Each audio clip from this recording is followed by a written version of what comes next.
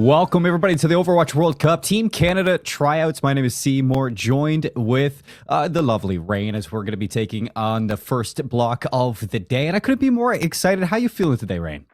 I'm doing pretty good, Seymour. I'm very excited to get to see more of these tryouts for Team Canada. I've had the opportunity to sit in on 4 of their blocks so far now. So coming into the 5th one, we're going to get to see lots of players that are having their very first trial block here. Of course, there's so many players, 43 players that are trying out. So there's a lot of people to squeeze into these trials. We got players, coaches, assistant coaches, everything that still needs to be fleshed out before we get into the actual competition. And, you know, we've had a couple of days of the tryouts so far. You yourself, you got to sit down and watch a lot of the players, you know, a lot about what we're going to be expecting, at least on the day today. Do you have any expectations going into today? I think that someone that I think a lot of people are probably excited to get to see is going to be Warren. So Warren, very well-known content creator. I think a lot of people also maybe just finding out now that he is actually Canadian. So that's really fun. It'll be interesting to get right. It'll be interesting to keep an eye out on him because he isn't coming from as strong of a background in that team play, but man, has he got a lot of hours in the game. Yeah, and you know what? Sometimes that's kind of what you need. It's just like if you can take somebody and, you know, move them into a team situation, like what we're kind of doing through these tryouts, could be an asset, what we're looking for. But there's a lot of good players, a lot of strong players that we're going to be looking at too, who, you know, might not even let Warren get a spot on this team. Like that's what we got to be thinking about here. Nothing is guaranteed at all. And throughout this, we got a time block to start today of 2 hours. 6 maps that we're going to be going through, you and I.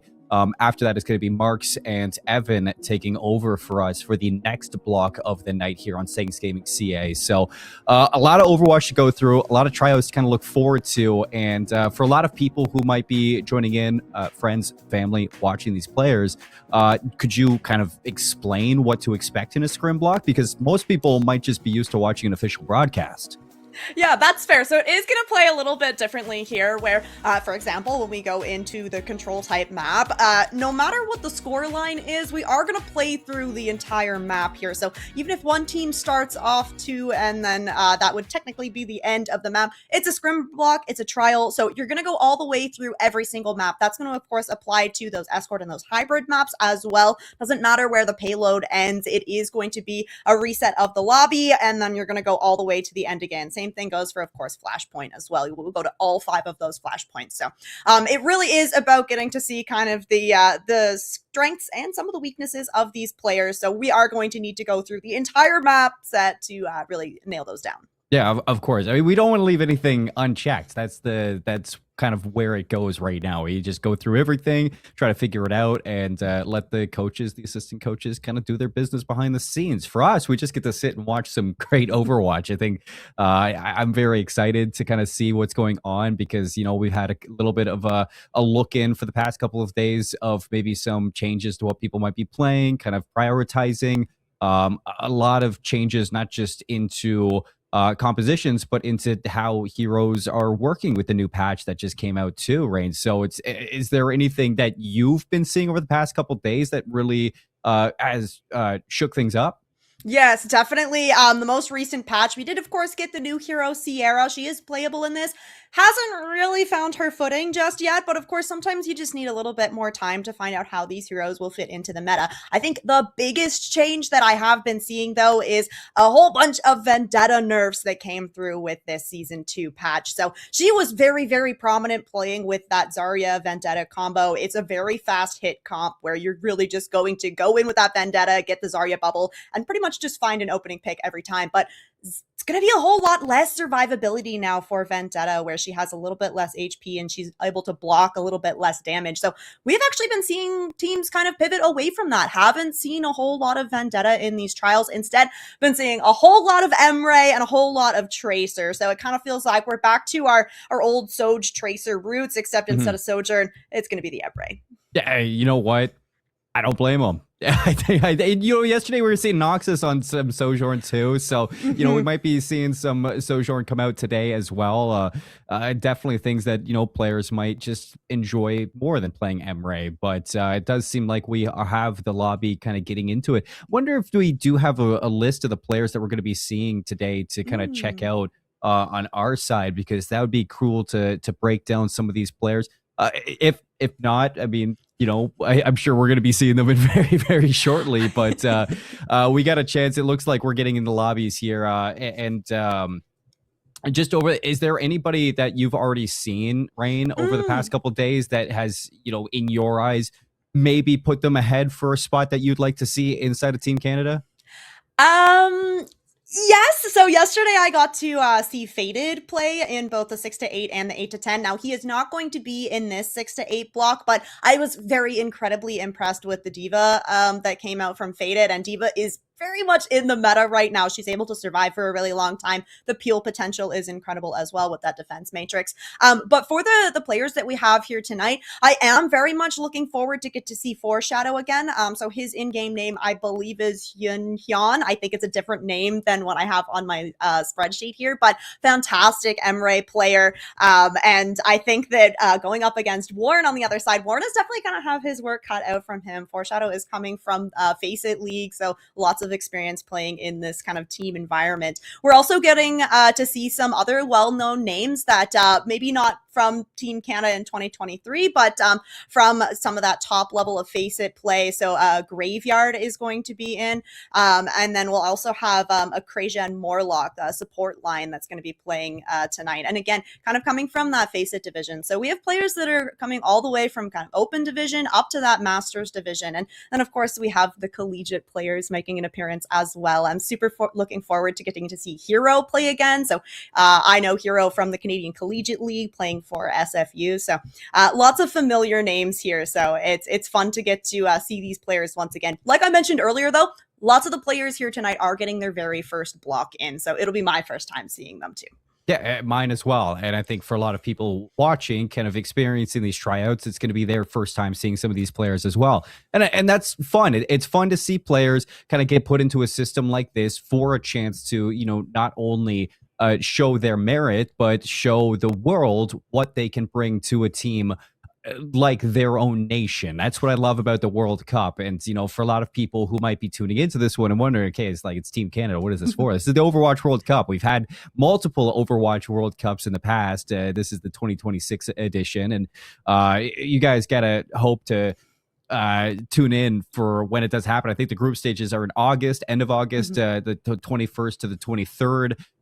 If we do, hopefully make it to the playoffs too. That's going to be September 12th to the 13th. So you guys can tune in as we got Lijiang Tower to start things off, and let's see what we got in the lobby. All right, so Team 1, we're going to have Dust, Warren, Almatiana, another collegiate player there on the far out. Graveyard and Beeman going to be the back line here, but already looks like we're taking a whole lot of space. I will also just note, Danny, the head coach, is allowing these players to kind of play whatever comps that they want to start out, and then he'll start adding some limitations as we go through the block.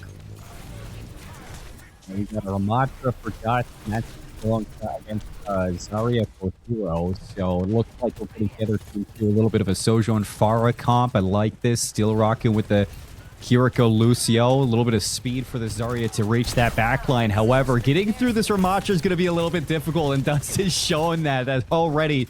We've lost Hero. Morlock's going to go down. So Team 2 yet to break through the bridge. Yeah, and this is going to be a really big opportunity for Team 1 now, where you have this Farah Warren on this Emre as well. There's a lot of poke damage here, and that's going to be really detrimental for Hero on this Zarya. We see one bubble kind of forced out already. It's going to be hard enough just to take this space as the Zarya, and then once you get up and close and personal, you're going to have to deal with Dust on that Ramatra. So Team 2 is definitely going to have to look to take some more angles here and take some of that pressure off of Hero. Well, it looks like Leon Kennedy going to be close to this Kitsune rush, but Graveyard already there. Does Team 1 initiate off this? They will. So first one to rip that is going to be masked immediately by Leon Kennedy. See if he can try to break through the setup that Team 1 has put together, but Dust holding down that front line. No more bubbles for Hero. Troubled is Team 2 on trying to get to help their Zarya as they're completely split from breaking through this setup. As you got the barrage coming in from Emran, Dust is going to fall. Both tanks go down, or no, Hero's still standing on there. A flip finally with 72% for Team 1. Yeah, this is pretty big for Team 2 to get in, but now Warren going to have this override protocol, looking to push back in pretty quickly. Taking Amarin out of the mix here is good, but Hero is still alive and charged up on that Zarya, so despite getting that one pick, it is going to be a stabilization here. Oh, no. Nice boop. More luck. Hey, I have been seeing so many boops from this guy. You got to be so careful if you're around the edge with this Lucio on the field. So big ults online for both of these teams. We see those tank ults. Hero having that Graviton Surge is massive, especially because it looks like Team 1 wants to make a rotation towards White Room here. So everybody is going to be standing in one spot here. You don't have that far out to do the burst damage. However, Emran has moved over onto the Cassidy. So you need to keep this charge high to secure these kills in the Grav. Yeah, 88 charge, and you're feeling good about this Grav. As soon as things go south, well, Dust is going to prop that second four for the Ramatra. Right, here's the grab into the back line, forces the beat out from Beeman. Morlock still holding on to theirs as Dust just completely walks on through and is going to rip through that back line. All three go down. Dust does it himself. The Ramatra's a problem, and Team 2 are down. Flipped back into favor of Team 1, and with 75% on this first point, Team 2's got to work fast with this beat coming up on the Kitsune Rush. Yeah, true. Very important to have this beat still online for Team 2, but it's going to be an aggressive Kitsune Rush. I mean, Team 1 doesn't want to allow any space or even a touch to come through. Dust going to be charging on forward. Beeman with the boop off. Emran out of this one. No more Cassidy. And high charge for Hero, but running out of bubbles. You do get a touch to proc this overtime, and Morlock's going to make sure of that. However, the Lucio needs to stay alive right now. Leon Kennedy with the Kitsune Rush now for Team 2 to see if they can keep this first round going. Overtime Candle is locked in, and it's high charge for Hero, but you can't break through Dust. The Ramatra lives. A huge Suzu from Graveyard to keep your tank alive, and with numbers back in, Team 1 trying to charge to put this one away. Emran in trouble, but it's going to be the push through Warren to find not just one, but two. Warren takes him down, and it looks like Team 1 are going to get that first point. I like the rotations that were coming through for Team 1, especially with this Ramatra, where you know that you're going to win out the frontline duel against a Zarya. You rotate towards White Room, and then you just have the Kitsune Rush from Graveyard to finish off the last fight. They're trying to basically stuff Team 2 into their spawn, so good adjustments here. Now, as we move over on to Night Market, we could potentially just see similar compositions here. It's usually when we get to Control Center that we really do see kind of a swap up in moving towards those Brawl comps. So it does look like Hero's gonna swap to the Diva here off of the Zarya. I do quite like this. Hero's put up a pretty good Diva in the first block that I got to see him. I think that if you're anticipating that Alma Tiasana is going to go back over to the Pharah, it's also going to kind of help deal with that a little bit. And then, as I was kind of expecting, we are going to get the Emre duel coming through right now. Yeah. He's just in such a good place right now. It's hard to run into an Emre and not have one of your own.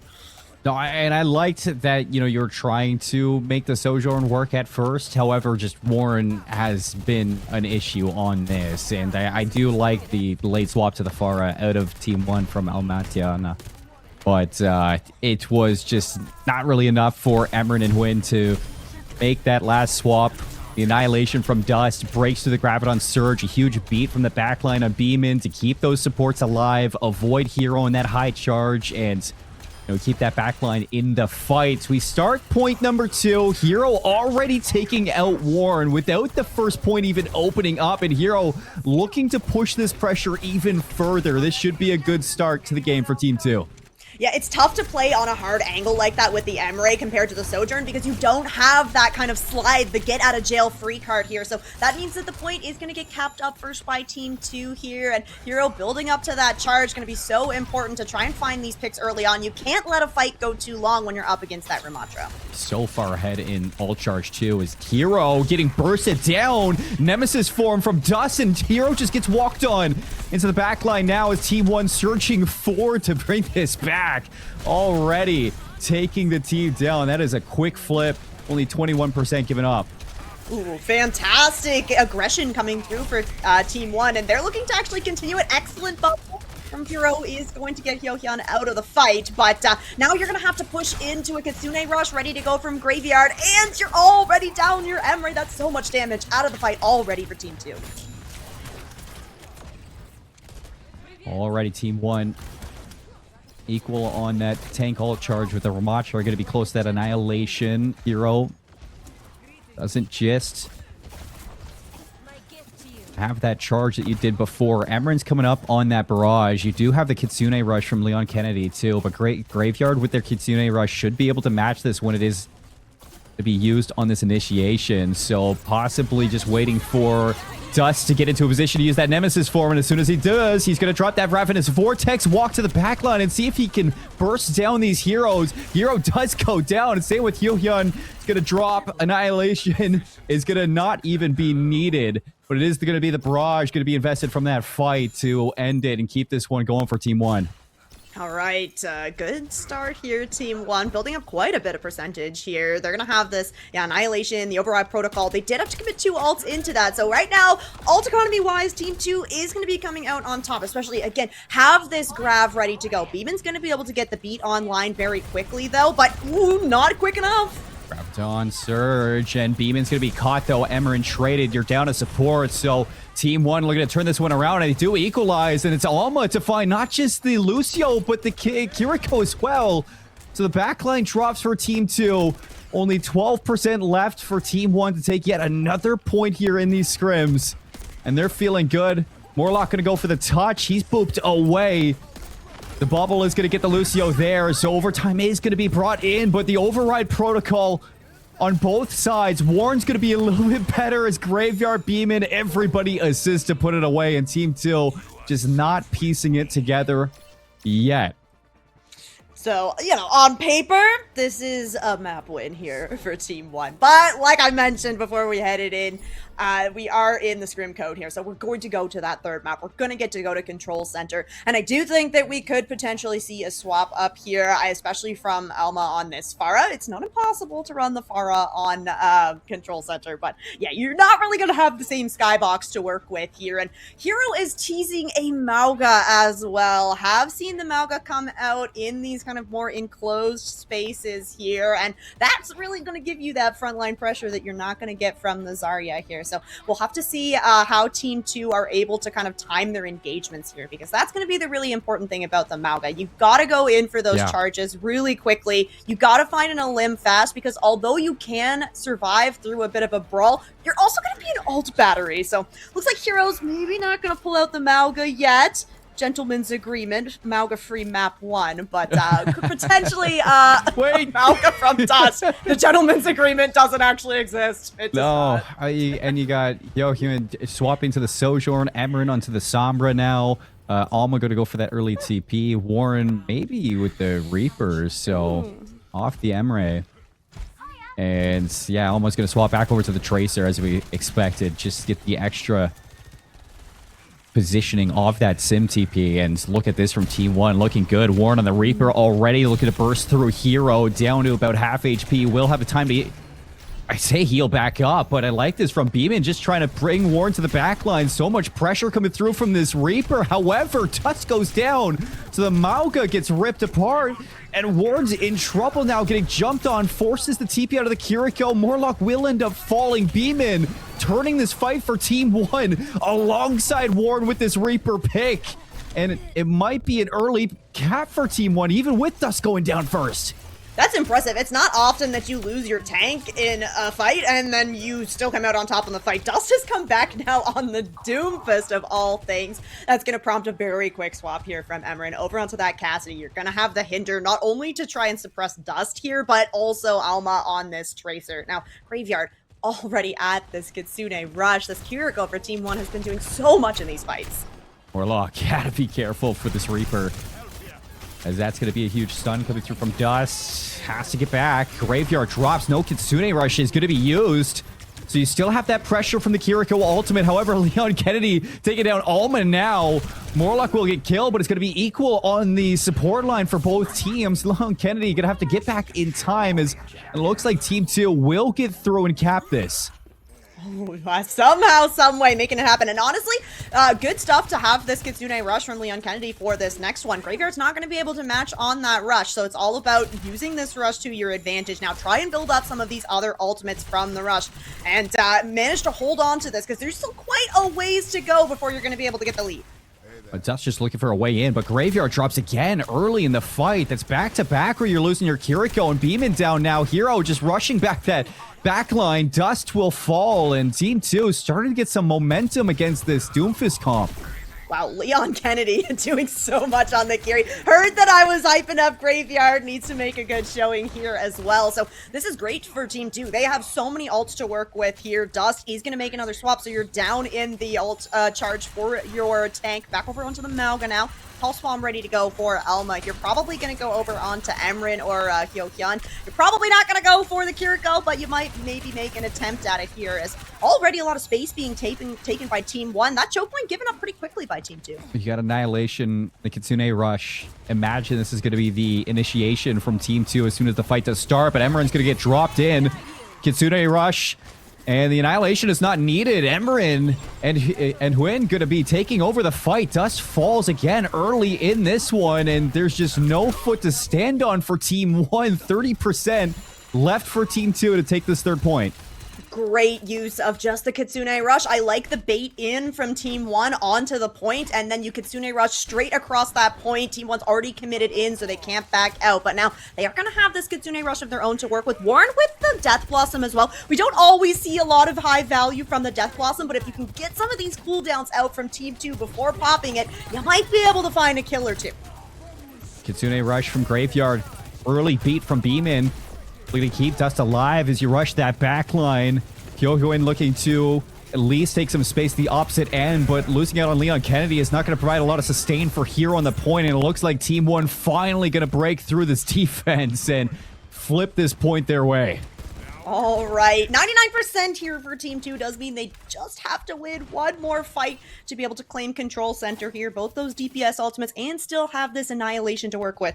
Warren, lurking with this Blossom. I don't know that Team 2 is necessarily going to make a rotation through server room here, so maybe just waiting for the commit in from Team 2 and then to sneak up behind with this Death Blossom. Early Deadeye. Gaining some space for Team 2 on the point, and there's the flip overtime.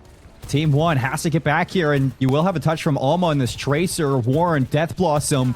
Will it be enough to turn this? Shadow Step won't be able to track the Sojourn, as immediately you're going to step away. Warren, though, goes for Morlock, and the Death Blossom's going to take down the Lucio. Alma follows it up with the Annihilation now from Hero, keeping the game alive for Team 2 as the overtime going to be flipped back over to Team 1.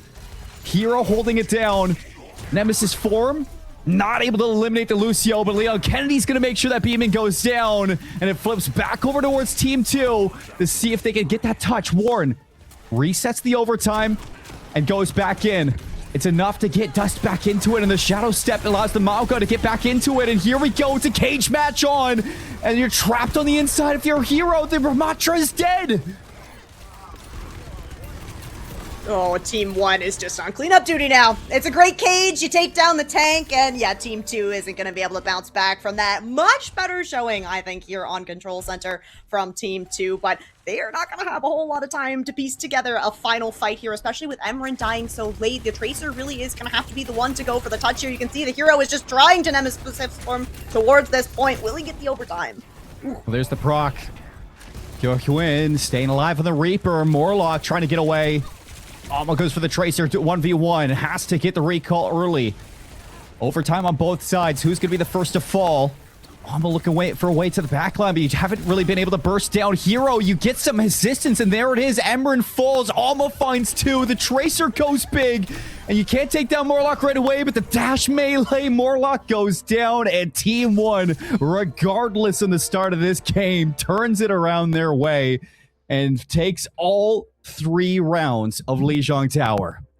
Yeah, definitely like we were seeing Team 2 warm up a little bit as that map went on, but definitely some really strong showing here from Team 1. I like the combination of the Tracer and then even the Mauga on Control Center, because it is really about kind of following up on the damage from your tank. And that's something that, of course, Danny, the head coach for Team Canada, is also going to be looking for in these players. It's not just about the mechanical skill, although that is, of course, very important, but it's about kind of testing the synergy between these players as well. If you can find some players that are high skilled and work really well together, you definitely got to consider signing them to the team. So we'll see if these two teams do stick, because in the previous blocks, after a couple of maps, we did have some of the players shuffle around testing things out. So we'll have to wait and see if there are any changes that come to these teams. Well, let's get a look back at that Lijiang Tower to see exactly kind of who stood out in our mind, because I am a fan of Dust and what he brought on this Ramatra, especially since that first point, just the amount of aggression and confidence to just keep that backline on their toes.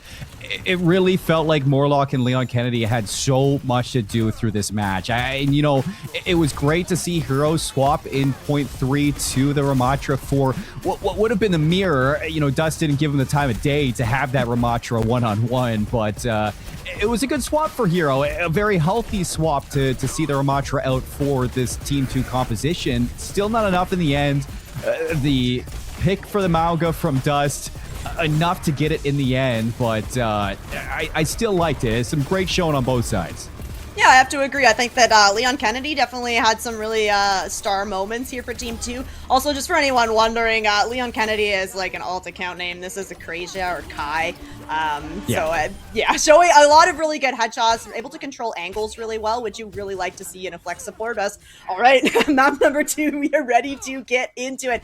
It looks like we do have a swap in the flex supports here, so Leon Kennedy going to be over on Team 1, Graveyard over to Team 2. Otherwise, looking like it is the same here. So excited to just see Warren over on the Soldier 76. This is not a hero that gets a whole lot of playtime, but I think with all of the long sightlines of Runasafi, you can get away with it here. Might be the place, and Warren already flanking. Morlock goes down first. So the Soldier getting some work done, finds a second one. Yo Huin drops. Dust will end up falling. Still an advantage to Team 1 in this fight with the 2 early picks that they did find. Alma going to put some pressure towards that backline. Hero, the Zarya still alive, creating some issues in this push, and it is going to be some early progression coming up from Team 2. Alma just looking to stay alive and be annoying. All right, and hey, making that happen. First bot progress.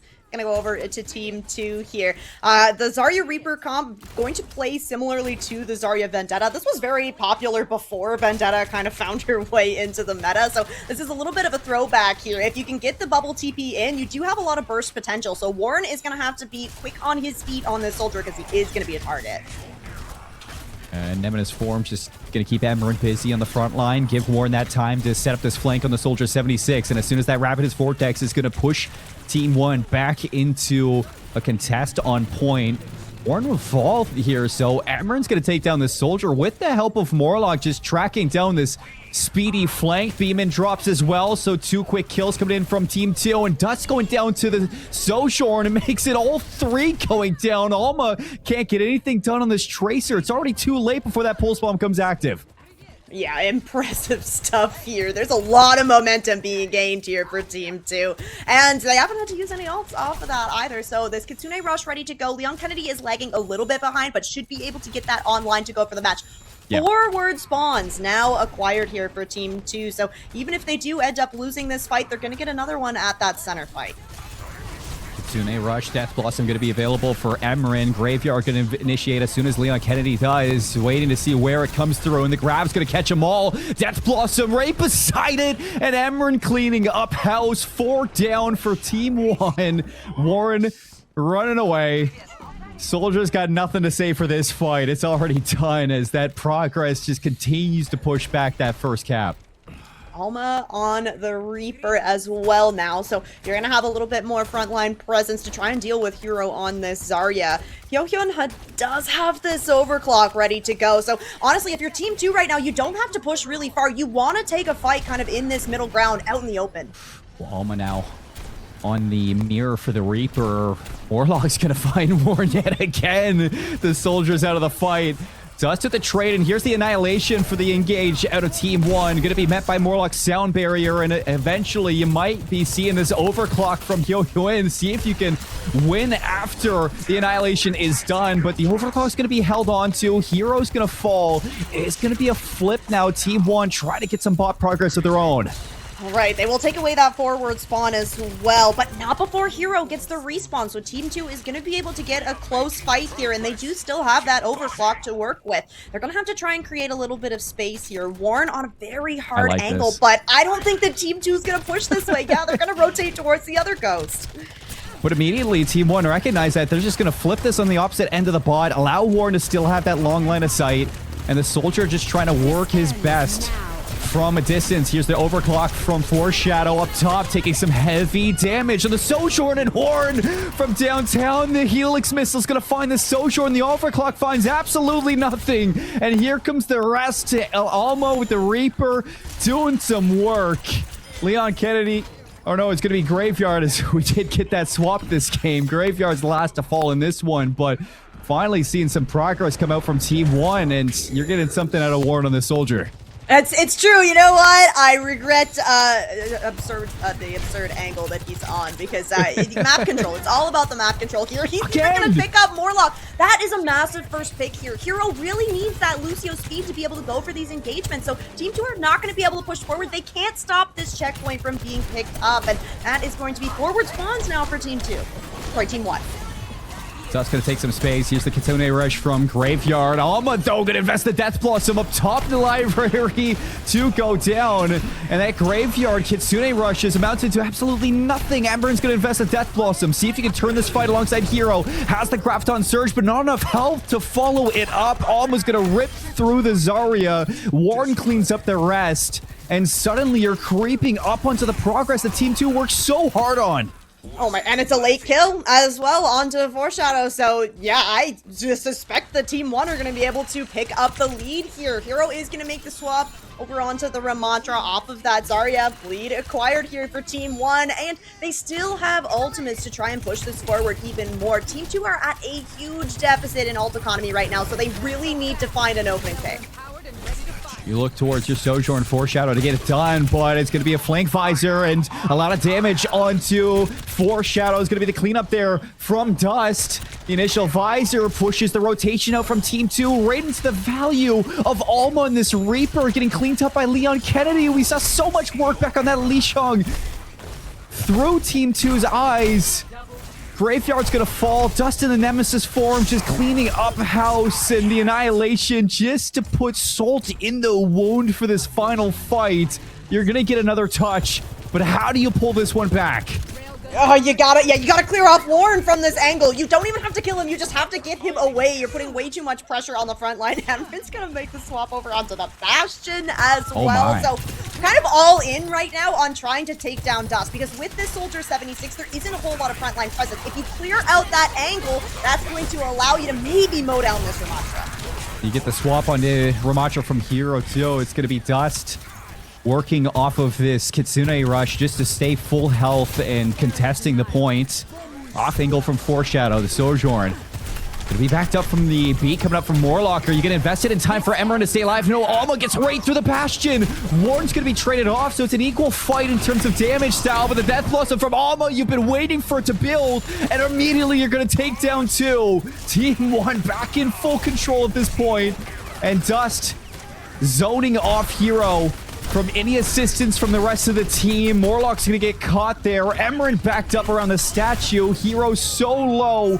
Actually manages to stay alive there. Dust is gonna be the one to fall, and you might be able to hold this game now. Still lots of time. You deny the capture. You're not out of it just yet. And those forward spawns, of course, still active here for Team 1. So they're going to regroup, have 5 members available for this kind of middle of the point. Somebody's got to push the bot. Come on, Team 2, we got to push the bot. All right, here we go. They're going to have the Kitsune Rush and the Annihilation here to work with. You might go for the combo if you want to have a really quick fight win. And honestly, you might have to go for that because you need to chain some of these fight wins together if you want to make any progress of your own. Hero going incredibly low. Going to have to back up. behind the safety of the bot. Kitsune rush from Graveyard, and here we go for the engage coming up on the Annihilation. You have it. Does Hero need to invest it, though? No, it's Dust going down. You should be able to hold your ults. Yeah, I forget about the Bastion form. That pairs so nicely with the Kitsune Rush. Oh, it does. You don't have to commit anything in except for that. Just get the, the 3, 2, 1, and Bastion will just move forward. So this is going to be the forward spawns gained here for Team 2. And yeah, holding on to that Annihilation from Hero is massive here. Beeman does not have the beat to try and match it. Dust is going to be able to get his Annihilation online, so we could end up with kind of an Annihilation duel going on. Warren on the flank yet again. The visor going to be used early, however, not really close to the team, and you do push them into Dust. Emery going to fall. Warren still looking for an off angle, but the rest of the team cleaning up. It looks like Team 1 going to be able to flip this. You do get the close spawns for a few of those members, but Warren, I mean, you know how crazy it would be to see a Team Canada Soldier 76? I would be very impressed, I will say. That would be a tricky one to try and pull off, but Warren is looking pretty good in this map so far. And now forward spawns have been denied from Team 2, but everybody has managed to get back for this middle fight. Annihilation from Dot's going to be used right away. Hammerin falls early. Dust in the Ravenous Vortex takes down the Lucio with Morlock, and it looks like this is Team 1 kind of finding their stability in this game, dominating so far on Runasapi. Yeah, Team 2 right and away. Right, and you're back in control. You got the forward spawns. You committed the Annihilation in and the Kitsune Rush, but Alma's gonna have this. Blossom ready to go. Beeman is going to have the beat. Morlock has an opportunity to go for the match here. Once again, Warren is on the flank. It's probably going to be on Graveyard now to try and pressure out that soldier, but somebody's got to do it. Nemesis form for Dusk, and Team 2 hold on. Here's going to be a Death Blossom from Alma. Goes down, though, to the Nemesis form, and the overclock now Foreshadow just looking to clean up. Lands a shot onto Kennedy. Amarin gonna finish off Dust. Warren still on that flank. But now with overtime, I mean, you can't get off the point. You're gonna have to close spawns for Team 1. And you are on a knife's edge. Yeah, this is quite stressful now for Team 2. They have to keep somebody on this spot at all times, but they're also aware that there's going to be these ults coming online. Warren, of course, dying late and actually doesn't get the forward spawn. Of course, on that Soldier 76, he's going to be able to get back fairly quickly, and we'll have that visor to work with right now. Both teams kind of at a stalemate ult-wise, so Team 1 right now are really going to be relying on that visor to come online and really find the value, especially as they get closer and closer to their own spawn doors. You're really hoping that Foreshadow can get some neutral picks on the Sojourn right away. Shadow Step going to be forced out, and there it is! A pick on the Warren! That's what you're looking for Foreshadow! So you're coming up on that Kitsune rush from Leon Kennedy, but Dust just has to stay alive and wait for that ultimate to be active. Fast up. Shield's gonna go down. Lots of damage onto Dustin, and Graveyard's gonna finish off the Ramatra. It's now a chase down for the rest, and you're only 40 meters away from tying this back up. This is what Runasapi is all about. So often we will see teams make a wild comeback like this, but this next fight is where it's really going to matter because both teams have so many ults, and Warren is just waiting for the commit to come in from Team 2 so he can once again get himself set up on this angle. Warren's been spotted. And Alma on the flank. Here's the Kitsune rush from Leon Kennedy. Initiate this fight. Dust has the Annihilation, but so does Hero. And here you go. Dust is going to use it right away. The visor from behind. Warren takes down Morlock, and Dust and Leon Kennedy clean up everything else. The candle is going to end, and Team 1 takes yet another map in this block. So, I mean, I'd say that is a lot better from what we saw on the side of Team 2 than what happened in Control for that Lijiang Tower. However, the swaps, the pressure from Warren on this Soldier 76, just as soon as they figured out the chemistry and, you know, the system to put in place, I'm really impressed with the way that they brought that back. Yeah, I am as well. Definitely hard to come back from these push maps when you have no space to work with, and no ults to work with at some points as well. So fantastic stuff to get to see both these teams putting up such a nice fight on Runasapi. Again, the swap of the flex supports here is the only difference from this map to the previous map here. So excited to see what we'll get to see on map number 3. I do just want to make a little note here. I saw somebody in the Twitch chat asking who the coaches are today, so I want to give a little shout out to all of the assistant coach trials that we have today. We have Small, Banish Light, Lazarus, Tydola, Raylini Jubs, SNR, Zay, Lemon, and Slippery. So alongside the 43 player trials that we have, there are 13 coach trials as well. So there's just so much talent looking to participate in Team Canada for the Overwatch World Cup. It's really awesome to see. Oh, it is awesome to see, and I think that I'm waiting to see the moment where it all kind of comes together. I wonder where the swaps are going to come in place for this third one, because you swap up Graveyard and Leon Kennedy. We saw in the Lijiang Tower, at least third point, the way that the Kiriko is able to still put out pressure in terms of damage, the amount of cleanups that Leon Kennedy had. You swap over to Team 1, things didn't change with the pressure that Dust puts down on this Ramatra. It just felt like you were enabled even more in the Runasapi as soon as that system was put in place, especially off the pressure that they had to deal with through Warren. And then you got Graveyard on the other side, who just seems like it's an alt battery. Every single time we see Graveyard, it's just Kitsune rush after Kitsune rush. Both Kirikos providing so much value to their teams. Yeah, that's really important to have as well. It feels like as Overwatch has kind of evolved as a game, it's been a lot more pressure onto the flex supports to really be putting out damage value. It's not just about, the healing that comes through, but being able to kind of get yourself set up on an angle. The Kiriko, of course, having that teleport as well really does enable you to play like a flanker. And I think that right now Graveyard is finding kind of a nice balance between putting a bit of pressure on the angle with some damage, and then, of course, getting the heals into Hero on that tank role as well. So interesting to see. And I think that for the next map, we might start to get some bans come in. So this is something that Danny had implemented previously.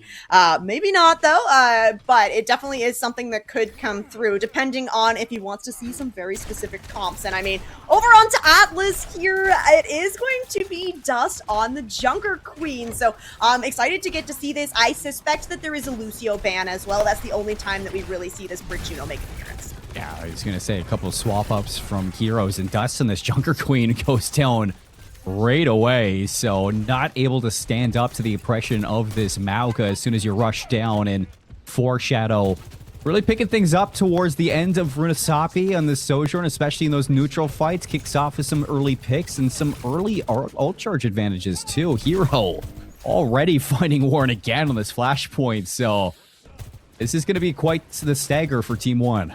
Yeah, and you really don't want to get staggered on these flashpoint maps. That percentage is going to tick up a lot faster than what it would on a control map here. So this is big for Team 2 to start building this up. They're trying to hold a decent amount of space as well, but I like the disengage here. You want to play for this choke point. You do have Emran on this. Reaper falling very low, but you really need to bait Team 1 into this choke point before you can really find the value. Well, Team 1, finally we get to see them grouped and ready to go.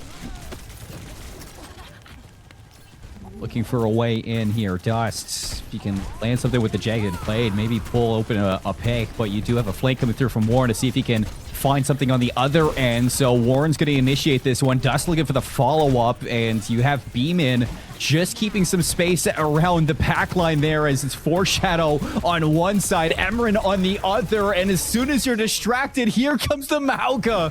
Oh, it is so hard to disassemble this setup that Team 2 has. They're so put together. Yeah, it's the old Mauga comp, okay? This is what Mauga was. It was Mauga, it was Brig Juno. You use the speed ring from the Juno to go in for the slam with the Mauga, and then you have the follow-up from your DPS. So looks like we did get a little confirmation that there are bans in here for Atlas. I was wrong about the Lucio. It is going to be the Kiriko banned out and the Ramatra banned out. So that's why we are seeing this Brig Juno backline. And then, unfortunately, Dust is just having such a hard time trying to live on this Junker Queen. Yeah, it just hasn't been able to kind of kickstart this. I wonder if we do see a swap. However, you are going to have your ultimates coming online if you're Team 1. Only thing you're going to be missing is this Alma Genji blade, but was a late swap to the Genji, so expected to be active so fast. Team 2 going to kick off our second point on Flashpoint already. All right, yeah, and they did commit to, the Blossom in there, but having both these support ults is going to be massive. You are, of course, going to have this cage to work with as well. I suspect that Beeman might hold this rally in response to that cage, because that's going to be pretty much your only defense. Well, here it is. Here's going to drop that cage, and here we go back in, so that's going to catch at least an anti-hero into 3. Morlock goes down. Beeman's going to follow this one up, and even though you're caught in the cage, you fight your way through it. Hero should be going down here. Takes Leon Kennedy to the grave with him, but there's the swap, the flip that we're seeing here for Team 1. So now I'm excited to see what they can do in control with this Junker Queen dictating where these fights happen.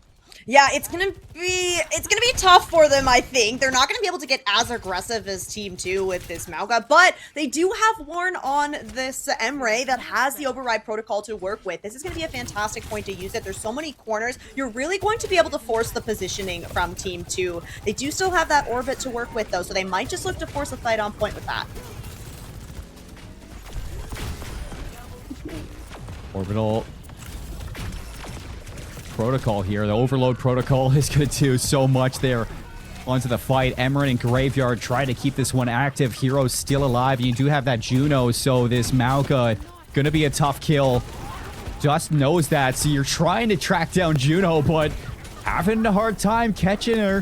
Flying through that sky. It was a late swap back from Team 2. Now up to 87%, but Team 1 back in control.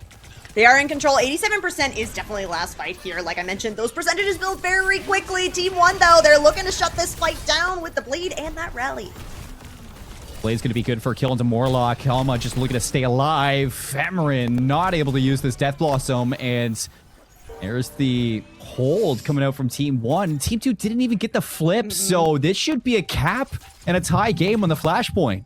Yep, I do not anticipate there will be a recontest coming through for Team 2. So yeah, we're all tied up here on Atlas. It was a big commit ult-wise for Team 1, but hey, they felt they had to do it. So both these DPS ults ready to go for Team 2 is both these teams are actually going to clash just next door for this next Flashpoint. I want to see which ult they go for first. I like that you have the Blossom to maybe pair with the Cage this time. The Cage is going to be used, this time with the Overclock, and Hero immediately decimates through Alma and Dust. The Overclock from Four Shadows now just picking up some scraps around the map, and there's the full team kill for Team 2. To open up this fight, I like that. It's a healthy initiation with those ultimates, now looking to kind of build up to their next for the, I'd say, mid portion of this early Flashpoint. Yep, exactly. So it is going to be, there we go, the point capped up here for Team 2. The Blossom available. Right away. Yeah, goodbye, Leon. Gotta feel bad for this one, but again, no, Team 2 just not able to hold it in the neutral fight. Hero trying to do their best. Here we go for the Junker Queen ult. It's gonna at least catch Emeren a little bit there. The Shadow Step's gonna bring Emeren right back into this fight, and all the while you're using ultimates in a lost battle, and that progress continues to rise for Team 2. Yeah, this is good for them to be in control. Graveyard's alive with a sliver of HP. We'll get those shields back up. So it's going to have to be a full regroup here for Team 1. They are building up some ults here, so they're going to have to play a little bit slow towards the beginning of this fight to get that orbit online, get the Blade online. You are going to have the orbit ready to go for Graveyard as well, so you might end up with kind of an orbit matchup here. So then it's going to really come down to these DPS ults for Team 1. The Override Protocol, it does a whole lot of damage, but oftentimes it's more so used for zoning, so Alma is going to have to follow up on that. Here's the Override Protocol. Big bomb into the back line. However, Morlock stays alive in Graveyard. The Juno's going to finish off Warren there, so the Override Protocol finds nothing. Overtime Candle actually going to run out, and Alma just barely missing out on getting the touch is going to put Team 2 back in the lead in all of these scrappy fights towards the end. It doesn't matter. You're still catching some staggering kills onto Team 1, trying to be the first ones to get to this fourth point. Yeah, all right, looks like we'll be heading over to Bazaar for this one. And again, this is, technically a map point here for Team 2, but we will, of course, get to go see Resort regardless of the outcome of this one. So it is going to be Team 2 that get themselves set up on the point first here. That's going to be nice where Emran is on this Reaper, knows exactly where Team 1 wants to push through. So you're going to be walking into a whole lot of damage here. You're probably going to have to commit the rally. Yeah. Rally going to be used inside the cage. You have Death Blossom. Emran, lots of damage onto Leon Kennedy, and you're going to lose that Juno right away. Beeman still alive, but so low. The Rampage invested by Dust. Not sure if it's going to be enough to turn this fight, and no, Dust falls. That's a team kill. That's going to be early progress yet again for Team 2. All right, and Team 1 is going to make some adjustments here. They are going to move over to match this Malga. Going to have the Pharah and the Reaper here as well, so that double flex DPS will be interesting to see how they make that work, especially against Hyohyun on this Sojourn still, who has that overclock ready to go. Now, this is going to be a lot of pressure, I think, onto Hyohyun and Graveyard to try and keep Alma in check here, but hey, Graveyard has that triple jump perk and has been making use of the anti-air capabilities here, so we'll see what he can get done with it on this. Here we go in for the engage. The overclocks and find nothing. Alma on the Pharah takes down Foreshadow. Alma goes down though. Still absolute brawl in the holes in the map. And you can see that it looks like Team 1 coming away with a lot of it. Leon Kennedy going to win that duel. Juno on Juno. Warren finishes off the Reaper battle. And finally Team 1 break through. And, that's hard to do with the Pharah as well. So you're going to have the advantage now where you're on the defending side of this point with Alma on the Pharah. You got to build up to this orbit for Leon, however, because that's going to be the edge that you need. And if this fight goes on for too long, it's going to be a double support ult for the side of Team 2. So that could be enough for them to break onto the point. 72%, you don't need a full 2 fights to get this point capped up. You really just need one good one and one messy one. See if Team 1 can tie us up yet again. Mauga versus Mauga is going to be a heavyweight matchup. And here we go. Charge on in for Hero. Morlock goes down. Orbital Ray's not going to get there in time. And Graveyard falls in the midst of it. So it's the invest of the ultimates from Team 2. But the Orbital Ray comes out empty. And you don't even get a late flip. So Team 1 might be able to just milk this one. I don't think we'll get another fight. I don't either. Graveyard has swapped over onto the Jetpack Cat to maybe try and trigger overtime. The Blossom finds Leon Kennedy. So if there is a touch that comes through, Team 2 have a chance. Overtime has been triggered. And the Cage right away. However, the barrage rips right through it. So Cage immediately going to be interrupted. Death Blossom now from Warren, shut down by Morlock in the bash. Coming out from the Brigida. Although Morlock won't be able to live. Was it enough to keep this fight going? No. Jetpack Cat slowly descends to death. And Amarin as well, last in to fall with the rest of the team. Another capture from Team 1. It's going 5 and we're tied. All right, let's go to Resort. This will be our tiebreaker here. Graveyard going to swap back over onto the Juno. Did manage to get the overtime, but yeah, not enough plays here for Team 2 to pick up the map just yet. It is going to be Team 1 that get themselves set up again, and also still Alma on this Pharah. You're going to have some nice architecture to work around here with this Pharah, and we'll have to see Hyohyun build up to this overclock. Probably going to want to path towards coast side. You have a little bit of high ground there to work with, but there's going to be a lot of members of Team 1 standing in your way before you can get there. Oh, here we go. Alma goes down. An early opening for Team 2 now to jump this point. Lots of damage onto Dust as the charge gets the Mauga back on to contest this one from getting flipped into Team 2's favor. Here we go. The Cage is ready, and you might not even need it. However, the Steel going to invest it right into Hero. Can Dust stay alive through it all? No. Ember and Graveyard going to come in to assist you inside the heavyweight cage match between both Maugas and Team 2. All 5 points, kicking us off yet again with initial time. All right, and they use the cage fight there, but Hyohyun manages to hold on to this overclock, and it's going to be much better value when you're on the defense here and set up towards this coast side. So right now, Team 1 are trying to build up to this orbit. Graveyard should be able to match it, but I think that they're going to have a hard time kind of winning out this fight with that overclock online, so you're really going to have to look to maybe try and get that ult out and then come back in for the next fight with ult 0. Oh, Emran staggered early in this fight. No Death Blossom for Team 2. Alma getting close to this barrage, but you do have the orbital array Maybe to late hold this point. Beeman with the rally available too. Dust goes down, so maybe now you don't want to use any ultimates and recontest with them. Team 1 still going to invest this orbital ray into the fight. Leon Kennedy going to try to turn this one. Alma lands the barrage, or at least takes Win off the map. Warren looking to flip this one now for the team. The barrage from Alma finds nothing, and you've still yet to turn this fight back your way. Finally, the flip comes through in the percentage. Emerin is just getting chased to the ends of the earth by this Pharah. Alma will find the target that he was looking for here. Yeah, 99% for Team 2. They really just need to play patient here. Get Emerin in a place to use this Blossom. Honestly, you might want to wait for Cage here. This is a big open point. You're going to have a very hard time getting the value with this ultimate. Warren does have the Blossom ready to go as well, so we're actually at kind of mirrored ults here, as it is going to be Team 2 rotating towards. They want to take this high ground away. Really going to come down to the execution, and Emerin right away targeting Leon Kennedy. Warren going to trade out there with Death Blossoms, and this one truly is back and forth. However, a late Cage catches everybody. Alma's going to go down, and with this flip, nobody's going to get here in time. Team 2 finally getting through it, and they're going to take the flashpoint in 5. What a battle we had across this one. It's really fun to get to see, you know, we were going to see all 5 of the points anyways, but to actually get to see it go down to that tiebreaker point on Resort, lots of fun here. I like the swaps that came through as well. Getting to see the Pharah Reaper combo is not something that I was necessarily expecting here. Didn't end up getting them the map win, but I do think that they, Team 1 did a pretty good job trying to find the synergy between those two heroes. So interesting to get to see what these players can flex over onto. Just as a reminder, the Ramatra and the Kiriko were banned out. So interesting to see the back lines and the tank lines that we ended up with.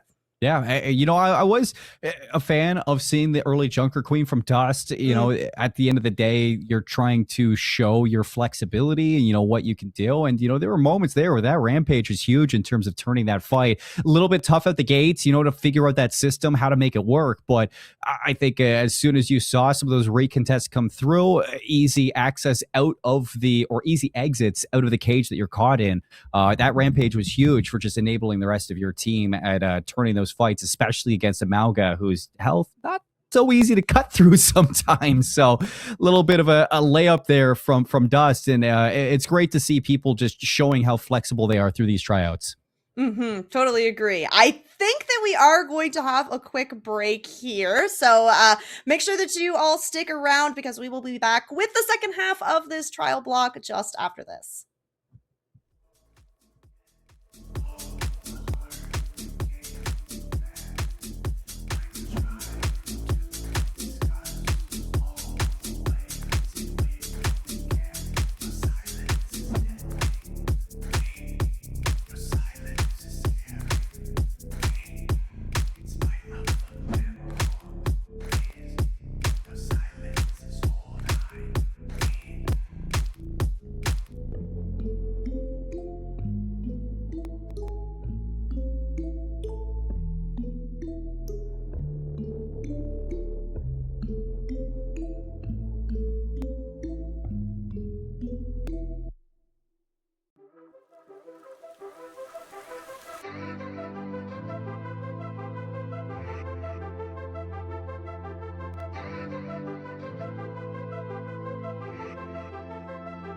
I don't wanna wait for a storm that ain't coming, or hide from the sun in the morning.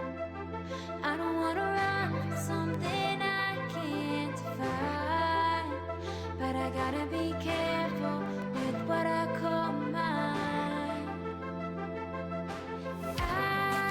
I know you too well. I'll climb up on the roof and yell. I've learned all that I know, and we put on quite a show. And I'd be lying if I said I'm coming back. I just wanna go, I wanna walk away. Never wanted to love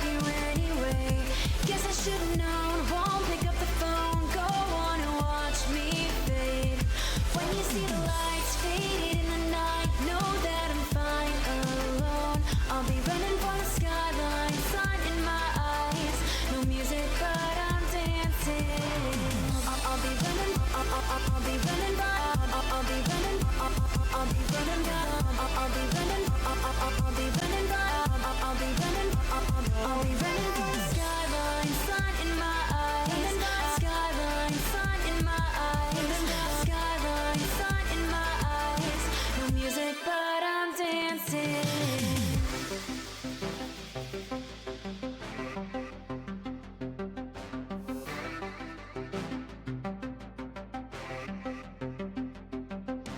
I can see the end now, almost in my memory. No more waiting for a sign now. It's time for me to leave. As the world closes on the door of what became to be, I regret nothing. I can set my mind free.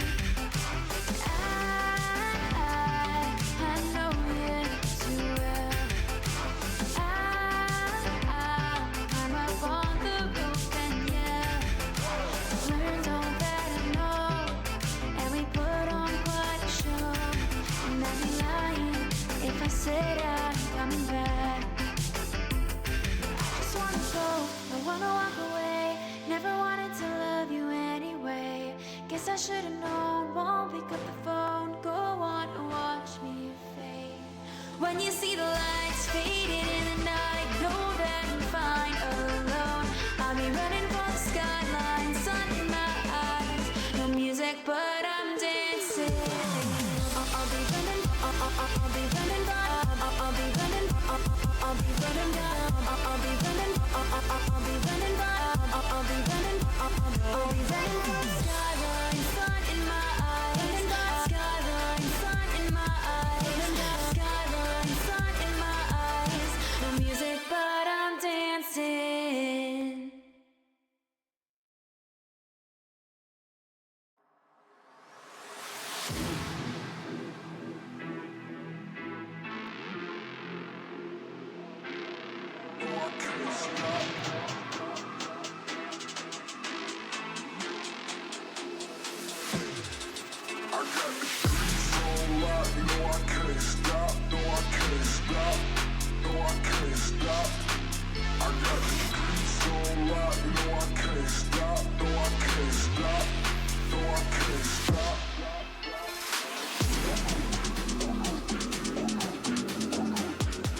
A little bit of a break in the action for not just us or you, but for the players as well, as we're getting into our fourth map here for our Block 1 today of our Team Canada tryouts for the Overwatch World Cup. It's been a great time so far, and once again, just as a reminder, my name is Seymour. With me is Rain. Been running you through all this action, and all that we've seen so far has been pretty fun. I know early on we were pretty dominant towards Team 1 and seeing their success out the gates, switch up over to Runasapi, but Team 2, they're really piecing it together finally.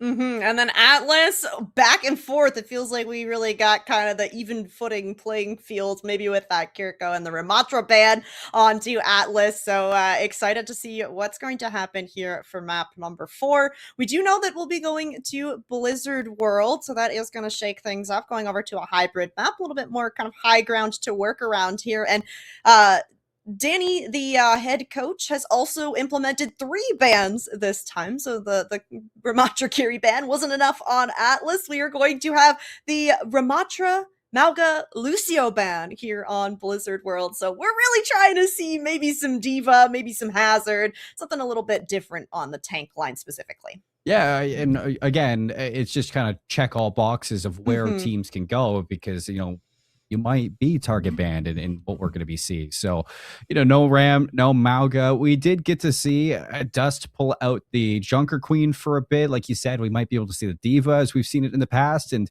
not just is that going to change everything from composition-wise, but just front-to-back fighting styles as well. Everything's going to be different, especially with the Lucio gone. Things did slow down a bit in that last one for Atlas. Yeah, despite having the Juno for both teams, you do have that kind of fast engage tool. It's not going to give you the same taxi capability that the Lucio can give you. So we could potentially see that Juno bring backline here on Blizzard World as well. I think that it would be nice to get to see maybe some of the other supports. Double flex support can be a really nice backline to run for these hybrid / escort maps. Sometimes getting the Yari in can be fun, but check out all of these players before we get into the map. Yeah, just a reminder, there are 43 players that are trialing for Team Canada, and we are only going to be able to sign 7. So Chibi and Danny very much have their work cut out for them. Yeah, how do you even pick at this point? I mean, I feel like we've seen so many exceptional players across, the previous days, not just today too. I think they definitely do have their work cut out from on having to decide. It's not even this. We haven't even seen everybody yet. And not to mention, not just the players, we got assistant coaches behind the scenes still trying to get work done on who's going to be helping even our coaches make some decisions like this going into the Overwatch World Cup. So still a lot to kind of be looked into here for what the final details will be for the team, but it's great because you guys get to watch, we get to watch, and everything kind of gets to be, I wouldn't say decided together, but we like to believe that we have some weight to this. Wouldn't that be fun? Yeah, I love to think that. But yeah, ultimately it's going to be on the shoulders of Danny and Chibi here. And yeah, like you mentioned, this is the first time that we're getting to see some of the players in the block tonight. We have, of course, been running trials all week long. We started on Tuesday, and they will continue until the 19th. So 6 to 8 and 8 to 10 blocks every single day. We're really grinding to try and get this roster put together. And yeah, like you mentioned, there are some players that we have not even gotten to see yet on the broadcast, still awaiting their trial blocks this weekend. So still lots to get through. We will be having some co-streams happening. So Tomathon is running a co-stream right now. I believe that he's going to be doing some co-streams throughout the weekend as well. We will have an official Saints broadcast on the 19th as well. So we'll be back then with this full setup here. But looks like we're ready to get into Blizzard World. And all right, it is going to be a pretty big change up in these compositions. So we are going to have the double flex support backline for Team 1 on the defense here. And Team 2 is going to go for that as well. A little bit of a different flavor here, where it is going to be Morlock over on the Wuyong, Graveyard sticking on that Kiriko, Dust on the Wrecking Ball as well. This is so much fun to get to see, and we don't see it a whole lot on the defense specifically. Yeah, a lot of disruption, a lot of engage too, especially on Alma for this Echo. A good slam in for those sticky bombs to connect, and you got your targets locked in right away. Dust not really be connecting with Alma just yet, but you can imagine as we go on, that synergy is going to come in handy as we get the dive into the backline alongside Emran on this Reaper. Timed well between Hero with that defense matrix, keeps the Reaper away from any damage off of that anti-heal. And this is some good progress coming in from Team 2. Should be able to clean up this first point. Yeah, I mean, not quite getting that first tick just yet. There we go. They are going to pick that up and late kill onto Warren. It looks like Dust is still lurking here. Wants to go in for just a little bit of ult charge in that damage. But yeah, that'll be the first point. Picked up pretty hastily here by Team 2. They're going to have more than 5 minutes as they roll in to the second point here. And they are going to not be able to take that high ground for free, though. So everybody from Team 1 did get that forward spawn. So you're going to get Leon and Beeman specifically kind of set up on that high ground. They need to get some space between them and Emran on this Reaper. You don't have anything in form of a tracer to go for those flanks, so as long as you keep the distance, your flex support should be able to just focus on doing damage, getting the utility that they need. Good push coming through so far just to get it around the corner. Dust just into contest here and there. Burst it down though, as everybody's going to make life miserable for Dust on this Wrecking Ball now. Without the tank, that's just go time for Hero to take space in the high ground. Warren gets caught there, bursted down by the micro missiles. And steady going for Team 2. I mean, we haven't really seen anything from Team 1 on these engages. I feel like even off the Echo pick here, Alma hasn't really been noted. No, it hasn't really been able to put a lot of pressure on to Hero on this Diva. I think it is going to be the Captive Sun committed in from Beeman. Does it connect on to anyone? This is going to be the opportunity Team 1 needs to try and stabilize here, because Team 2 have made their way through most of the second point. Alma gonna copy the Kiriko, see if he can get to that Kitsune rush to have a little bit of extra support in that ultimate factor. Wu Yang are gonna pull that ultimate in. Suzu just actually not gonna find any CC off that, and Morlock gonna finish off the Wrecking Ball, getting closer to capturing the second point, as the Wrecking Ball does have those mines on the field for a second. It's gonna be a contestant from Warren on this Emery, but as soon as Warren goes down, Hero taking control. Second point captured for Team 2. Dust swaps to the Doomfist, but not able to get there to contest in time. I love the bomb from Hero on the point. Not looking for the limbs, just looking for the space, and he finds it. So it is going to be Dust swapping over onto the Doomfist here. You catch D.Va in a bit of a corner as well. This is going to be a nice point for the Doomfist to work with. Lots of kind of corners to try and slam people into. You don't have any ults to work with, however, so it's going to be just kind of dry fight for these two teams. And so far, Team 2 has been the one that's been coming out on top of these neutral fights. So as long as you can create some space with this D.Va so that Hyokyun can find the picks on this Emre, should be able to keep moving through third point. Yeah, I mean, this D.Va pick is great for Hero, just not just the peel, but the assistance on these engages for Emran to stay alive on this Reaper while diving this Ana that Leon Kennedy is playing. So impactful for the fights, and there's the peel coming inbound, and the Wu Yang gonna make life really difficult for Dust to really make anything happen on this Doomfist. Kitsune rush now. Gonna be met by the Override Protocol, Nano as well, so you imagine that there's a combo in the midst of Team 1's next fight. As soon as this Nano is gonna be active, here's the Kitsune rush from Graveyard on the backline. Warren's gonna pull that Override Protocol, but immediately gets bursted down. Emery finishes off the Emery, and Alma drops as well. No DPS active for Team 1. You do get the Captive Sun, actually 8 by Hero's Defense Matrix. And Hero with the slam down. Just actually gonna get rid of Emery, Emran holding on to this point, contesting it, not allowing this third point to get captured. Override Protocol now from Foreshadow. Looking for that backline, haven't found it. Bursting down, Dust gonna be taken off of the D.Va bomb.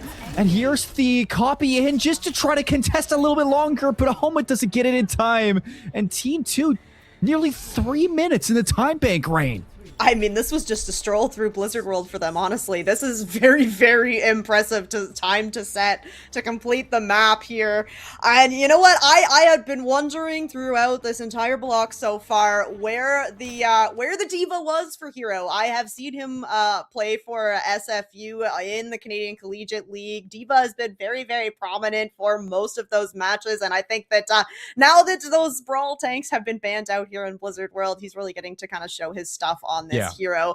Fantastic job, kind of like you mentioned, creating the space so that Emran can go in safely on this Reaper. And then, I mean, eating the Captive Sun as well. That was going to be the game changer for Beeman to try and stabilize there for Team 1 on that third point. So really great stuff so far. And if you're Team 1 now, you are going to have to seriously rethink what you're going to go about with the composition here, because I really do feel that with this D.Va, you are going to have to either kind of ignore the D.Va altogether or try and match the D.Va. Yeah, I really don't think you can look at it any other way. The Doomfist wasn't working.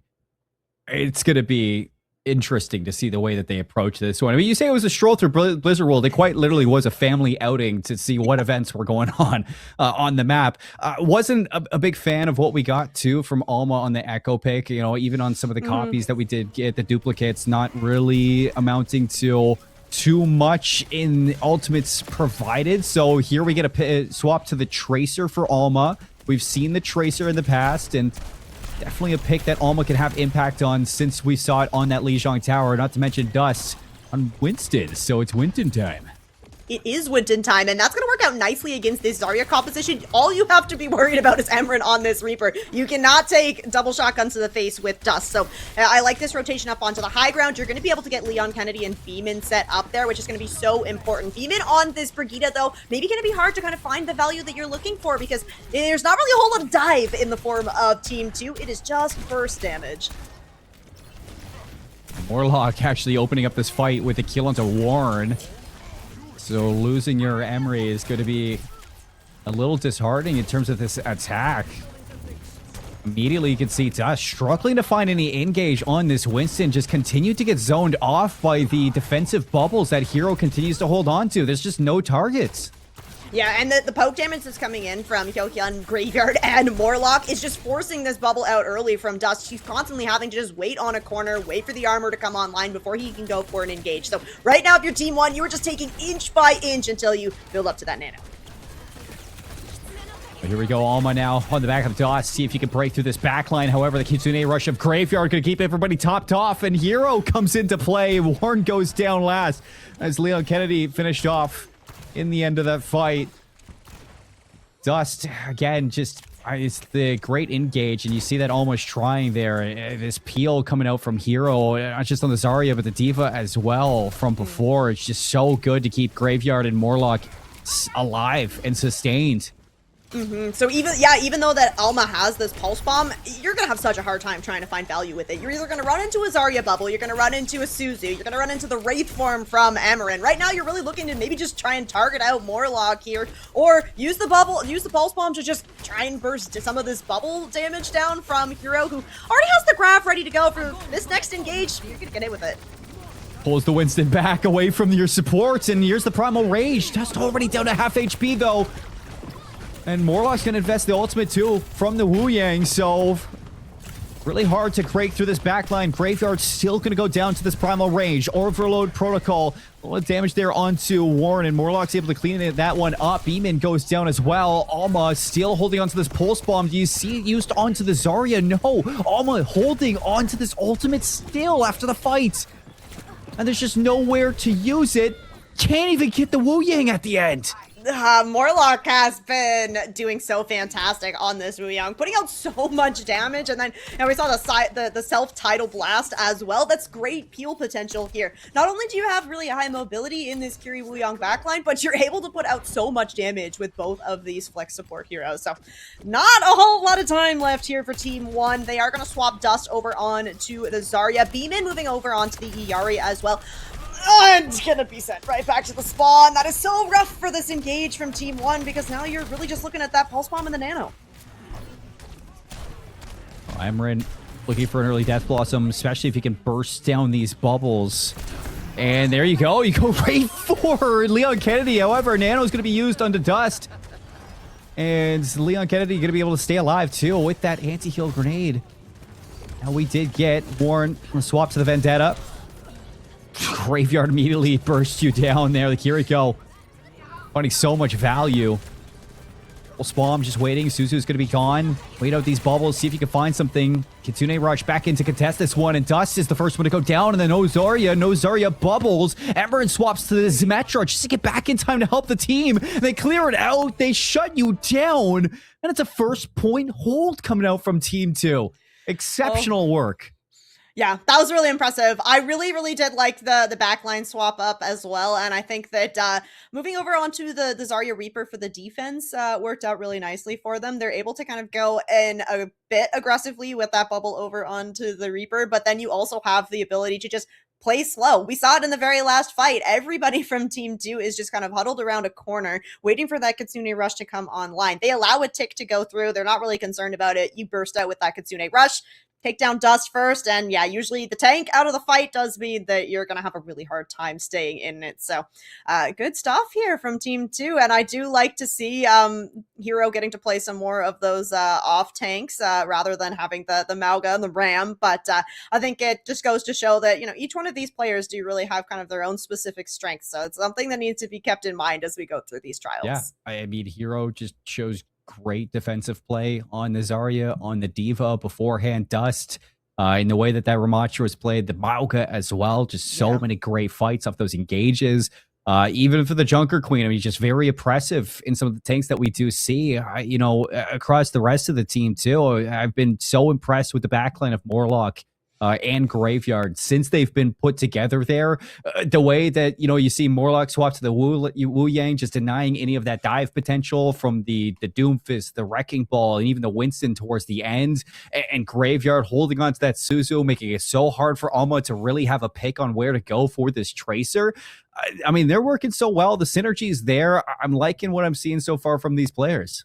Yeah, me too. So we'll see if there are any swaps in the teams, because of course Danny, the head coach, has been swapping some players around here and there. We did get note as well that for these last two maps, it is going to be the players themselves that get to pick out the hero bands. So that will be interesting to see as well. So we do still have the escort map to play. So I suspect that that's where we'll be heading next, is to escort, and then we'll probably finish out on a control map for that 6th map. So escort maps are notoriously played a little bit slower, where you don't really have that kind of flash point or control point to kind of work around. So I wouldn't be surprised if we maybe head over on to Watch Point Gibraltar, where you could kind of force a bit more of a dive. We've been seeing a lot of brawl composition from these teams so far. So maybe put us back over onto a map where you're expecting to play that dive, and then we'll see, of course, what the hero bands come in. I am just speculating. We don't know what map we're going to go to.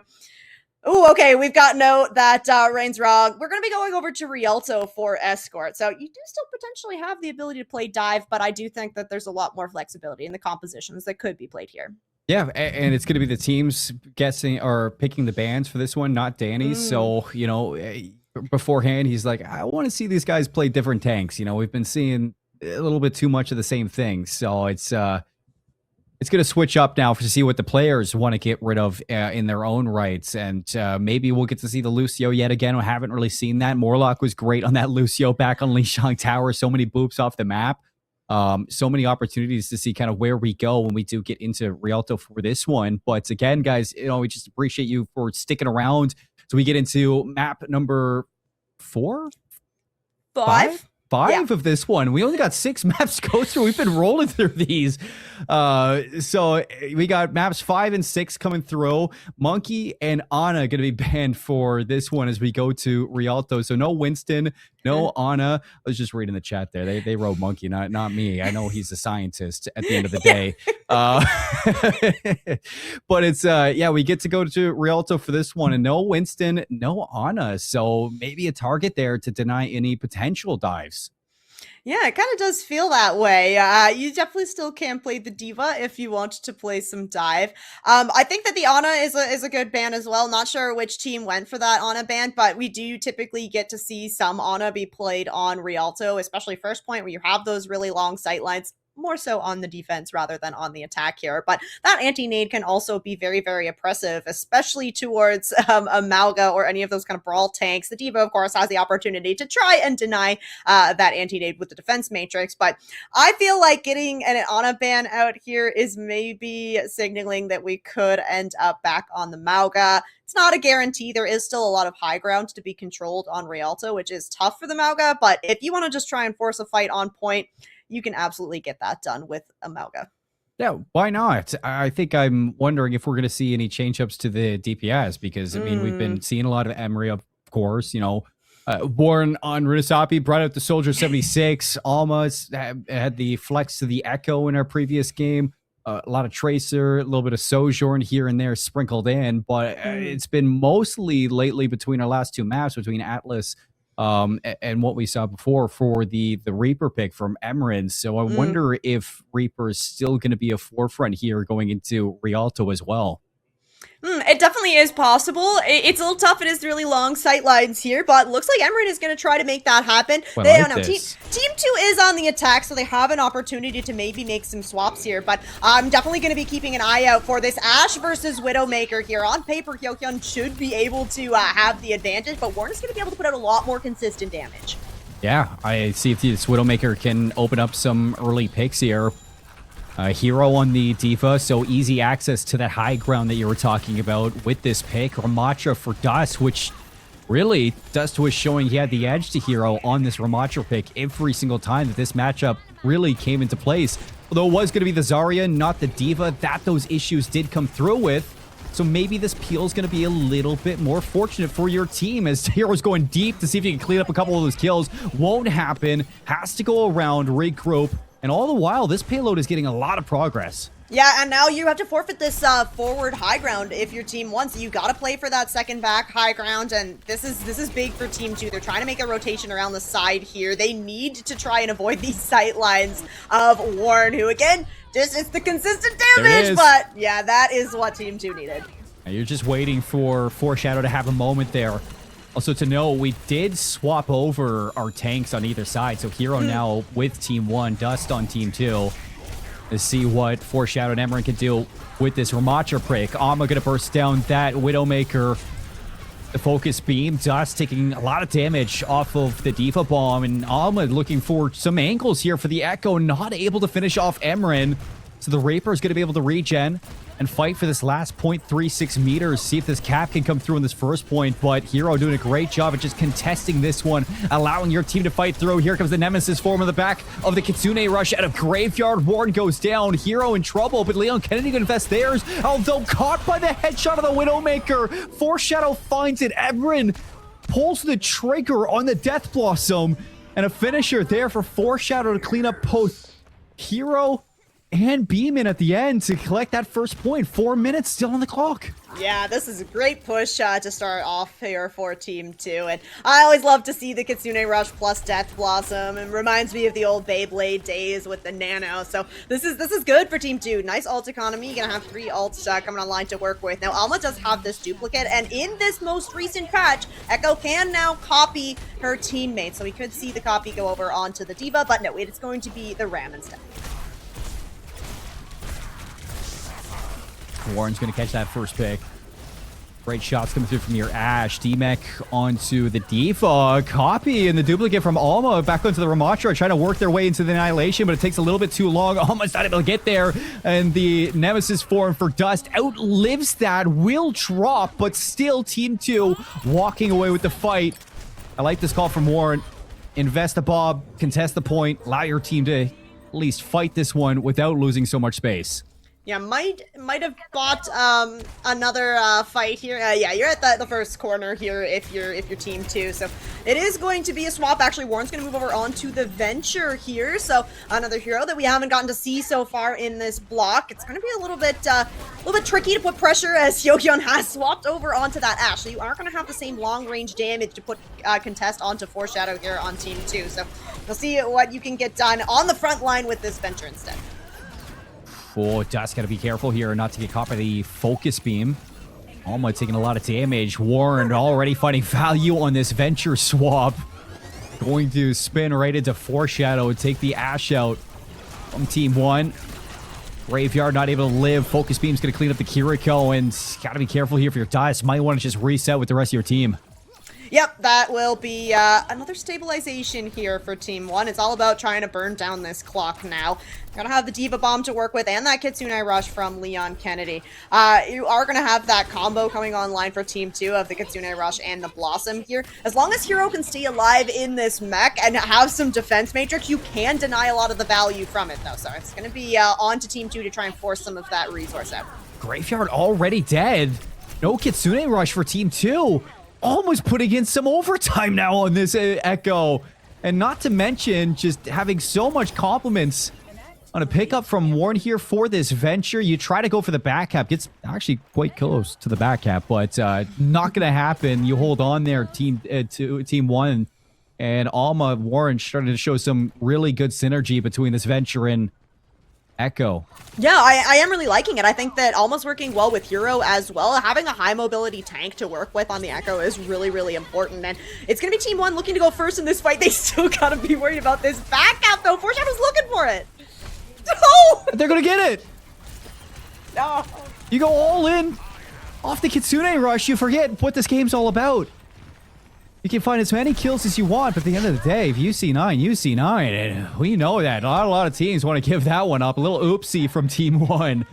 A little too overzealous on that initiation. However, you still got 2 minutes and 25 seconds to hold the third point. You're coming up on Tectonic Shock, Duplicate, Beat, and the Diva Bomb.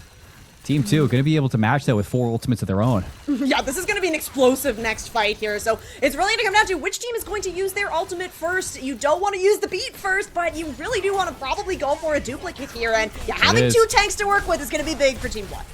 See if you can build up to that Annihilation. Tectonic Shock out of Warren. That's going to force the Beat from Morlock. And Warren's in trouble here, so Beeman's going to have to invest their own. Alma does get to the Annihilation, going straight for the backline. Good speed from Morlock gets you a little bit away from it. And You will get that annihilation done. But this is still an equal fight coming through. Foreshadow holding on to the pulse bomb. Dust going big on the annihilation to answer back for Team 2 to still continue to pave way for this push. And now is red alert. You're in caution zone. You got to get a touch on, and you're going to get that Mauga swap from Hero. Yeah, you're going to have to go for the Mauga. You're going to be able to live in this fight a little longer. Pulse Bomb is going to hit the floor here, but Team 2 now looking to just build up to this Blossom, and where you're so close to the edge, you know that Team 1 is going to be fighting right on this point. Emeron's going to have it.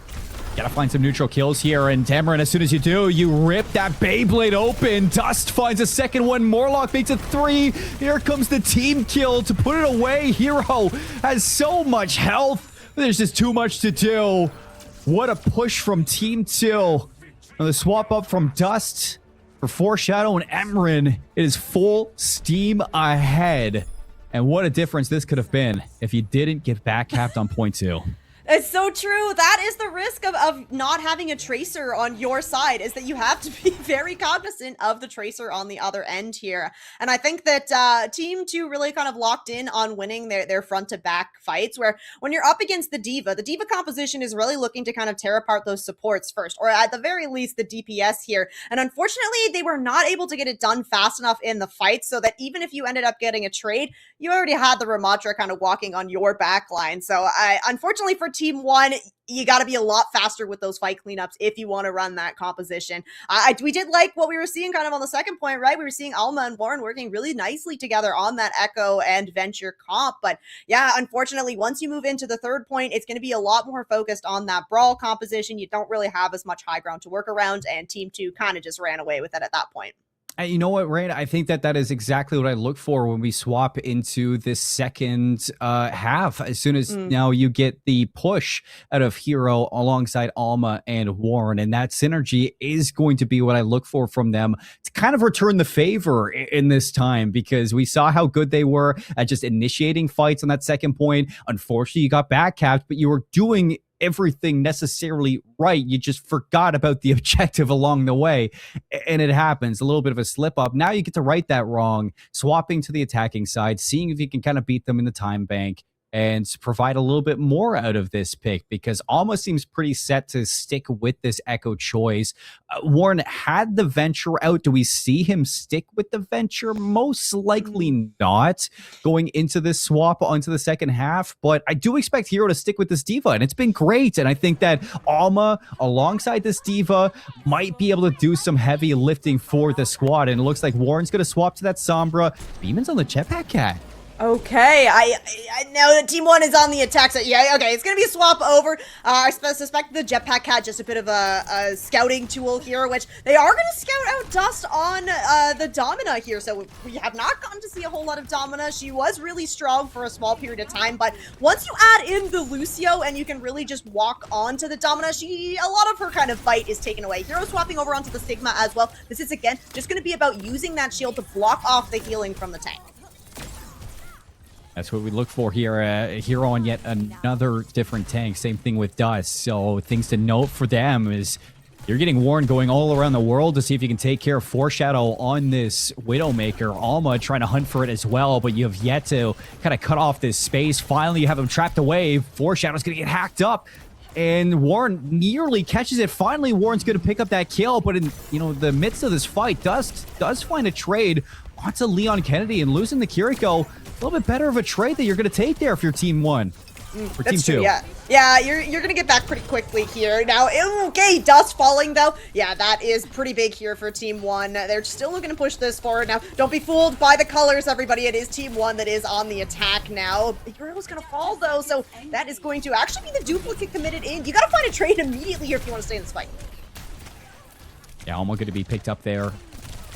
Warren's still looking to pick something up with this Sombra. Good translocate, but Emeron sitting waiting, finishing off the Sombra. That's going to contest this point. Seems like Team 2 figured out a way to just bunker down, even with Graveyard on this Baptiste. Now you have the Amp Matrix. It's going to be a big point to use that Amp Matrix as well. Rialto first point, so many long sight lines. It's going to be about controlling the space here for Team 2. Prophetic Flux is ready to go for Hero. Warren has the EMP coming online as well, but yeah, the Amp Matrix in and Graveyard immediately out for blood. Recreation's gonna whiff, and Hero just on the back foot. I don't mind this Sigma pickup, but, you know, I feel like I'd like to see Hero just giving a little bit more to Warren and Alma with the follow-up. I mean, the sectioning off, I mean, you got Leon Kennedy and Beeman not even with you here. If you're Hero, you're just sitting around this payload. All right, the Flux is still ready to go here for Hero. It seems like Team 2 is very split right now, though. Oh, yeah, falling all early as Alma. So, yeah, you got to look for the trade now. Such a good hack. Come through, use the EMP, and that's going to deny any type of immortality to keep the Dominant alive. Dust goes down, and Amarin trying to salvage this fight with the Death Blossom. You're going to do a lot of damage and stall this cart out for a moment. Pulse Bomb going to be invested as well from Foreshadow. Finds nothing in it, so should be a 3-stack on cart to get this one. A little bit closer. Alma looking to see if he can grab a couple more staggers on the way out.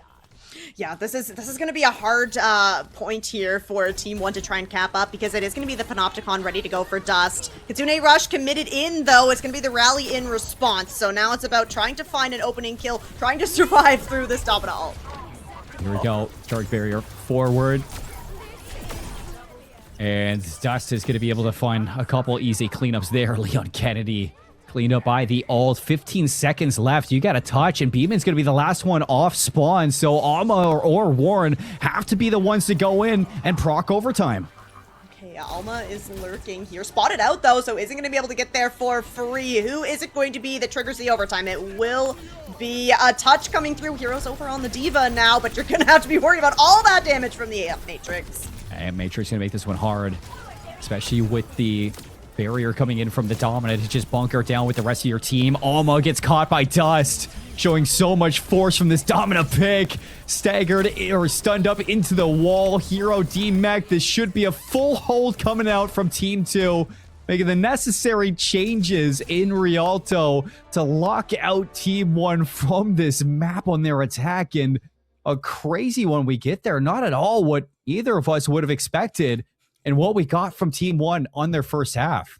Yeah, I'm honestly very impressed. Running the Domina is pretty tricky here, especially where there's all of that mobility that was on the side of Team 1. You know, you had the Diva, you had the Lucio to work with. Warren was even on the Sombra here. So on paper, you should be able to really just kind of surround the Domina, go for the collapse, or just ignore the Domina altogether and just kind of go for that backline. But we saw a really good job from the Team 2 to just really kind of control those angles. So I'm very impressed getting to see a hero that I didn't really think had a really strong place in the meta, and Team 2 really worked around it very well. Yeah, even just looking past all the different variations of the teams that we did see. Dust playing the Ramatra, good as ever, as we've seen all day long through this scrim block. Had so much force in this first half. I didn't mind this from Warren. Gave the chance to have an extra touch, an extra fight for the team. But as soon as they went for it, that back cap is really what pulled the rug out from underneath Team 1 throughout their defense. And if not that, I think, you know, you stay a little bit more vigilant on holding on to this point.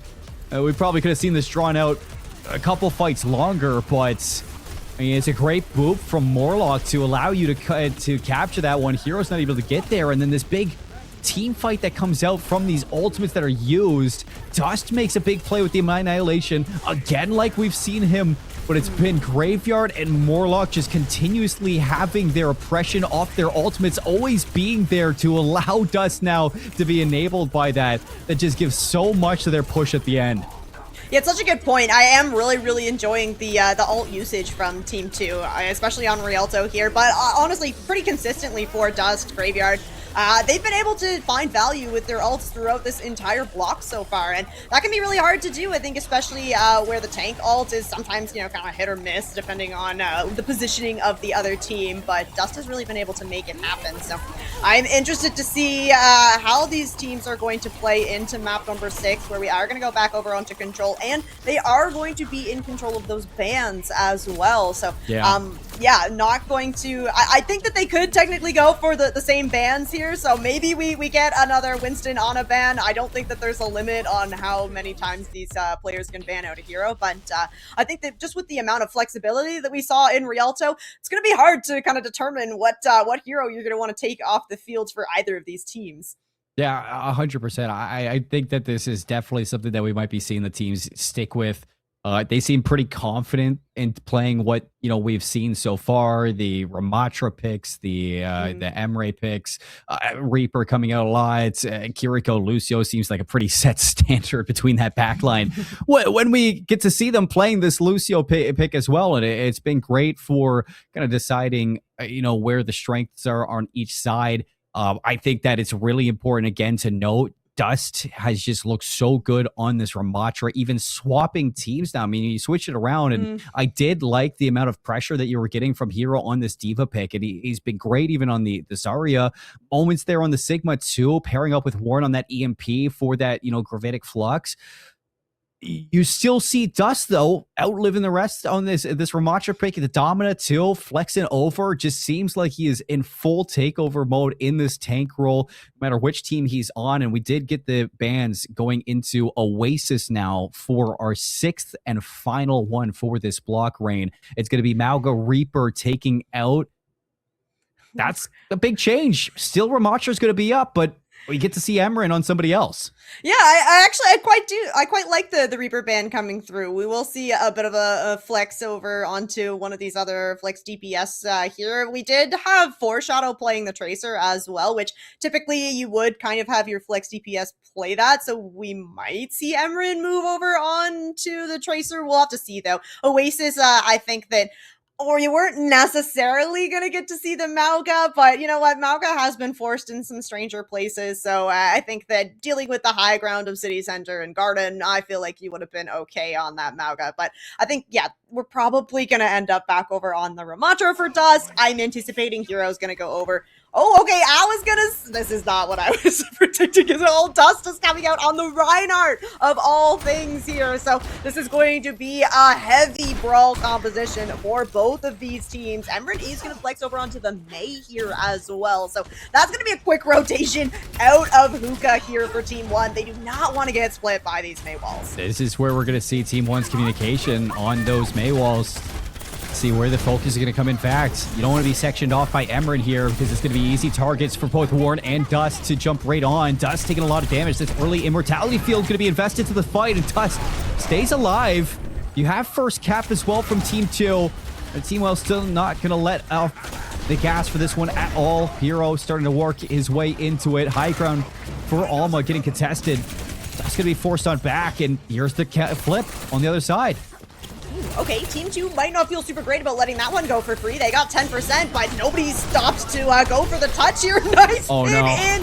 All right, taking Hero out is a very good way to get this point back over in your favor. Well, still not done, though. They're keeping a toe on, and Dust ends up falling. You're down Graveyard, too. No Baptiste means not a lot of sustain for some of these heroes. A lot of damage coming out from Foreshadow in that backline. Emran jumps on to at least stagger himself or stall out for a long time, but you don't have the point in control. So back to the reset, and Dust swaps to the Sigma.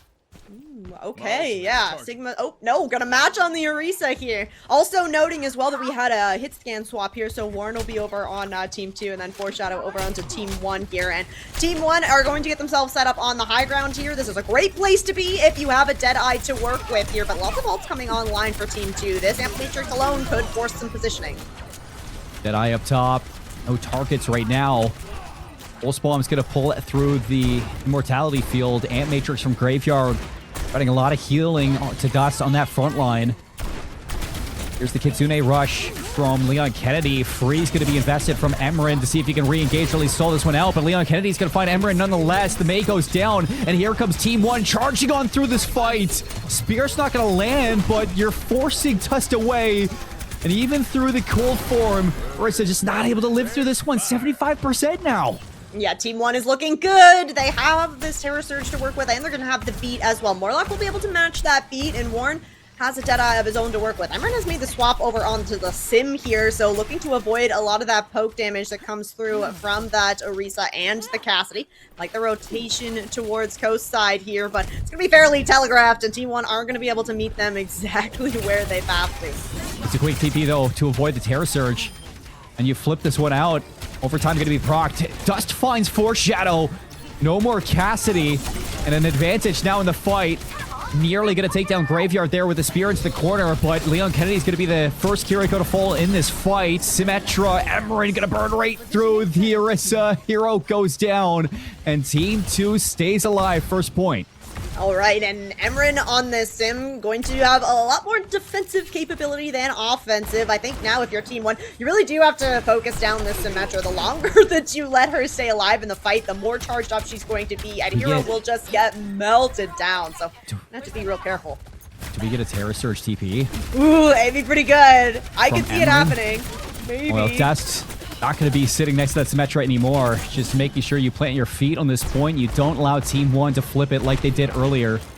Foreshadow going to look for an angle, and you still see... you still see Alma taking some space behind, but Morlock's going to beat the Tracer off the map, and here comes the fight from Team 1. Deadeye from Foreshadow on the back line, looking for some targets, but everybody forced to the hallways, holding on to that contest as best as you can, but you're losing players fast, and Leon Kennedy with Hero cleans them up. They are done. That's going to be the overtime candle burning out, and the first point coming out all the way to Team 1 side. I like what I'm seeing. I think that the Sim swap was pretty clever. I like to see some counter swaps come through in my Overwatch. We got, 50 some heroes now to work with, so I think that being able to see a few of them here is really important. Now, as we move over to Garden for the City Center for the next sub map, it is going to play similar to Garden, where you are still going to have that kind of high ground to be contested. So I suspect we could still stick with the Cassidys for both of these teams, potentially the Orisas as well, where you can more or less just kind of force fights in kind of on the sides of the point rather than just standing out in the open. But I don't expect that we're going to get to see the Symmetra here again. It's not impossible, but I do think that you're not going to have as many kind of corners to hide around. No, not as many. You're still going to see that early TP coming up from Alma. That's because the Tracer pick has been so good. Yeah. Emran going to mirror this one, and Warren back onto the Emery. Dust playing the Winston. See if this Winston can battle against the D.Va, but we know these micro missiles can provide a lot of issues for a Winston pick, and Dust has to be careful for that. Yeah, you gotta be worried about Foreshadow on this Cassidy as well. It is gonna be a lot of consistent damage. Not as much burst damage as the Emray is gonna be putting out, and you don't have the self-peel in the form of the lifesteal that the Emray is able to provide here, but it is still going to be consistent damage nonetheless, so you're gonna have to kind of allow your Tracers to take the duel on the sides and then really open up the space for your hit scans to work their magic. This is gonna be fun seeing Alma match Emran now. Having to play off that Reaper has been quite the change, but first point still in contention. Neither team finding an edge quite yet. Ult charge building. Graveyard very much equal to Leon Kennedy on both sides. So Kitsune Rush getting worked on. Here comes Dust now for the dive. No hinder, and Leon Kennedy goes down. Great follow-up from Emberin. Morlock takes down Foreshadow, and the dive off the back of Dust. So good, so well-oriented. And that should be a capture early for Team 1. Team kill to celebrate as well, so excellent stuff for them to play patiently throughout that. As a point gets contested for a really long time, that's when teams will start to make tiny little mistakes there. So Team 2 playing their corners and waiting to go in for the engage together. You like to see it from Emran and Dust. Graveyard's going to have the Kitsune Rush to work with as well, but Team 1 were in that fight for just as long, so they have a lot of ults coming online right now as well. They just need to find the positioning to make these ults find their value. Dust just doing so good at contesting this backline, but hindered, and Alma is going to be able to burst that down with the help of Hero on the D.Va. Pulse Bomb whiffs. You're still in a 6-on-5 or 5-on-4 for this fight. Beeman and Foreshadow could bring you back into the battle, and there's the flip back in for Team 1 now in control, still with 4, now 5 ultimates online. Yeah, this is big for Team 1. They did a great job splitting Dust off from the supports there, and then the Hinder prevented that Primal Rage from coming online. So Dust will have that to work with for this next fight. Warren has this Override Protocol. Oh, but yeah, gonna get sent back to the spawn. It's a good first pick here. Traded out though. Hero gonna finish off Morlock, and there's the speed gone. Primal Rage gonna be invested just to stay alive with the Kitsune Rush all the way to the back line. See if he can follow things up, but Demon is going to use the speed just to keep the team alive. Dust able to shred through the Kiriko. Leon Kennedy does go down. There is still somewhat of weight in this battle for Team 2. So that's going to be the overall protocol and the re-engage on the back of Morlock's beats, and 60% now off their time. They're getting so much off this. Yeah, it's a big old commit there from both of these teams, so we're kind of back to square one here, but Team 2 are going to have that positional advantage. Dust over on the Doomfist as well is going to be chasing down anybody that dares cross his path. This Deadeye online for Foreshadow is something for Team 1 to work with, but it's going to be hard to really find the value. It's just about zoning and then trying to have everybody else find the kills. Well, Foreshadow looking for a target. There's the flip. Deadeye's going to run out. And Dust on this Doomfist, gonna look for a way in, but just zoning off this D.Va as best you can. Grouping up with your supports. Emery now has the Pulse Bomb online. Who's gonna be the target? Not an easy one to dictate. Most likely gonna be looking for Foreshadow wherever this Cassie is gonna be sitting, but with Team 1 in control at this point, all they look to do is contest this one, and as soon as Dust goes in, the Hinder is gonna take the Doomfist out of the fight. Numbers now for Team 1 to continue to hold on to this point as best they can, just rotating around with Team 2, and this dance, so fun to watch. Yeah, it is, and this is exactly what you need if you're playing this Cassie, is you need to continuously be on the move. Now, Dust is going to swap off of that Doomfist over onto the Winston here. It's even numbers as we come onto the fight, but Team 2 are looking to find the opening here because they only need one more fight win to take guard. Enough damage from Dust and the Leon Kennedy. Emerin to find that backline to finish that up. Pulse Bomb from Alma is going to land on the Morlock, and even though the D.Va Bomb doesn't find an angle, it might be a way in for Team 1 to follow up off the space gain. Warren and Emerin say no, and they continue to keep Team 2 in control. 90 seconds or 90%. Is anybody going to be able to touch Emerin? You'd think maybe Alma can get there. Foreshadow's going to swap to the Genji. 4%. Somebody's going to have to do it, and you will get Alma. No, he just barely misses. Oh, it's so close. Honestly, it's really great headshots there from Graveyard as Alma was trying to make just a beeline for the point, takes one kunai to the dome, rethinks his plan momentarily, and that just slows things down just that one, like half a second even, and it would have been able to trigger the overtime. So, hey, we are all tied up here on Oasis. So we'll go over to University to be the deciding sub-map here, which team gets to claim the victory. It's been fun to see some of these comps. I think that you kind of mentioned it, is just, it feels like the teams are kind of playing like ring around the rosy, just walking around the point, always on the rotation. And that is such a sign of a really good understanding of macro composition here that we're seeing from these players. Just really goes to show how impressive we ended up with for Team Canada's trials. I think that especially Foreshadow on that Cassidy, you don't have any movement cooldown, so you can't afford to have that dive come in and then react. You need to be anticipating it. So I do like to see the adjustments that are made to fit the composition that you want to run. And on the other side of things, I do like to see the swaps that came through. Dust showing us a bit of Doomfist, some Winston. You mentioned it as well. This flexibility is very important.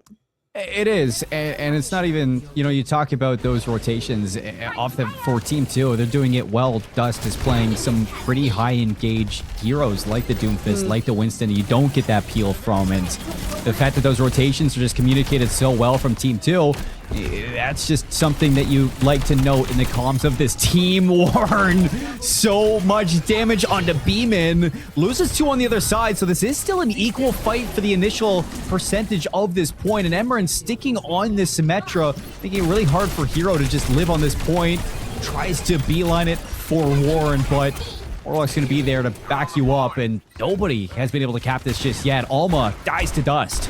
There's so much contention for every single one of these points on Oasis. This is a very evenly matched couple of teams we have here. But as I say that, Team 2 will pick up the first percentage here, and having Emran on that Symmetra is going to be able to lock this point down, so you're just going to have that extra little bit of pressure on Team 1 as they try to make a rotation towards the point here. Foreshadow right now on kind of the mini side of the map probably does want to make a rotation up to this high ground, though, especially with this Deadeye coming online. I like this Emran pick onto the Symmetra. I mean, these are easy rotations from Orisa, but for the rest of the team too, just matching these rotations from Team 1. Haven't been able to take that high ground away, and as soon as you do, Morlock just boops you off the map, so you lose your Kiriko. Here's the Terra Surge, it's big! And Foreshadow gets caught, Dust will die, but the follow-up from Team 2 finishes off all you need to. And Emran, I just look to turn around, TP your Orisa back to point. Thinking about it, gonna put the turrets up first. No, Orisa's on your own. I think that Morlock might have gone back for the taxi, however, so Team 2 is gonna be in a pretty good position here for this recontest.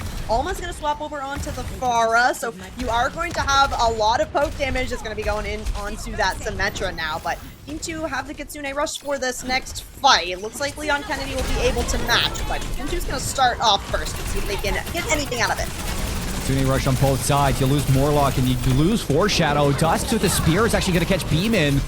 So Lucio down, making it hard. You do stop the remake. That's a big play from Dust. Drops right down for the Mega. And you trust in your team to clean up, and so you do. Horn for the override protocol. Cleaning up house. 16% is all Team 2 needs to win this point and close out the scrim block. And you have pretty much nothing to work with here. Beeman will be able to build up to the beat if you can stay in the fight long enough, but that is also just assuming that you're going to get the overtime proc. Looks like Hero will be able to get the first touch. No, it'll be Ama to dap a toe on the point, but now it's overtime, and Emran's gonna have this photon barrier. With the toe tap, there it is. Another opportunity here for Team 1. Has the beat. There's the photon barrier. Is just going to cut that point in half, and you're trying your best here if you're Dust just to zone them away. Still, though, you're keeping that overtime alive. Dancing on the edge of death. Here comes Hero. Sound barrier. It's the backline. You're trying to track down a couple of kills. Foreshadow goes down, but so will Emran. Beat on the other end. Morlock's trying to re-engage, and Graveyard goes so low, but no death. Alma cut down in the barrage. And it's an overtime fight in favor of Team 2 now, trying to close this one out here and now. Scoreless on the side of Team 1. Hero doing his best. Stuff going to invest that Terra Surge. Not a lot of health on this Orisa. And it looks like the flip will come through, but can they hold on? Somehow, someway, still holding on. Is going to win out. The Orisa's traded out, but the Tracer on the point here. So Team 1 managing to stay alive through that. Now, notably, Hero did pick the shield perk here. So, Emran's actually going to swap off the Sim, so you're not going to have to be worrying about that. But yeah, the Sim would be able to... Yeah, that's honestly a good swap here for, Dust over onto the Ram as well. So you're going to have a lot of that Annihilation to build up to. There's 99% here, so Team 2 aren't really in a huge rush to get this point flipped over, but I'm sure they would love to clean things up fairly quickly. They're going to have to worry about a Terra Surge and a Pulse Bomb ready to go to them. Yeah, might be both work together, but Emran's going to fall, and you might not need it. So here comes the attack. Graveyard, Kitsune Rush. Don't want to invest it too early as you are down a player. Shields perk for Hero, and there's Foreshadow's Pulse Bomb. Catches Warren, so this fight is over. And you see the rest of Team 2 just going to back up. You don't want to feed into the ult charge anymore. No, and it's maybe an overcommit here from Team 1, but no, they will be able to get out safe and sound. So another storm weathered here for Team 1. Hero takes a chunk of damage, but we'll be able to get back around the corner. So now you're building up some ultimates on both of these sides. It's going to be kind of these Kitsune Rushes coming online first, and Warren having that override protocol could be all the damage that Team 2 needs. Oh, the Terra Surge finds nothing. Shield's going to look to section off Dust, but the override protocol goes up and over the shield right to Leon Kennedy. Kitsune Rush was invested early, so it's not going to be there for Team 2. Still, you're winning this fight. Still, you're ripping through them, and Dust in the Nemesis form ripping through once again. Overtime one more time, but nobody from Team 1's going to get there to keep this one going. And it looks like Team 2 is going to close the scrim block with a win on Oasis Reign. What a game we saw. All 3 points bangers. Yeah, all honestly, it's nice to see just how much contest came through on the first fight for all of these points. Definitely, these players brought their best show to the tryouts tonight. It's so much fun to get to watch them. But hey, there's still more Overwatch to be had as well. I do believe that some of these players will be sticking around for the 8 to 10 as well. So nice that they are warmed up and ready to go. I know that Warren is going to be sticking around for sure. So it'll be interesting to see how the dynamic will change as we'll have kind of a fresh set of players coming in as well. Yeah, and now we've gone through a couple of the early days, Rain, from seeing the scrims come together for the tryouts for Team Canada. I mean, today maybe a couple of changes in terms of heroes that you've seen. What stood out to you today? Definitely, I think the amount of flexibility that we got to see from Dust and this tank role has been pretty impressive. I think that a lot of these Overwatch World Cup teams now, it is 7 players that are signed. There's not a requirement on what players play for role wise. You of course need to have your 5 standard ones, but the 2 extra heroes.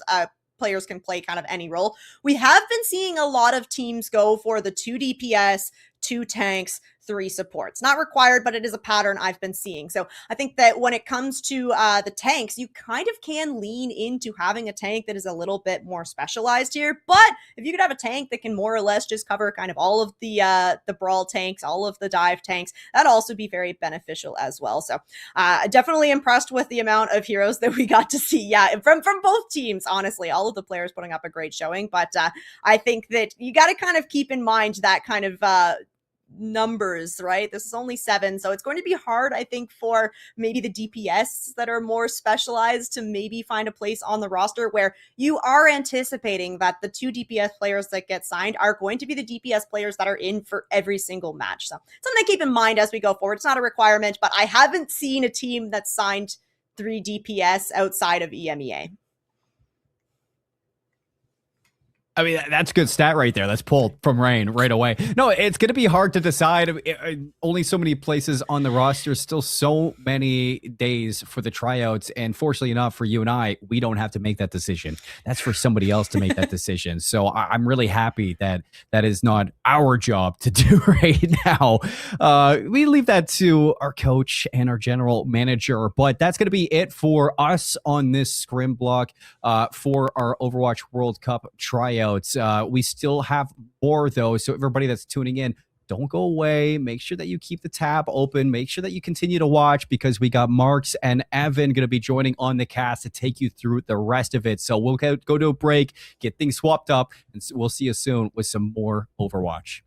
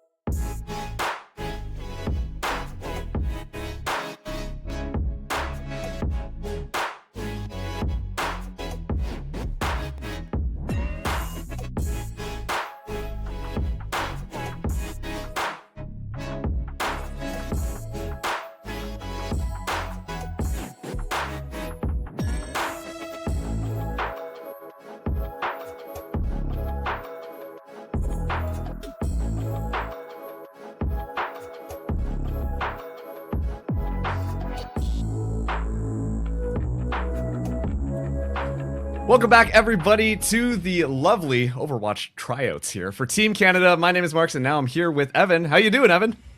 I'm doing great, Mark. I think it's going to be a great night and a good opportunity for us to showcase some of the Canadian Overwatch talent. And I mean, we've had a good look already. You know, got to give a shout out to our previous casters for covering the last bit of scrims in the last 2-hour block, and now we're going to get to see some other faces, some new challengers trying to take their spot on this Team Canada roster. But I mean, so far from what we've seen, I think this is going to be a really, really tough decision to really narrow this field down. A lot of really good players have really made their name known so far.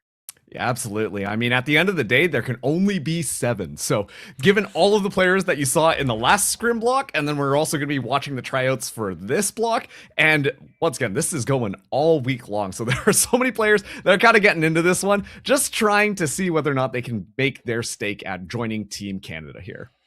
And it's going to be a really stacked team, I think. We were sort of discussing and looking over some of these players that we're going to be looking at in this block, this 8 to 10 block. I mean, a lot of tier 1 experience, you know, some veterans of Team Canada's of old, some St. Clair representation as well. I mean, we can give a shout out to them when the time comes, but I mean, all things considered, this block, a lot of really, really solid talent. And I mean, I'm just glad it's not my job to figure out who has to be on this team, because frankly, I have no idea how I would even make that decision.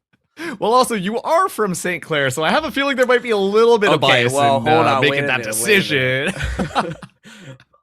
Well, neither here nor there, you know. We'll leave it at that. Yeah, of course. But I mean, if we had to take a look at some of the players that are going to be in this current block, like you were mentioning, we do have some players from St. Clair, but we also have a couple of bigger names. Obviously, Warren will be returning as from the previous scrim or tryout block, coming back into this one. A couple of changes related to the rest of the team. But we also have that tier 1 experience, exactly like you mentioned, with False, who was previously on the Vancouver Titans way back in the day, stepping back into that tank role for the tryout here. Man, rip the Overwatch League. I mean, that seems like gone but not forgotten, unfortunately. And like you said, Falls coming out of retirement and a former member of the 2023 World Cup squad for Canada. So this is definitely a face that, you know, you're going to want to keep an eye on as somebody who might be able to retake their space. And having that previous tier 1 experience, he's going to be a valuable asset potentially for your Team Canada this year. So that's definitely somebody I'm going to have an eye on. But you also have his former teammate in Magic Mateballs on the same scrim team as him, you know, also experience with TSM as that support player, big in the contender scene. So a lot of really big names on this team too. I think that's definitely the one we were talking about. Definitely the one that looks a little bit more stacked, I think, out of the two. Yeah, and once again, just to run through the roster on Team 2, that is going to be False on the tank. We've got Noxious and Razor, a duo that you mentioned, Evan, are going to be extremely strong on the DPS, and then Gorilla and Magic Mateball rounding out that support line. But then on Team 1, we've got Icy as our tank. Warren and Alex will be stepping into DPS, and then Graveyard and Red X will be our supports for that team. The St. Clair representation evenly spread out between both of these teams. On Team 1, you have Alex and Red X, and then on Team 2, it's going to be Noxious and Razor. And yes, like we mentioned, this DPS duo of Noxious and Razor, definitely one you're going to want to keep an eye on. Noxious, sort of that hit scan player, but at least on the St. Clair sphere, known for being ultra aggressive in the way he plays DPS. He's not afraid to ego challenge. He's not afraid to swing out and try and find some big kills, and he's definitely going to try and make a big play. And you have him on someone like Emery, somebody who could just absolutely light you up if you have a solid aim. Definitely going to be very, very dangerous. And already starting out on control points. Wouldn't have it any other way. and already just trading blows between these two squads. A pretty interesting lineup. Differences of composition, specifically that Tracer versus against that Pharah. I mean, when you have this Pharah, I mean, I like the call because Pharah could definitely do some solid damage when given the right hands, but with someone like Noxious on the other side, like a Pharah is just a hit scan player's best friend at that point. You can just make yourself just a flying target in a lot of situations. So Alex is going to have to be careful. His teammate definitely going to have a target on him, but so far, not really much of an impact being made this Team 1. Team 2 dominating on the points so far, although Team 1 trying their best to break through. That is going to be Alex finding that pick onto False, but not enough to really start a push for this Team 1. No, and even though that is the tank that is going to be going down, you saw the trade happen just at the very end there. Warren going to be able to at least pick off Mateball, so the trades are still going on all over the place. And yet, finally, Team 1 should be able to convert this site over, as Team 2 is going to get up to 34%. False coming in on the back line, just trying to stall things out for a little bit longer, give the team a bit more time to regroup here. As Noxious now going to be looking for an off angle. Point is going to turn around, and yep, that's going to be Redix down. Noxious with an excellent kill to start off this next fight. And that's exactly what we've been talking about. This is a guy who has just been balling out all semester for St. Clair, and he's going to try and get active with his ult. Is going to find Graveyard, so a support down for Team 1. That's a detrimental loss for the side, and Team 2, they are going to be able to take over thanks to that Embry ult. Yeah, you swap it over just for a second, but then you see the override protocol get activated, Noxious flying up into the air, and stays alive in the midst of all of that. That's one of the big things about the override protocol. You kind of make yourself a walking target. Speaking of hit scan players, and Warren, no person to sneeze at either. Team 1, now going to be going through. It is going to be the Kitsune Rush coming in from Graveyard. A counter Kitsune Rush coming out from the other side. Icy as well does have the explosion if necessary, as it's going to be all of the ultimates in the world trying to make something happen. Warren up top, looking for it, putting in that damage, but it's all just a little bit too late. Team 2 just swipe across the board and find that nice little team kill in order to make sure they hold on to that point.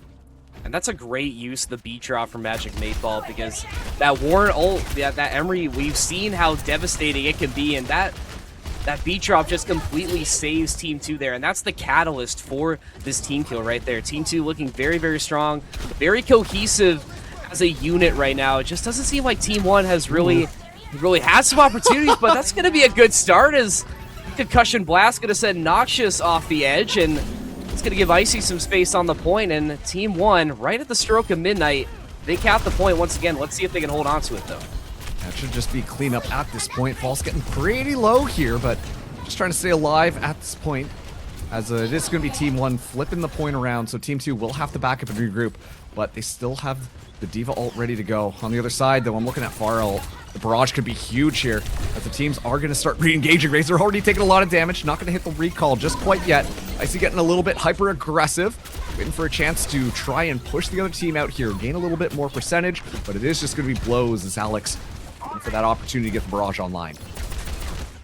And you got to make sure your Team 2, you keep an eye on Alex. Like you said, you have to assume that he has his ult right now, and then Pharah barrage that goes just unnoticed, just sort of leaving to his own devices, that could be a team push ruiner right there.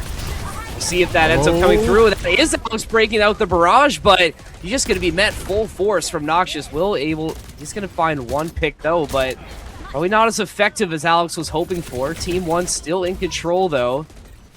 It's Team 2 doing their best to break in. 2 ults to work with. You do have Razor's Pulse Bomb, but not really enough to really get a team push started.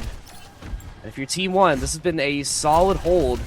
Let's see if they can hold out for these last couple seconds. And they're really trying their best. Kitsune Rush there, just full sending it into the spawn of T2. But look at this. Might potentially find the C9, but looks like they get back in time. Team 2, last ditch effort. But Team 1, they've come back from the brink. And now overtime burning away here. Team 2 have to make presence onto the spot. It's going to be Warren, though, activating the override protocol. They're at least able to extend just a little bit longer, but it is just going to be raining down from above as Warren is going absolutely hunting, zoning out, icing out Team 2, Sound Barrage, just to try and get back onto the space and try and make this happen. The self-destruct will be used just for that remech here. It's an absolute brawl on the site as Team 1 are desperately trying to hold on to things. But still, though, Noxious in the backline is not going uncontested at all. Looking for those opportunities, finding all of the damage necessary. Razor falling extremely low, but Team 1 still holding on to things with a little bit of a vice grip. Alex still up top, just pelting down bullets as Razor just trying to stall things out, buy a little bit more time for the rest of Team 1 to be able to circle back around. And yet, finally, the cavalry is going to come raining in onto the site here. As Icy is going to be D.Va contested up against the other side of False. Overtime Wick still burning down. This is going to be a fight for the ages as teams get closer and closer to their ultimates. This has just been an absolutely insane overtime on map number 1, and it's still not over yet. False finds the pick onto Redix Razor, another one for Team 2, but they still have to wrestle it away from Team 1. They are still very much in control of this D.Va v D.Va right now. Can False win this battle with Icy? They do eventually push him out, should be able to demech this D.Va.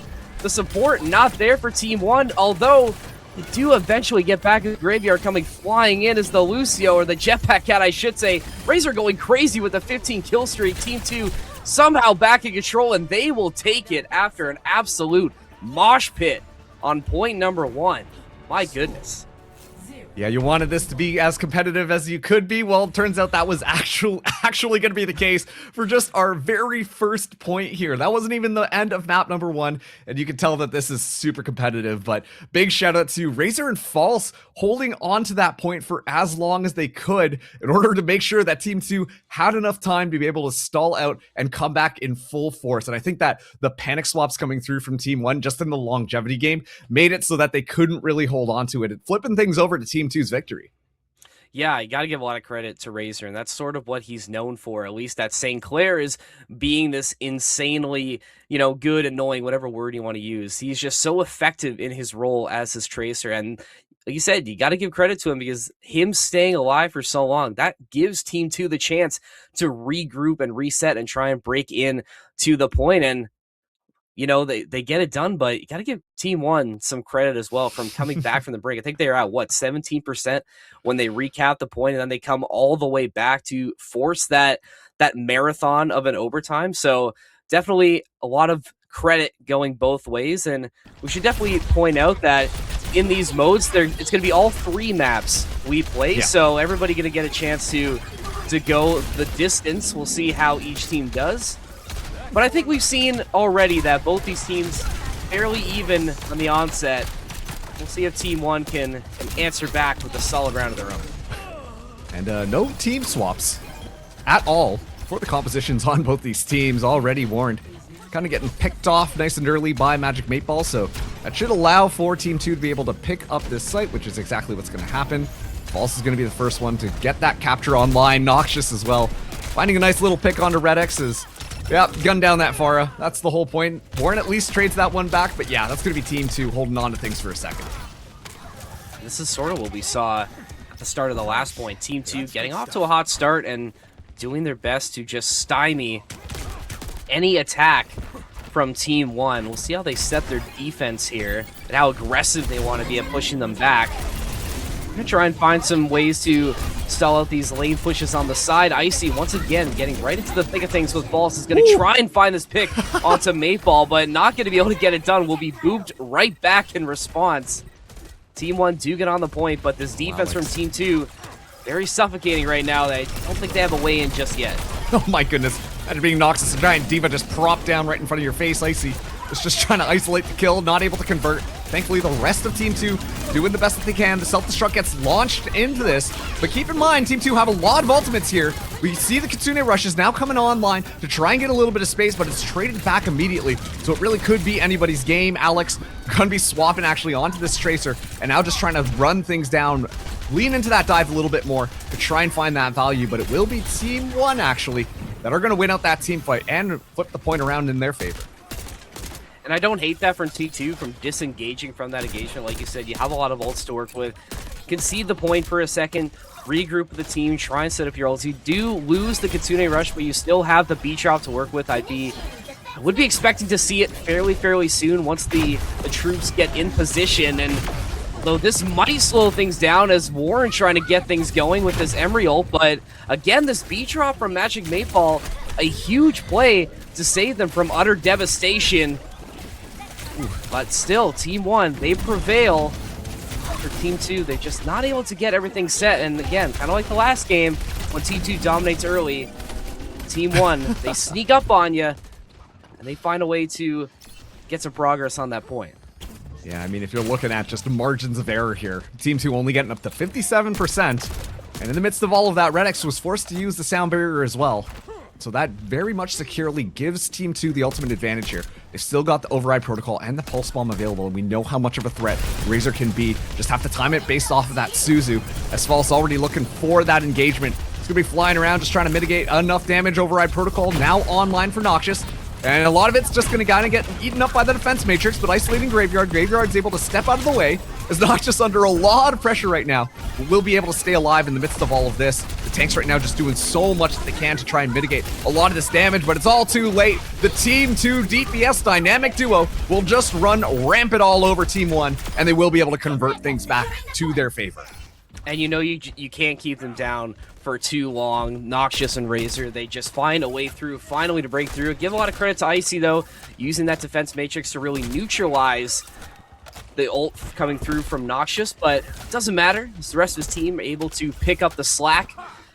And Team 2 now with a chance to secure map number 2, but it's going to have to be a fairly flawless defense as, like you said, that margin of error slimmer by the minute, as Team 1 has done a really good job at getting back into this point, and they're trying to get right back into it. Icy and False, this has been a duo that has been fighting back and forth this entire time. Kitsune Rush going out for Team 2 to give themselves a little bit more defense. They will be able to hold out Team 1 as they try and find some more picks, but none of them are coming through. 8-Ball going to get that B drop down as well for some added protection, but take a look at this. The C9 does come through. Team 2 a little bit distracted. They give up the space. Now they have to take the point back again. I was going to say, you want to chase the fight down just to make sure that you can secure the point, and that's exactly what's going to happen. Cleaning up some of the kills on the rest of it. Doesn't matter if that point is going to flip around.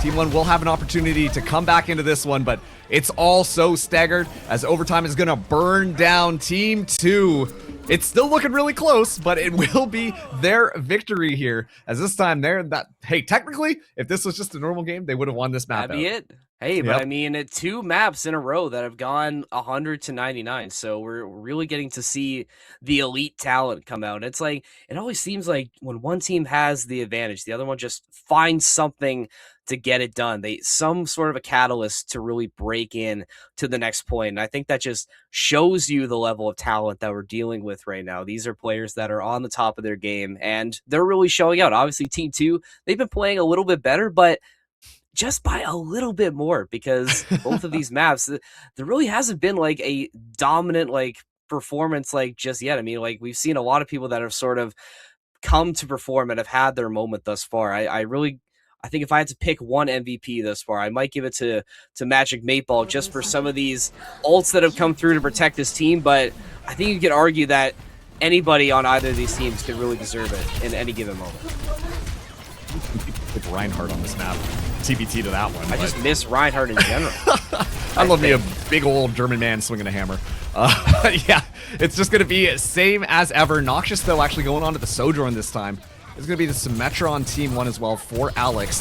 Because already things are off to a bit of an explosive start, but the variety might be a little bit more of a change. As Razor still kind of gets free reign here. Just has to be careful of the sim turrets. As, yeah, looking for that backline pick. Warren has just had such a hard time trying to deal with this dive pressure. Yeah, and we mentioned that Razor, he is sort of this dive expert for Team 2, and if you can't get a handle on him, you're going to have a tough day at the office, because he is just so dynamic in the way he can use that movement tech. The aim is also so crispy. Noxious switching to that Sojourn, going to want to watch that as well. I mean, this is a guy who's known for these sort of hit scan characters, and Sojourn has been so strong. It's definitely one that is very prevalent in his toolkit. See how Team 2 are able to fight back in. Razor, he's getting a little bit cheeky on this late dive. He should be able to cap this point by himself. I don't think Team 1's going to be able to get back in time, and that's exactly what happens. Team 2, off the back of a Razor backline take, are in control. Yeah, you could tell the idea from Team 2 was just take the fight to them. Gorilla kind of going nuts in the backline as well on that Kiriko. But still, even though their kills line up their way, yeah, Team 2 is still going to be holding on to things. They're able to clean things up a little bit messy there, but at the end of the day, a win is a win is a win. Already Team 1 ready to kind of take their stand on the point here. As Razor does have this pulse bomb and has been just doing such a good job on this alert. The Kitsune Rush from Team 1, though, indicates that they want to go fast. It's going to be the counter Kitsune Rush as well from Gorilla. Ult for ult, trade for trade, as it's all just absolute chaos there. As all of the ultimates are going to be coming out online to try and force out this team fight win. Team 2 still winning out in that numbers advantage overall, as Warren taking a lot of damage, but nobody around to keep that Emre alive. And Team 2 will clap back as they capture the point back. Yeah, big play from False, once again neutralizing anything that Warren wants to do.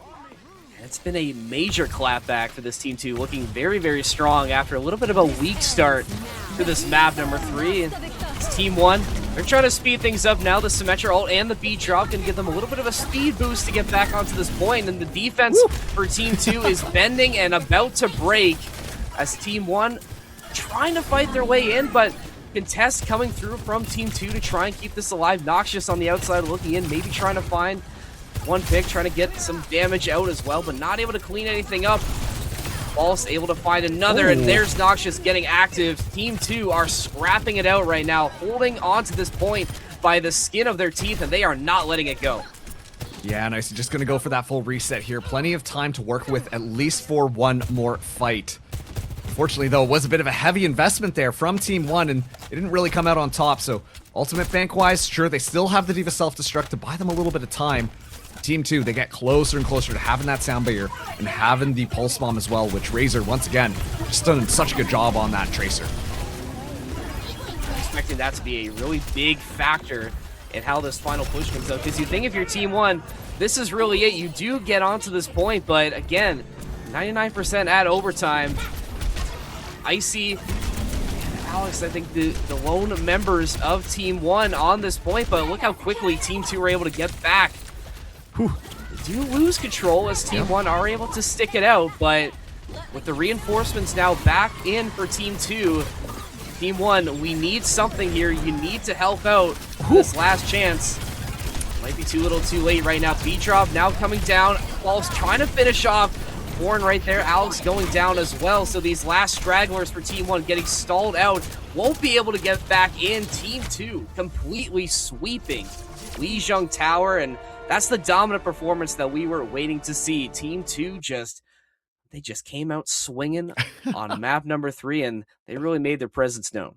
Yeah, you could tell these guys came to play, and honestly, it was looking really good coming out from them. I gotta say, just at the very end there as well, False just kind of flying forwards, making sure to zone out any of those remaining stragglers. And I gotta say, their target priority is, it's looking so good. Like, you can tell they're hyper aggressive. They want to go for those fights because they're so confident that they can just find a couple of those picks, and then suddenly, doesn't matter if that point flips over, you'll be able to just reclaim it just with pure numbers advantage. Plus, you get your ultimates a little bit closer to being online. Yeah, I really liked what I saw to Team 2 there. And even when the going gets tough and they find themselves down a point or they lose something, they're just able to find a way back in. And we can take a look at some of the replays from this first game. And I mean, that was a really good showing from Alex on the ferry, to shut things down. But again, it's Team 2 that just find a way to win. And this hold right here is just absolutely insane. What a crazy way to get things started on the first map of this 8 to 10 block. I mean, Razor just went absolutely crazy in these last minutes of map number 1. And like, it's crazy how long that one actually lasted, just because of how close each of those individual points were. And to be fair to Team 1, like, they're trying to adapt things. I think the Symmetra pick was really to play counter to the fact that Razor was just kind of going crazy onto them, and then it also allows a bit more poke damage against that D.Va, especially having the beam to just penetrate through that defense matrix. And then on this last one here, this is really where Team 2 started to take over, and we won't see the end of the round, but as it went on later, that you just really tell the momentum was just really starting to get wrestled in their favor. Some really solid stuff, and we'll get prepped for this second map. I'm not sure which map we're going to, but we do have some info about some character bans that are coming through. No D.Va or Pharah for this next map, but I think honestly, with the way both the tanks were performing on D.Va, I think that's pretty fair. I definitely understand why this was the pick, but it'll be a double Zarya this time as we head into push. Look at this, similar combos as well, though we get to see a little bit of Reaper action coming through from Razor and Warren. Alex is going to be picking up that Tracer. Supports staying the same for both sides. Kiriko and Lucio just too strong. Yeah, I mean, Kiriko at this point is just the mainstay on pretty much every single different composition. Suzu is just extremely overpowered, but I'm looking at that, you know, fast-paced style that Team 2 are going to be coming out with. You know, having the back line available should be able to be poked out a little bit more by Team 1, but Icy already feeling a lot of that pressure there. Forces out the Suzu fairly early, but it is that Team 2 poke damage that might come out on top here. As you can see, it's just a scrim right now, just trying to keep everybody alive on both these sides. Fall's getting extremely low, has one more bubble to burn. That's going to be it for the resources, and yeah, Icy is just going to be walking over Team 2 here. So charged up, and Razor just trying to stall things out, but see you later, Reaper. It's going to be Team 1 this time, winning that first team fight. And this is what you want to see if you're Team 1. You know, you sort of got your lunch money handed to you the last tail end of domination, and they've had a really solid start here. Icy can go up as far as they can to put some poke pressure into this Team 2 so they can hopefully secure this advanced spawn. But look at Warren. He's maybe trying to bite off a little more than he can chew. He is going to have to fall back. That at least is some intel gain for Team 1 as to where this Team 2 attack is going to come from. It's going to be Falls first on the scene. Try and wrestle this robot back in control, but Icy is just too strong right now. The Death Star laser fully charged up for your Team 1 Zarya. That is going to be a really tough problem to solve. But Team 2, they maybe find an answer, but not before Team 1 get back in control. They should be able to take this advanced spawn. A nice pulse bomb there, Alex. Would be a shame if it just got cleansed immediately. See it just get tossed out, immediately burned. And yeah, it is going to be just the cleanup of this fight here. Icy still going forwards, backed up by Warren, chasing down the Zarya. And I just like the composition from Team 1 just a little bit more. I think the Reaper with the Tracer is adding just that level of additional pressure that, unfortunately, Nox is not able to apply. I say that as Warren's actually able to get the kill onto Warren. So that's caster curse right there. Yeah, it's happening live right now, but all the while, Team 1 have just continued to walk that robot forwards. And I think you're right about the analysis there. I think having that Tracer as well, because like in a mode like Push where things change so quickly and the way you attack is definitely dependent on the pace you're trying to set, having a Tracer that can speed things up and like change team fights on a dime, definitely an asset you want to have. But this is definitely a game changer right now, is this black hole coming through from Icy, but not a lot of damage being done as the support ults are going to come out to protect both squads. Noxious able to find the pick onto Icy and a second one onto Redx. Why not give him a third as well? Noxious just going absolutely diabolical for Team 2. They finally get the robot under their control after what seems like a walk down from Team 1. That's finally the team fight they need to go their way. They can maybe start getting some progress on their end. Yeah, and you see just the holding on to that sound barrier, waiting until the other Zarya tosses out their ultimate. And then that way you can make sure to counter it out. Whoever goes first basically loses in a lot of those types of scenarios. Team 2, though, or sorry, Team 1 going for the wraparound here. Alex getting a little bit low, pressured out by everything kind of going on, but will actually walk away with the robot. And so this is Team 2 trying to chase things down, but unfortunately, they're going to be losing some of their progress because this point is on the move. This is a critical team fight now for Team 2. I mean, they're going to lose it, but you can't afford to lose all that progress that you fought so hard to gain. And you're about to give Team 1 the advanced spawn again, so you really want to try and make sure you walk away with positive momentum after this fight, but I just don't think they're able to right now. This Team 1 comp, like you said, it's just been a little bit too strong, and everything just going the way of Team 1. They do lose it. Of course, as soon as I say that, Team 2 are able to wrestle control back, but will they be able to get back in time and start this progress before the reinforcements from Team 1 are already back? Hey guys, how about a team fight? No? Okay, yeah, we'll just walk the robot back as soon as you get a little bit out of range. But here's Alex, spotted out. That's very unfortunate, given the fact that, you know, he was waiting to potentially use that pulse bomb if the opportunity would afford itself. But yeah, once again, it's just going to be the robot. Honestly, just step maxing at this point. And finally, Kitsune rushes from both sides coming out here. Overclock going to be online. Noxious looking for a lot of that pressure, as it is going to be Redx actually very preemptively using that. And Redx, the Lucio, will run down Noxious. And yeah, this one is all but over here. Team 1, the ultimate advantage, just a little bit too powerful. As once again, this death ball gets grooving and they completely steamroll Team 2. Man, what do you know about the offensive Lucio? I mean, you better make sure you fear somebody like Red X, and we haven't been talking about him as much as some of these other St. Clair representatives, but Red X he's just that guy on Lucio. If you ask him who's your favorite Overwatch character or who he would play forever, without hesitation, he's picking Lucio. I mean, this guy has just been grinding and training this character for so long, playing at the top of this game, has that tier 1 experience, and is such an asset for this Team 1 side, but so is Noxious to take down Icy. Can't forget about Team 2. They also have a little bit something to say. Gonna be a little bit quiet right now as Team 1 are able to silence this attack. Wow.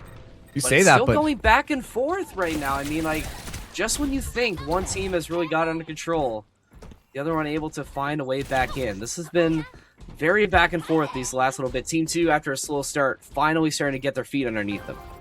yeah, all the meanwhile, the robot was kind of stepping one way, then the other, and finally will be back on the side of Team 2. They still have so many meters to make up for, though, as the Tracer battle continuing to be pretty heated. But what I'm looking at is Icy is really trying to support Alex right now. Set up that Tracer for those opportunities. Pulse Bomb available, but now Noxious with this poke damage. Just trying to keep everybody at bay.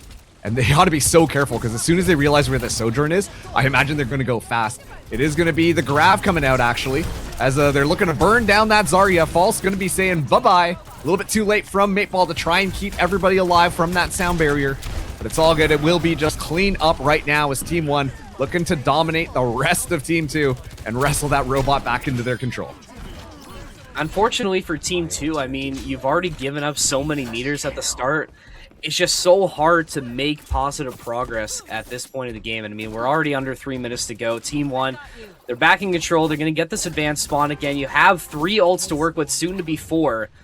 Team 1 definitely setting themselves up for the end game here, but definitely have to keep an eye on Razor. He does have the Pulse Bomb active, but is that going to be enough against 4 coming out for Team 1 potentially? It's another critical team fight for Team 2. They need to try and lock in here and find a way forward. This Team 1 looking very, very strong. With this Kitsune rush, they're looking to take a lot more space. Look at this. Warren has already gotten up so far forwards, and that kind of zoning of the Kiriko mitigates a lot of the heals you would want for Team 2, as Alex is actually able to find a pick onto the Razor. All the meanwhile, Team 1 have just been inching this robot more and more closer. Warren holding on to the Death Blossom now, looking for an opportunity to pounce on the team here, and does get finally spotted out, but thankfully Zarya got a couple of those pocket bubbles, as it is going to be that stick onto Noxious, so goodbye there. And yeah, this is going to be absolute domination now. Finally the Death Blossom coming through, but well, that's just the bow on top of the present, as the team fight's still kind of going on. Team 2 holding on for dear life, but the picks are favorable towards Team 1, and now Alex just kind of flexing on him, as that will be the map. Good showing from Team 1 there after a little bit of a weaker showing on domination, but I think they just win that one in the first couple minutes of the map. Their initial push where they're able to go so far and just make up these meters, it's so hard for Team 2 to then find their way back in, because every time they make positive progress and they lose a team fight, it's like 1 step forward, 2 steps back, unfortunately, for Team 2. And we did see some bright spots, but Team 1 just a little bit better. Got to give a lot of credit to the DPS players, Warren especially. I mean, we were talking about how this guy has been known in the scene for a while, and he definitely made his presence known with some stellar Reaper play. But a lot of plays from a lot of different people coming out of this one. Noxious, very solid game as well, quietly in a losing effort, but it's Redix who's just been a little bit demonic on this offensive Lucio. I mean, like, you take a look at their entire composition, I think it's just so well crafted. You know that so many of these players are just going to be zooming into that back line, kind of slicing and dicing into the back, making it so much more difficult for players like Noxious to be able to get online, and then especially too coming in with a Zarya so that you've got those additional bubbles. I mean, it just made Warren and Alex's lives so much easier, because then they can go for those crazy plays, go for those pop-off moments, and if things get a little bit hairy, it's okay. Zarya's just going to send you a nice little bubble, and then you've got a little bit more room for error in order for you to get out. Yeah, it was some really great Zarya play coming through from Icy. I think we had some pretty solid play back and forth. False, I think, maybe not as strong as Icy, but it just goes to show how solid Zarya is in the comp this moment. Just been so strong coming through. And take a look at our next map coming through, at least with so the next bands, D.Va, Ana, Brig, and Tracer. I mean, we're really, I think, targeting some of these tank players and some of these DPS players with some performance. Tracer, I think, definitely, is warranted with how tough it has been for some of these teams. But we'll get to see how these bans come into effect with this next match, this next mode. I would expect, if I had to predict, probably a payload map coming up next. I don't know if it's going to be hybrid or just pure control. Oh, Watchpoint Gibraltar is what Prod is saying. So just pure payload coming through on this next one. I mean, we'll see how they go. What are you expecting to see from both sides? If you had to predict the comp for either side, what are you sort of predicting here? What's the forecast looking like? I'm taking a look at things, and I really think that both these teams are just going to continue to lean into the dive, right? Like, there's a reason that D.Va ban is coming out online. It's because of just how strong these compositions are. And actually, hey, looks like we will have D.Va there. And so this is going to be full dive. Usually you see the Winston on here, but, well, no Winston today, it seems, as both False and Icy very good onto these D.Vas. And yeah, you can tell, obviously, with Mateball as well as Redix locking into on the Brigitte is just supposed to keep those Tracers at bay. What I'm more interested in, though, is the Noxious v Warren lineup. The two hit scan players, one on Widow right now, one on Ashe.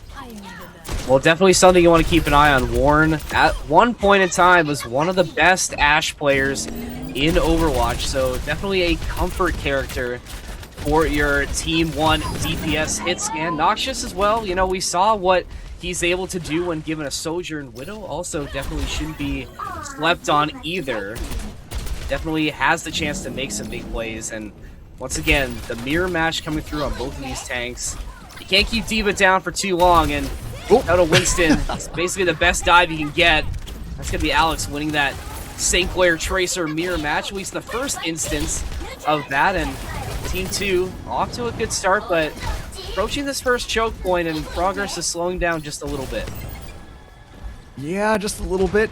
It's looking a little bit more difficult right now, and one of the things that is making this a little bit difficult is that Ashe pick, honestly. I think that Warren is able to pump out just a lot more consistent damage, whereas Noxious, it's got to be very much just like that one tap potential and just immediate pouncing onto whichever target kind of gets dinked up by that Widow. And so right now it is just going to be doing that, but as soon as I say that, Noxious, an excellent pick onto Graveyard, and you see Team 2, they hit the gas pedal, they're ready to just fly in onto things and take this fight immediately. And so Icy has to be so careful with how a lot of these resources get used, but still is able to just run down a Razor in the midst of all of this, and, well, we'll spot out the Widowmaker, and that's going to make Noxious's life just a little bit more difficult. He's going to have to back up, and my goodness, they are just doing everything they can to shut down Noxious right now. They are just hungry and thirsting for this pick. The first couple ults going to come through Icy. Gonna hit that D.Va bomb, maybe a little bit of a panic. We'll find the pick is False after Icy gets sent out of mech, and Team 2, they finally get stopped on the payload, or not, should I say, as they get back on. Razor back in the fight with Magic Mateball. It's gonna be Team 1 that are gonna have to try and regroup and plan this out. We'll get False. He's gonna do his best to slow down these reinforcements from Team 1. Doing a good job so far, but now you got a nano boosted Icy. Definitely not something you want to run into in a dark alley, but maybe his impact being a little bit negated as he will take a little bit of a nap and get sent out of mech. Okay, and now look at this. This is going to be the Nano D.Va in the backline, but yeah, Warren has the Bob ready to go, and the point will convert over. So in the midst of all of this brawl, it actually was Team 2 that were able to capture things. And so all of this is just a little bit of gravy on top. Team 2 will at least be able to win out that fight, and so they will keep this payload moving as Team 1 invest heavily into that one, but get rewarded with nothing. Fortunately for Team 1, yeah, like you said, just a lot of investment that just didn't go your way, and now for Team 2, now's the opportunity to really take some space when you know you've taken a lot of those ults off the board. You do have that pulse bomb to worry about right now, but gonna try and neutralize some of these isolated gunfights that will come through Icy. It's getting active in the back line. You do lose one of your supports with Gorilla going down, but Another big sleep coming through to get false out of mech. Warren trying to finish it off. Does eventually do it with the tick damage on the dynamite. So Team 2 take progress, but once again, Team 1's defense, it bends but doesn't fully break just yet. Yeah, and finally, Noxious is going to be swapping off that Widowmaker onto the Cassidy. It just gives a little bit more consistent damage over across the entire board. Especially with the Widow kind of getting chased down by the Diva. It was making things a lot more difficult here as Warren still just trying to keep things at bay, but Team 2, they're just so fast and so furious. Already on top of things, claiming that high ground. Setting up for this next fight, but actually we'll just continue to push the cart. All the while the dive happening in the back line here. This False not ready to let this one up just quite yet. There's going to be a lot of pressure on the Graveyard, but in the midst of all of that, it's just going to be the grouping up of Team 1 that will keep their offenders at bay. As Gorilla kind of getting gunned down here, barely able to escape. Barely, I say. They're down to, I think it was just a single HP, but Icy's not quite done yet, just still continuing to apply that pressure all over the map at a moment's notice. Warren burning down Noxious thanks to that dynamite, with Alex continuing to apply a lot of damage on that Tracer. And yet in the midst of all of this, Team 2 continue to push that payload further. The team fight not quite over, but it doesn't matter, a lot of progress gained. It's great to see that Team 1 are able to disrupt the backline of Team 2, but with all of this being said, it just doesn't seem that they're able to really shut down all this progress on the payload.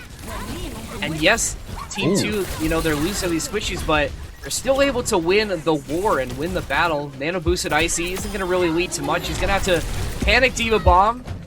Will find Razor.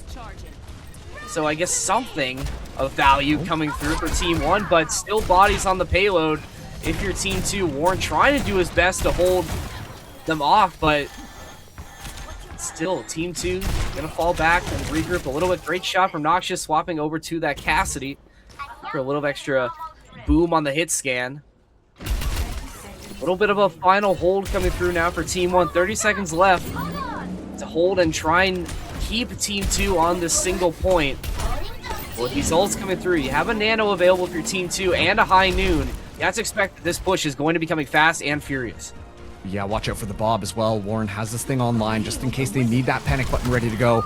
But immediately, look at that, Team 2 just so aware. Try and dodge that one down before it happens. It will be the Nano Diva that will be able to run things down here, getting nasty with it just on the support line in the back. And this is going to be difficult for Team 1 to continue to hold on to this point, given the fact that the supports got taken for a walk. Redx coming back just in the nick of time to try and make that one happen. But Team 2 will be successful in capturing this point as soon as they ward off the rest of the members. And yeah, that is going to be the point capped. 1 minute, 30 seconds left to try and take this one as far as they can.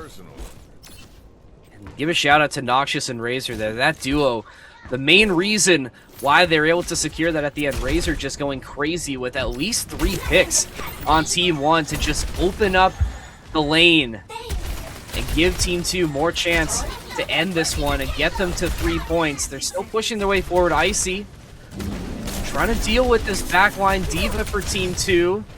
It's going to get pushed out and isolated just a little bit. High Noon now coming through from Noxious, but is going to be taking a Nappa's Graveyard, hitting him with the sleep to shut that down. Big play from Team 1 to neutralize what could have been a disastrous ult.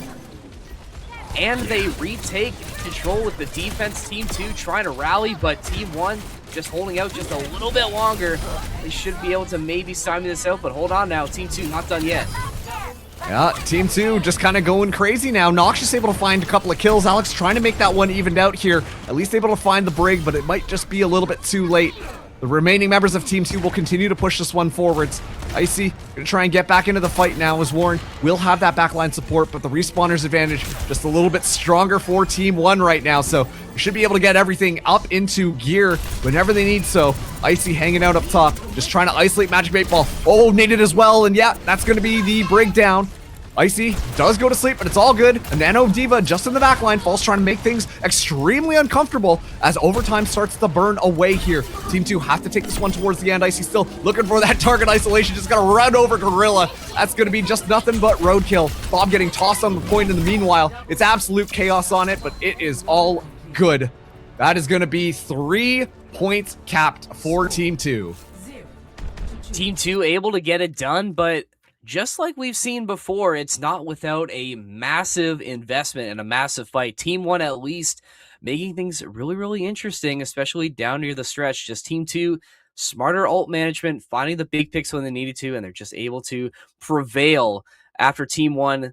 Their defense really tightened up near the end. I know it is a lot easier for the defense once you get onto these later points where your spawns are so close, but got to give a lot of credit to what Team 2 was able to do to really break through. And with like a minute left to go, too, that was a very quick turnaround from taking point 2 to then get to the third one. Yeah, I mean, all things considered, that was 2 overtimes on that map. That we saw Team 2 still be able to break through on the very end.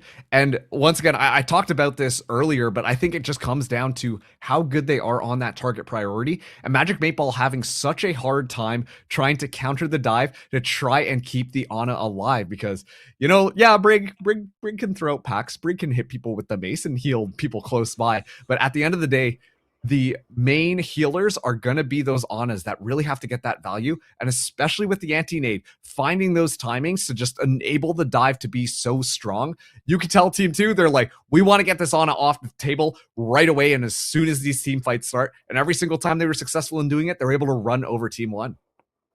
I think both Anas in that last one were just being absolute menaces. I mean, we had some really big sleeves coming through from both sides. I mean, we had the one right at the end where Noxious gets that high noon basically neutralized. That could have been a game-changing ult potentially, but doesn't come through. And now Team 1, they're going to be their turn to go on the defense. Let's see what Team 2 can do with their turn on the payload. We've seen how aggressive they can be. That definitely might benefit them here. Comps basically staying the same for both sides. Don't see why you'd want to change much from what we've seen before. And these teams fighting over this first little choke point, first corner. False gonna have to retreat after getting up close and personal. That's gonna give Team 2 a chance to really take some space now. Yeah, and once again, it's just down to that poke battle. Sorry, the dive battle that's going on. And the pressure onto a lot of those supports right now.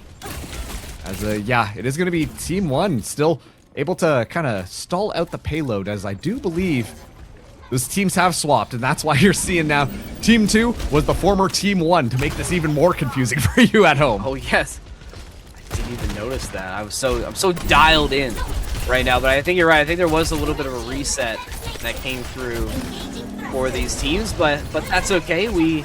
We play on, and both these teams, they're definitely going to keep playing here because they have just all falling all day. A lot of great talent highlighted, and it's a guy you should definitely keep your eye on. There's a reason we highlighted Icy in the pre-show.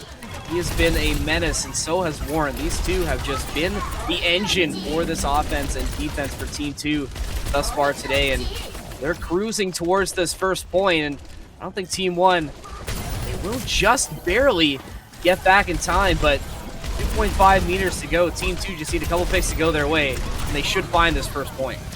Yeah, the Nano Diva just in the back line. No one from Team 1 at this point able to really contest here. I'm just going to stick with what we see on the screen just to avoid getting things confused as to which team we're talking about right now.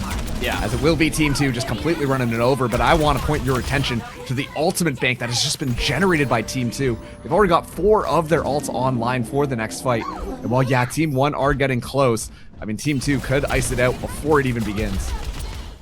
It's definitely looking like there's potential for that. They have looked really, really strong on the attack, taking so much space early as both these divas dueling on top of the shuttle. Ball's going to drop down and try and reset Icy. Still up top, still potentially a menace in the back line. We're going to be able to find that pick. The Nano is coming through, and the Brigitte ult coming through as well for Team 1, but does not matter when Warren is in the way. He's down at a moment's notice. Able to find one pick for Team 1. But look at this progress that's been made while these fights have been going on. Team 2 has slowly but surely been creeping their way forward, and they're going to take point 2 with little to no resistance. Yeah, I mean, the entire time we're just kind of walking that one home. And, you know, when we talk about that hit scan duel, obviously it was the story between Noxious versus Warren. And Warren, once again, well, if you've ever tuned into any of his streams, the #1 Ashe in North America. And just looking so strong at being able to lie down a lot of that consistent damage. I mean, whether or not it's just with the bullets or the Dynamite as well. It's been doing so well to enable a lot more of that dive potential between Icy and Alex. And Noxious going to be going on to the Widowmaker again to try and make this a little bit more contestable. Just looking for that individual pick there, but it still is going to be a tall order as Team 2 just have no sign of slowing down at this point. No, they have just been walking down Team 1 at almost every single possible opportunity. He's going to get a really good opportunity to get some damage in onto Icy, but not able to clean it up or finish it. This pressure coming through from Team 2 is just way too strong. And with Team 1 basically being pushed back to spawn, this is your last chance to really make something happen, and it has to come now. I mean, 4.3 meters away, Team 2 have just been making light work of this offensive side of push, although we're seeing a little bit of resistance now from Team 1. Razor able to pick off Icy. Another one going through for Razor, doing his best to keep Team 1 in it and all of this push, but is it too little too late at this point? They get stopped at the goal line, but you're still basically right there. One more team fight going the way of Team 2 should spell the end of this half of Watchpoint Gibraltar. I mean, yeah, they're able to win the team fight, but you look at the clock, 3 minutes remain. Oh So boy. much time. I mean, unless you're a last point kind of team, really make this one, push this one all the way to the edge here. Team 2 still have the advantage. Warren as well getting close to the Bob being online. Alex has also just been a menace in the back line. It's going to be the Nano Diva first. False trying to get that ground, but immediately just kind of get neutralized. Warren, what a shot. Razor, see you later. As False just has to kind of make this one work out, and will be able to just do that on the Diva. And so all of those picks come through, but actually, I think it might have been a bit of a C9 in the back. That's why you gotta be quicker than that. You gotta keep your eye on the back line. You can't get too wrapped up in these team picks, and I think at that point it was just too much space getting taken by Team 2 so quickly. I mean, 3 minutes in a payload hold, I mean, that's like an eternity in Overwatch right now. I mean, you have to be absolutely flawless from there on out. There is so little room for error, and Team 1, they just crumpled at the end there. I really liked what I saw from Team 2, or formerly Team 1. No matter what, the team that Icy is on did so well, and I think that was a really good showing on Watchpoint. Definitely showing how to do it in as quick of a fashion as possible. Really solid stuff. Yeah, it was looking so good, but once again, just highlighting how close it is between these two teams. But the tryout block is not just quite over yet. We've been going for about an hour, and we still have an hour left. But of course, we got to take a quick little 5-minute break, let the players rest up a little bit before we get into more Overwatch action. So don't go anywhere, because we still got an hour left. We'll see you on the other side of the break.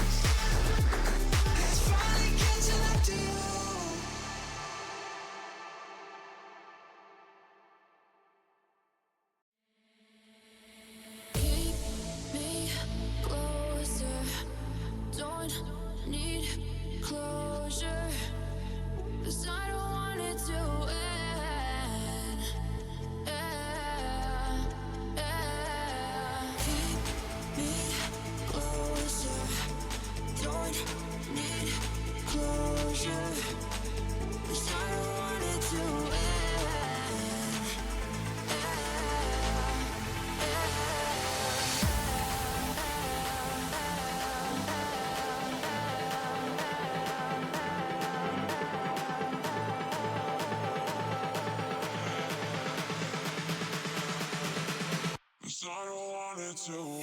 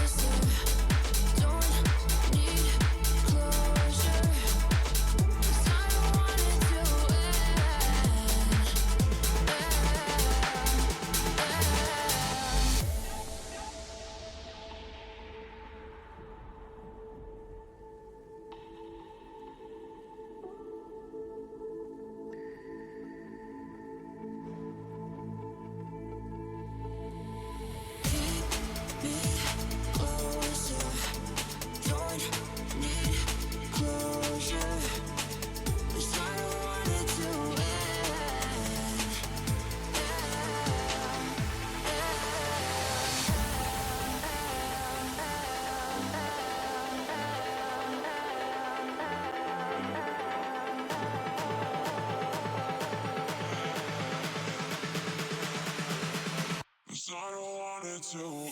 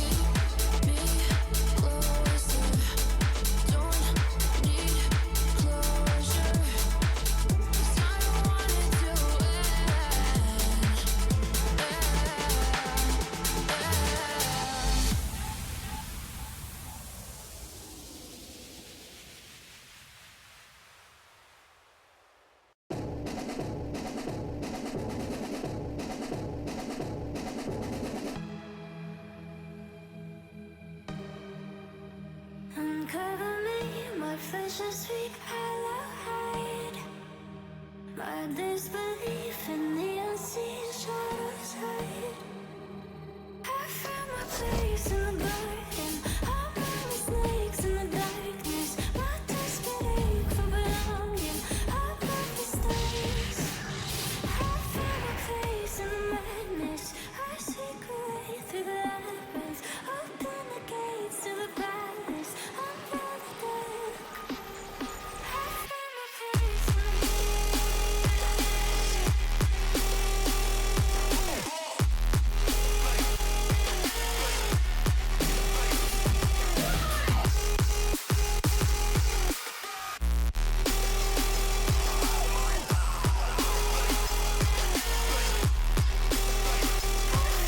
place in the garden.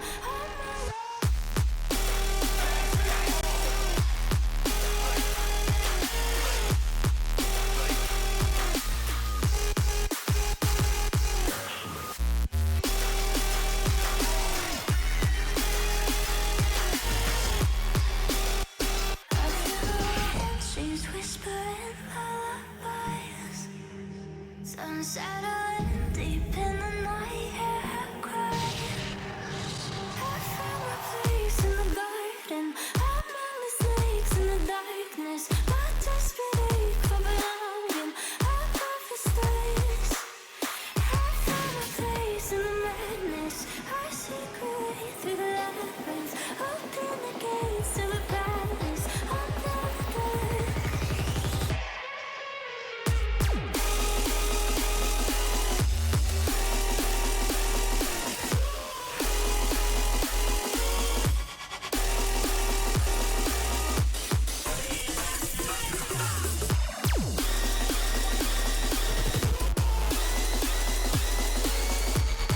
Found my place in the garden.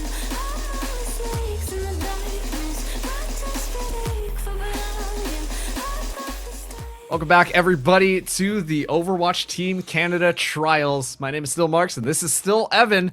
And hey, Evan, what did you think about the first hour we got to watch? You know, I have a lot of thoughts about that first hour we got to watch. I think we saw some great talent Yeah. being shown from all sides. I think what's been clear to me is that these teams have been so evenly matched. I mean, we were sort of hyping up Team 2 a little bit on the onset. We were saying that, you know, with the talent they have on their side, this DPS duo of Razor and Noxious, I mean, they might just be a little bit too much for Team 1 to handle, but clearly we have been wrong, because Team 1, they have definitely come out swinging. I think every map we've played thus far, I think barring Push, I think that was a little bit of a wash, but everything else has been decently close when you really start to break it down. Yeah, like a lot of these teams, they're really just leaning into the dive. And I think that the only time we really got to see Team 1 get the upper hand on Team 2 was when we saw Warren and Alex, the DPS on Team 1, both kind of commit straight into that pressure. When we see a little bit more of that like hit scan battle going on, yeah, it looks okay, but I think the coordination right now between False and Razor has just been sublime. They are so good at finding their target priorities and then immediately just hopping on them and isolating and annihilating them, and the supports barely have time to do anything. And when you give Razor just the room to work with a Tracer like that, it is just so tough to really get things going. And wait a minute, am I seeing a Junkrat in Oh the my big God. 2026 coming out from Warren. My goodness. I mean, hey, I support it. Back in my Not Overwatch like playing this. days, Junkrat was the boy for me. So I want to see Warren cook a little bit on Flashpoint as we get things going. We break down the other comps a little bit. Falls bringing out the Ramattra. First time we've seen Ramattra in this second block. Icy sticking with the Zarya. Noxious with the Sojourn. Some Reaper action. 2 Junos and 2 Brigittes coming through for both sides. Think definitely understandable. 2 solid supports, and that Juno for the potential speed boost in a mode like Flashpoint. So strong, so valuable. Yeah, I'm looking at these styles. I mean, Team 1, they're just going to still try to go for that rush style. Obviously, with Razor being on that Reaper now, especially with Gorilla on the Juno, just given that speed boost, there's a lot of opportunity for a lot of just kind of pop plays. But on the side of Team 2, it feels a lot more stable, a lot more brawly, with False obviously locking onto the Ramattra, but I'm looking at that Mei as well. Just isolate your targets with the wall, and then that way you have a much easier time punching down your targets and mitigating a lot of the damage that Noxious might be able to just kind of push onto them.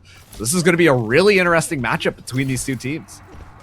Yeah, I'm really excited to see what happens once we get this clash coming through on Flashpoint number 1. Both teams, shots initially going blow for blow, but no space really created just yet. A little too early to start thinking about that. Razor just barely getting through that Mei wall. You are not going to be dono walling him at this moment in time. Icy, he's trying to hold the line. Decently charged right now, going to take care of that trap, going to try and jump in and get a little more charge, but still really not enough to be a big problem right now. Meanwhile, False, we know what you can do with the Ramattra if you just let him cook for a little bit too long. This is another potentially big problem for Team 1 if they can't get a handle on this Ramattra. Another big time tank matchup between both of these teams coming up soon. Team 1 though, they've taken Flashpoint 1 first. Oh, and Team 2 are looking for that opportunity to try and get the pop onto them. Icy having to back out of that one, but looks like this target priority might be good. Noxious actually getting icicled into the brain. That's not how you want to start out this team fight. Warren trying to make it as chaotic as possible, but still just under so much pressure. Right now, this Icy Razor duo is looking sublime, but False still alive onto the point. Gonna be going in and punching his way through, trying to find Icy, who's barely alive in the midst of all of this chaos. The Gravitic Flux gonna be online, actually invested into this fight. They think it's still winnable, and winnable it will be as the cleanup comes through. Graveyard finding Mateball just at the very end, but will be able to skate away as Team 1 hold on and lock down that point. And I think that was a good call to keep investing in that fight. I think we were both sitting here thinking that, ooh, maybe this was maybe not a little bit of an early black hole coming through, but definitely an interesting choice on the onset. But hey, Team 1 regardless, they're going to take Flashpoint number 1, still looking fairly strong. Ice still has a decently high charge to work with, but over on the side of Team 2, got a Male and a Juno ult to work with. They're going to be set up pretty nicely if they want to get some early progress on the second Flashpoint. Moving into this next fight as well, a lot of ultimates coming online for both of these sides. I'm looking at False. Ramattra ulti could be massive here. He's already, they're going to be zooming in. Juno given so much speed. And you see Icy just trying to play keep away right now, but just taking so much chip damage. As Alex just right-clicking. And those icicles, deadly as ever. Noxious under a lot of fire. Still will be looking for an opportunity. The go button is hit, and it will be everything going, as well as the Death Blossom in the midst of all of it. But a good boop away from Red X doesn't matter. Noxious on this off angle. With the overclock available, will just gun people down from afar. And now it is going to be the Riptire. Barely alive, and yeah, see you later. Mateball just going to slap that one into the ground. And so while this fight was going to be an interesting one, it is still Team 1 who are going to continue to roll it forwards as Team 2 have to retreat. Clearly, Warren's Riptire more of an intimidation factor than anything in that fight because no value created, unfortunately. And yeah, I think that is going to warrant a swap over to Emery. I think that's a better choice for where we are. But hey, I definitely won't say no to some Junkrat play from time to time. And let's see what Team 2 can do now that they've gathered the troops in again. Falls trying to get up close and personal with this melee mode, and Alex going to be firing down this Male to freeze out Team 1. Ult coming through from Falls. He's just trying to get things done. up close and personal in melee mode. Icy, though, meanwhile, is going to take care of Warren, so God's strongest soldier for Team 1, still fighting on this point, contested on both sides. Noxious not able to slow down Redix. Team 2 making a lot of progress now. Team 1 crumpling. Yeah, this brawl is just looking absolutely indomitable right now because every single time Team 1 try and get set up for a fight, they're immediately running into Alex or False. And then Graveyard can just speed everybody away. Uh-oh, you're not getting away, False. Oh, Yep, nice okay, wall. you're going to get the ice wall up here as well as the rally online.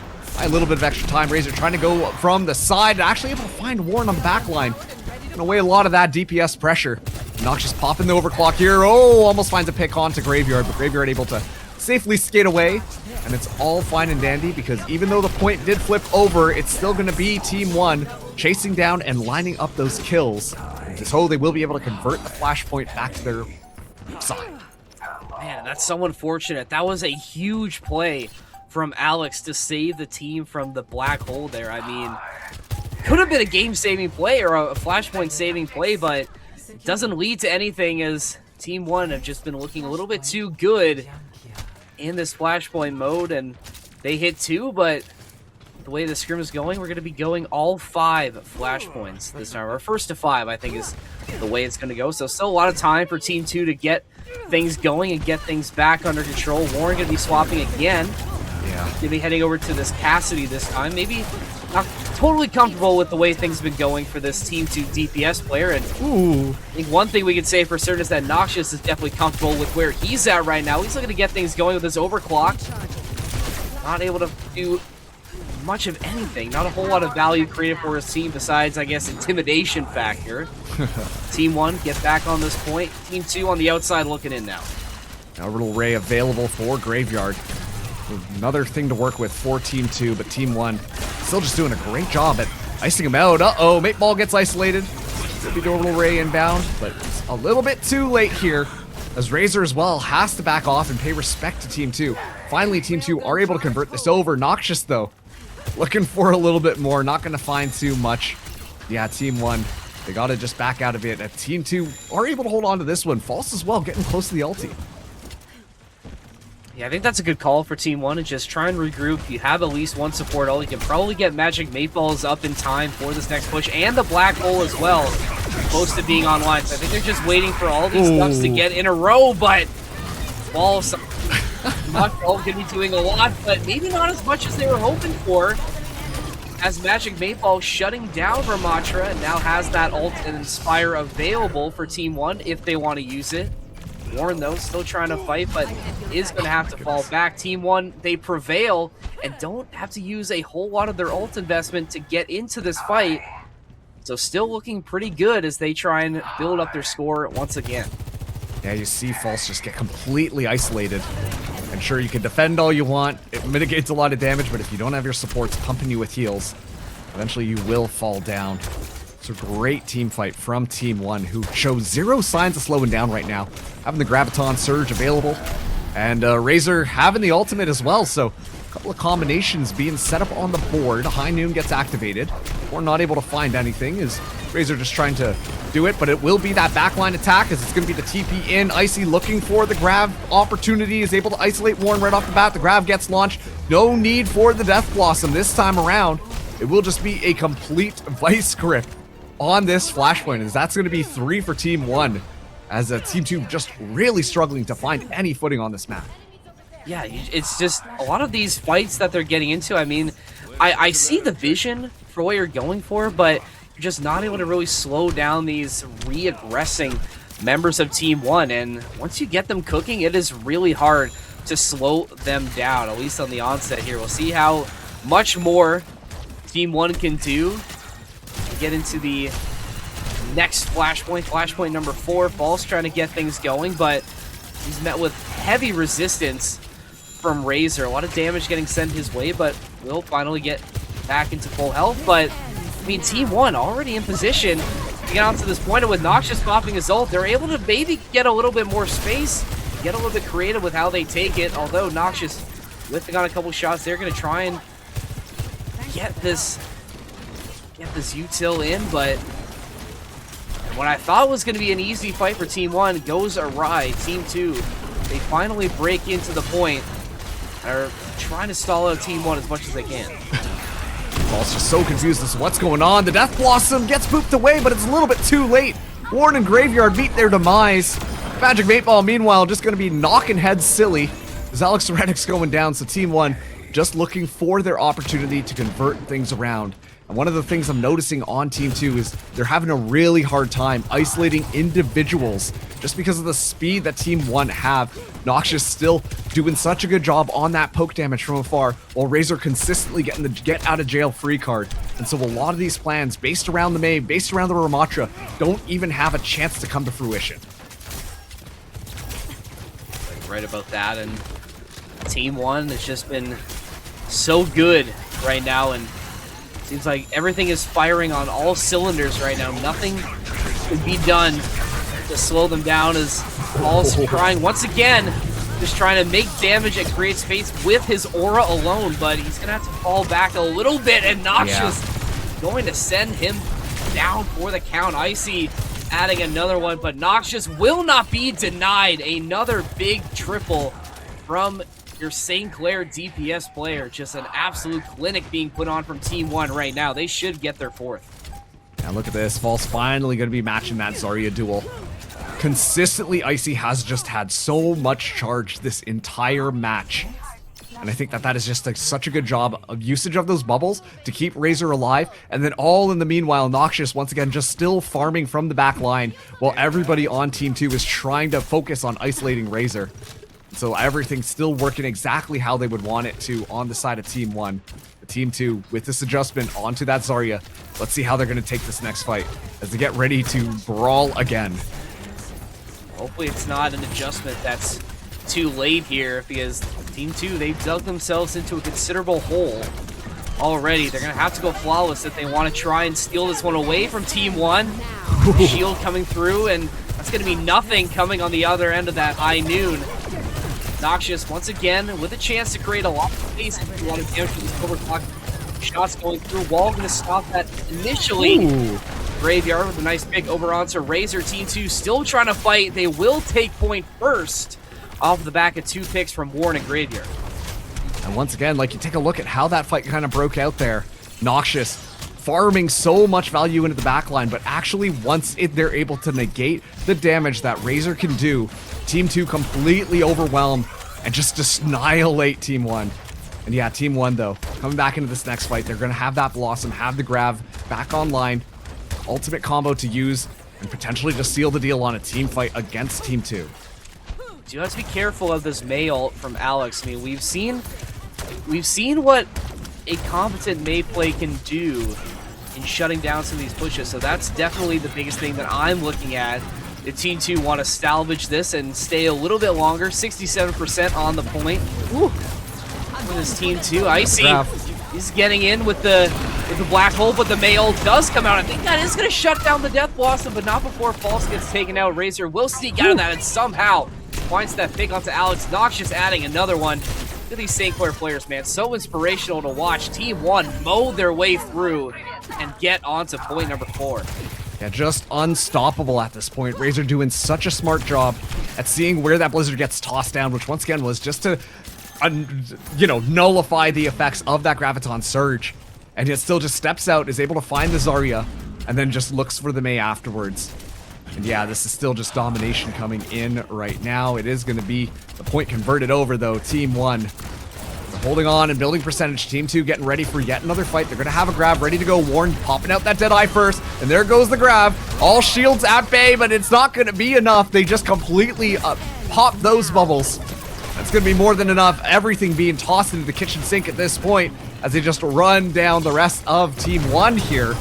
And looking for their first flashpoint. If they're able to find those kills, they will convert it around. And once Gorilla flies, then yes, that is going to be Team 2 at least able to secure this last one. And hold on now. Oh, yep, overtime. That's going to be reactivated here as Icy comes back onto this Doomfist looking for another fight. Noxious going to be swinging in just off the other side, but it is finally going to burn down. And yeah, that is going to be Team 1 looking so clean across the board, but at least Team 2 are able to get a point on the board at the very end.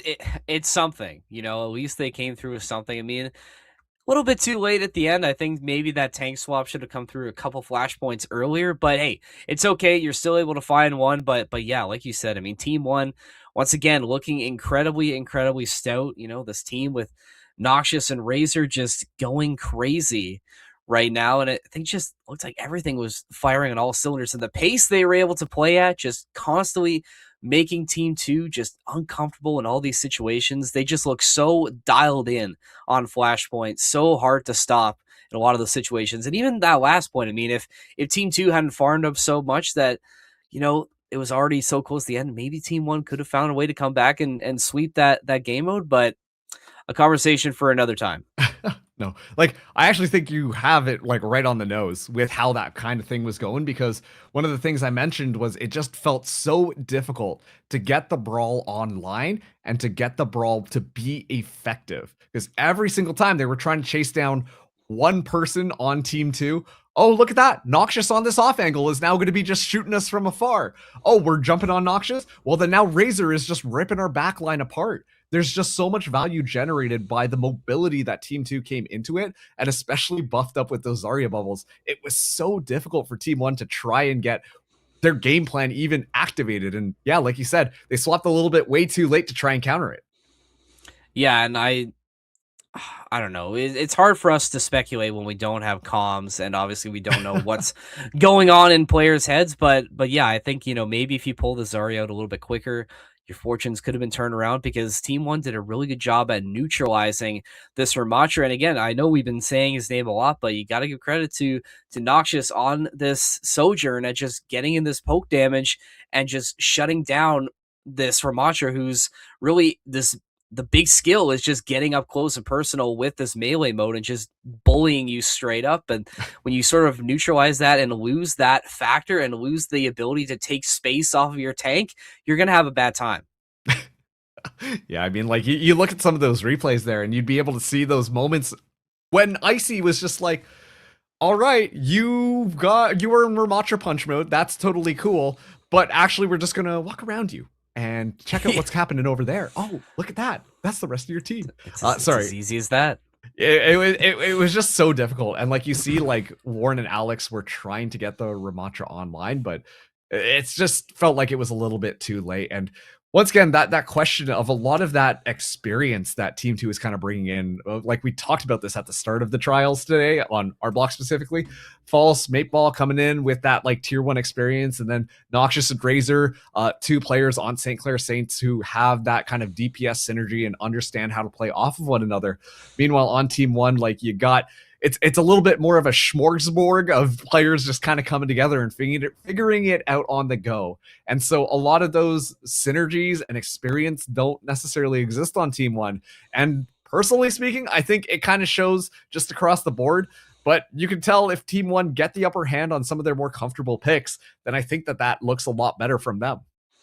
No, definitely. I think there is clearly more synergy being shown with the second team, but I don't think that diminishes any of the skill that we've seen from this other side. You know, you got Icy, you know, someone with tier 1 experience with TSM. I mean, we talked about Warren already, and the fact that, you know, this is somebody who has been almost near the top of the game, at least in terms of, you know, playing with Ash, you know, definitely a lot of clout in the game, and, you know, still to St. Clair Saints as well with Alex and Reddick. So I think we really haven't been talking about as much, but they've definitely been able to fill out the role that they need to. I mean, Redix especially, I mean, when given the opportunity, has been really, really effective. I think when you take him off of Lucio, it definitely, I don't want to say diminishes the skill, but I mean, it's definitely a little bit different from maybe what we're used to seeing from Redix. You know, Lucio definitely the best character he's bringing to the server potentially. So maybe that is something to really note, but I definitely think that Team 1, there's skill there, but maybe our prediction from earlier about Team 2 getting skewed a little bit more heavy is coming to fruition, but we'll see how they do on this next one. Hybrid coming through. We get to see some more payload action. Both teams bringing out the Sigma tanks this time, so I hope you love barrier tanks, because we're getting a lot of barrier tank representation tonight. Everything else pretty familiar. I mean, we do get to see Wu Yang for the first time tonight over on Team 1, so I guess we're changing things up a little bit. And that Wu Yang, that Mateball is playing, it's got a lot of experience and can apply just so much pressure. This is going to be Team 2 taking the attack first here. Get to the streets of New York. Noxious on and off angle. Almost finds the kill. Swaps to the Siphon Blaster, but is going to be chased down relentlessly. Still able to get the health back just in time. As it is going to be Team 1 being able to find the kills necessary. Noxious with just the absolute beatdown onto Razor. Get that full reset online. And exactly like you said, especially with more of these hit scan type of maps, yeah, you're going to see Sigma all day. Looks like we changed the comp up a little bit right now. What's my eyes to see me? We have Noxious hanging out with Team 1 right now, and going to be switching up a couple of these DPS players as Warren going to be helping out Team 2 this time. So we'll see how that switch comes to fruition this time. Already Noxious getting active, a couple kills already for this T1 side. Is Team 2, they haven't really been able to break through just yet. Still trying to find that catalyst to get this offense started. Team 1 doing a really good job at holding off this attack. Icy, that frontline defense, really showing why Sigma, maybe not as popular as some of these other barrier tanks, but definitely can still make an impact when needed. Kitsune Rush going to come through, so Team 1, they're going to try and push the pace now and shut down Team 2. Noxious again, just continuing to go absolutely dumb on the DPS roll. Why not give him this third? Maybe not. We'll have to fight a little bit harder for it. Icy will take it away, but does not matter as Team 1, the defense holding very, very strong already. And big ups to Icy on that team fight. You just see how that Sigma's being played. The barrier is just such an effective tool at preventing a lot of the damage that False was trying to get. Razor tried to go for the stick there, tossed out the pulse bomb, didn't quite find anything, and already under a lot of fire, but thankfully there is a little bit of heal turret. Should be able to pop up that health pool a bit more. Noxious does have the override, and yeah, it's going to be all the ultimates in the entire world. Let's see what type of value we can get. An excellent Suzu to mitigate all that damage. Noxious still alive in the midst of it and just pelting in bullets from above, as it is going to be literally everything, and only the Tracers coming out on top in the midst of all the chaos. But it will be a little bit of pressure now onto this site as Icy still just trying to mitigate this frontline pressure. False, though, wanting to chase this one down. The barrier will get destroyed here, as it is just going to be a Sigma 1v1. Unfortunately, one person has heals and the other does not. The Tracers still doing their backline work, trying to make this one work. But it is going to be, yeah, the cap coming through from Team 2 as they continue to pressure things forwards. Icy now just trying to stall it out, but at this point it is all but done. Team 2 should be able to get this one. Should be able to. Looks a little bit questionable, but Razor able to get those final couple of percentages going the way of Team 2. It took a little bit for them to break through, but once all of those ults came through and just became chaos, they're able to find their way forward. Let's see what Team 1 can do as they get sent back on the defense. Noxious putting down a lot of damage on range to try and shut this barrier down. Icy, he's still trying to be that vanguard at the front, trying to mitigate as much damage as he can. Not as much progress being taken from Team 2. They try and rally the troops and get things set, and I think that's only for the benefit of Team 1 now, because they're going to get a chance to really set their defense and dig their feet in. Yeah, it's that high ground that's going to be so painful to try and dislodge. Warren at least does have the override protocol available. It is going to be the Kitsune Rush coming out from both of these sides, as per usual. Tit for tat, match for match. And yeah, it's just a poke battle until one person comes out on top. It is going to be, okay, now override protocol available. Warren looking for it, but immediately Icy actually takes the back step there to try and absorb a lot of that damage. Uh-oh, Gorilla, you're going to get absolutely fried, and as well as Alex in the midst of all of that chaos. Toss out a couple of nades, why don't you? And Team 2 just continue to walk that payload forward. It's Noxious just going to be waiting, playing it nice and safe for the rest of the team to respawn. That's a great way to mitigate that high ground. Like you said, that is sort of that first little roadblock you run into. And, you know, I've seen a lot of movies. You know, I know how deadly having the high ground can be in certain situations. But Team 1 on the back of that ult from Warren definitely do a good job of breaking in. But Falls, hey, he doesn't want to get shut down either. He's going to find that pick onto Noxious. Sigma ult's getting traded back and forth. Alex trying to find the last little bit of damage onto False, but not able to clean that kill, but Razor should be able to get it. Or no, I should say, he gets saved. Healing at the stroke of midnight to save False does eventually fall, but because of that, look how much space Team 2 has been able to take. 0.83 meters away So close and yet so far. Team 1 prevail, and Noxious with this override should be able to make sure that that point doesn't come through just yet. Big pick onto Reddick. That should be the last one to come through, as Alex, sort of the last one standing, and gonna have to fall back with the rest of his team. Yeah, at the 11th hour, both Mateball and Graveyard, the Wu Yongs clutch it up for the team. And look at this, False actually going for the swap. The Sigma duel was not kind of working out, and again, it was very evened out between these two teams. The D.Va, though, we know how good this dive is from both these teams, especially with Razor onto that Tracer. There's a lot of opportunity for team synergy here, Evan.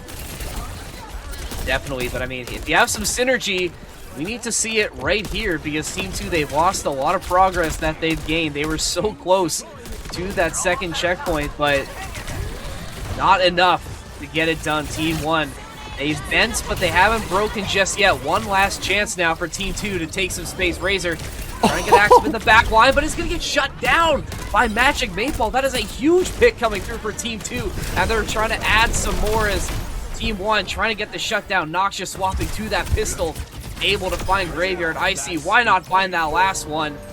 It was a little bit hectic at the end, but Team 1 somehow prevail, and they shut it down right before that last checkpoint. Will still count as 3 points, though. Or not, or ooh.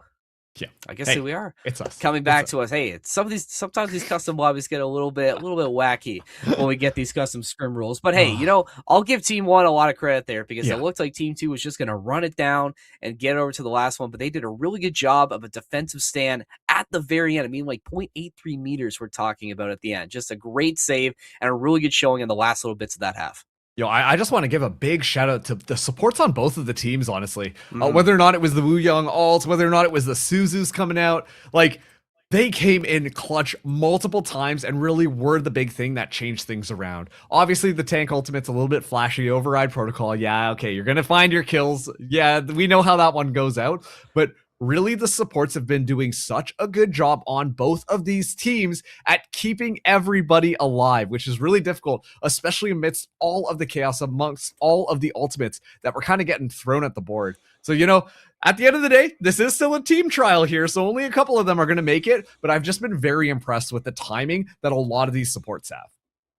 No, for sure. I think we definitely saw a lot of really solid support. I mean, we have all day. I mean, it's kind of hard to really take one individual, but I mean, we had some really big plays. Magic Mateball, especially that pick onto Razor at the very end, because we have that pulse bomb in pocket, getting that neutralized and taken off the board. That is absolutely huge for Team 1. So big ups to you, Magic Mateball, for a great play at the end there. But we have more Overwatch still to play, and we're going right back in. We've reset the lobby. We've reset the teams. Let's see how they do as Team 1 now going to be on the defense. Let's see what Icy's squad can do when they're faced with this attacking side of New York. And Icy as well, immediately stepping onto the D.Va here. Not even going to bother to try and force out that Sigma 1v1, despite the fact that we saw False was the one who went forwards. But Sigma does have quite a bit of poke here and could continue to pressure down the back line. Just trying to mitigate around Icy as it's going to be just a big old rock to start things off against Icy. A lot of ground, though, being taken by Team 2. A lot of ground getting taken, but still not enough to really get any forward progress on this point. But I think Team 2 just waiting for their moment. Noxious with a little bit of an awkward angle, but not able to finish out that kill. Alex is going to be able to find it instead, so his big ups to his St. Clair teammate. Razor, he's getting active now, trying to make things a little bit disruptive in the Team 2 backline. Still nothing yet.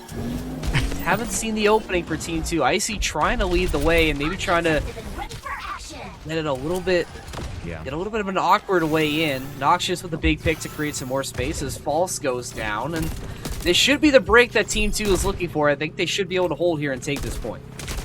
Yeah, as soon as that tank disappears, I mean, with how important the Sigma is in that long-range poke battle, it's going to be so easy. And look at this. The swap's coming across. Hey, we know what we're good at, and that's D.Va. And so it's just going to be a lot of D.Va across the board. And, well, I think there's a reason why D.Va had such a high pick rate at the end of last season here. As Icy, though, ultimate is going to be very close to getting online. That's Noxious as well, getting the override protocol. Quite a few tools for Team 2 to kind of work with. As it does appear, it's just small skirmishes happening all over the map with each team just trying to get the upper hand on each other. You talk about ults, I mean, Warren is about to get his online as well, so that should be a warning to Team 2 that there's about to be something coming your way. And Noxious, I mean, hey, you can't forget about him either. Ooh. This 1v1 duel between Emrys will be won by Team 1, but Icy gets the finishing touches onto Warren, so not a lot of damage getting sent out between both of these Emrys. Things still in control for Team 2. But like you said, a lot of small skirmishes getting fought out early. Nothing really coming through for either side as teams just trading these single engagements back and forth. This is for the benefit of Team 1 here. They're trying to get the truce right back into place. Have done their good job at holding at this next checkpoint. This definitely is one of those tug-of-war type of moments where it's each team just trying to find their isolated target, hop onto them, but then immediately that isolated target being like, uh-oh, I gotta get out of here, and then immediately just running back to the rest of the team. Kitsune rushes, gonna be traded on both sides here. Warren getting completely just knocked down, but midst of all that, still alive throughout all of that damage. But backline as well is crumbling on the side of Team 1. A little bit of an overextension. False getting extremely low HP. We'll just have to get out of mech. Not worth going for that self-destruct reset, because the rest of Team 1 will be crumbling. So Team 2 skating forwards, Mateball riding the wave, getting nice, close, and personal. As Team 1 have to reset. Have to reset, and because of that, that's going to give Team 2 a really good chance to create so much space. They're on the move, and they still have a lot of time to work with as well, and they're almost around this final corner. To keep things going, Warren is trying to get a little bit active here, trading shots with Icy, who's going to have to fall back at low health. And while they were given a lot of space, Team 2 not able to seal the deal just yet. The troops for Team 1 are right back in. 3 ults to work with as well for Team 1, so you assume that they're going to have what it takes to deal with this next push coming through. Icy, look at this. Even now 1v1 Razor, meanwhile, in the back line going to find the support for Team 2, so it's going to be a little bit difficult now in this next potential fight as all this progress that Team 2 has gained is slowly going back in the opposite direction. You saw that one, like, it was just False running over the back line of Team 2, pushing them out of the way to enable Razor to be able to safely attach that Pulse Bomb away from the defense matrix, away from Red X's Suzu. Works out perfectly here. Team 2 getting a little bit low. Icy has to go up here, but is looking for that opportunity, potentially just for that self-destruct. Noxious, meanwhile, Override Protocol activated, just trying to implement a lot of damage there. And all the meanwhile, though, it's all good because Razor's got everybody clocked. Will be just the reset here, False. Keep that Diva mech nice and activated. So will be Team 1 once again holding them at bay. A little bit of support coming through for your Tracer. Yeah, Team 2 are going to be the ones who have to get that reset. And they're already right back into the action, but we'll have to wait for all the respawns to happen. This is kind of similar to what we saw the last time we had this round going, is that one team gets so close to the end, but they're just not able to get it over the finish line. The other team just locking in and finding what they need to on defense here, but still some time to work with for Team 2. Got some ults online as well. This Kitsune rush going to be the biggest one, but you have to watch out now as Warren trying to find some more damage. He's been a menace thus far, but when he get neutralized for the most part, not able to get anything. You can't even get Icy out of his mech, but it does not matter as False is going to be able to pick up the slack. So is Red X. DPS Kiriko coming through, but nothing going for Team 2 despite the one pick you get for the Diva Bomb. Team 1 should be able to hold out these last couple seconds. Only one ult to work with for Team 2, and if it's going to happen, it has to happen right now. Team 2 have to get that touch onto the cart here. 10 seconds remain. Imagine it is going to be Icy flying over. Just try and activate that overtime. Yep, it's burning down here, trying to get kept at bay. And it is going to be the Wu Yang pushing things back, but it's all good. Team 2 will activate the overtime here as they claim that high ground. Kitsune Rush going to be on the line. Red X still holding it, actually. Gets into position and places it a little bit further back, buying a little bit more space. Alex with the first kill as Icy loses mech in the midst of all of this fight, which is not how you want this one to show down. False as well, fighting Gorilla. It's all going bad for Team 1. And Team 2 will be able to cap out this point, doing a great job of isolating those supports and making sure that they're going to be able to win it out. They just got to clean up Razor, who has been a menace, but this might be just a bit too much. The rally comes out at minimum as Team 2 continue their push forwards. I was going to say, surely we don't have 2 rounds in a row where we have a team getting stopped with less than a meter to go, but was not meant to be. History not repeating itself this time as Team 2 break through at the stroke of midnight, and they're going to have to go quick because they're going to have less than a minute, essentially, to get to this final checkpoint. Team 1 now with the close spawn as well, so these ults, the ult management has to be perfect for Team 2 if they want to seal the deal here. On the side of Team 1, you have some things to work with as well, and you're going to get things started. Warren going to get one before getting traded out, so blows continuing to go back and forth between both teams, and Razor now trying to get active in the back line, trying to get these members of Team 2 off the payload and slow everything down, but they're not able to. Team 2 prevail. Yeah, it was just the Icy Alex combo, despite the fact that Noxious got knocked down so early into that fight. Icy and Alex absolutely clutch this one up. Respawners advantage, though, going to make sure that Team 1 will have an opportunity to stabilize this. It's going to be down to the wire here as we're seeing Warren get closer and closer to having the ultimate online. Keep in mind, a Pulse Bomb still available in the pocket of the Alex, as it is going to be False trying to fly in. Make that one happen. Razor actually had the ultimate Eden.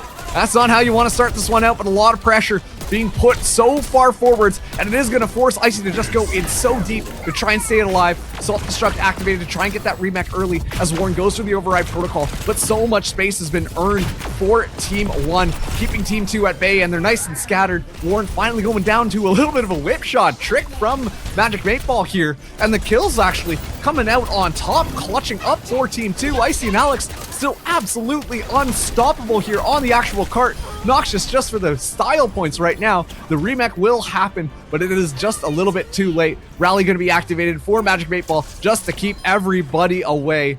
And in the nick of time, it is Team 2 able to take that one all the way to the end. Somehow they get it done. I mean, that's twice in that game. They had to make sort of a last-ditch effort to get it done, but hey, they don't ask how. They ask how many. And they got 3 at the end of the day. So they'll take that, but some really, really solid stuff from your DPS players on Team 2. Like you said, just going absolutely crazy at the end here. And if you're Team 1, you just can't have that happen. Like even one pick going your way to just get something, but just the absolute worst case scenario coming through from Team 1. Team 2 prevail. They show a little bit more gumption right at the end there, a little bit more grit, and they're able to find their way to the end of the map there. And again, once again, proving that this Team 2 side has been very, very strong. Yeah, I mean, when it comes down to just how the Emre duel was kind of going on between Warren and Noxious, I think just in general, the team was doing a better job at supporting Warren, because every single time we saw the override protocol get activated, like, let's just call it as it is. You see the man fly up into the air and he's starting to shoot you. Very easy target selection, right? Like the D.Va get a defense matrix immediately. Your Emre is now going to be pelting him with bullets as well. It's so easy to neutralize that ultimate in the current state that it is. But Warren's team was just doing a little bit of a better job as soon as the ultimate got activated to really just attack those members who would be the ones doing it. Because you know the D.Va's going to immediately fly away to try and neutralize a lot of that damage. And that's when the defense matrix gets taken away from the rest of the team. Meanwhile, on the other side, Noxious trying to use it in the same degree, and you could see the team was just focusing more on trying to keep Noxious alive in the midst of all of that battle, but then that allowed for the rest of Warren's team to be able to neutralize that threat from up above. And so it just comes down to those little micro decisions and how that team play works out that just made the Emre work a little bit better on Warren's team. Those micro decisions, definitely big impactful things, and I mean, I don't blame Noxious's team for keeping alive, because the man has just been balling all night. I mean, let's just keep him up. Let's just let him cook here, because I think, that's sort of been one of the reasons why you've been so strong. But we're getting near the end of this scrim block. I can't imagine there are too many maps left to go. Probably 2 at the most, depending on how quick they go. But I think we've definitely been impressed from what we've seen. I can ask you, Mark, is there anybody who's really stood out to you more than the others? If you had to pick 1 or 2 MVPs, maybe from either side, who are we picking?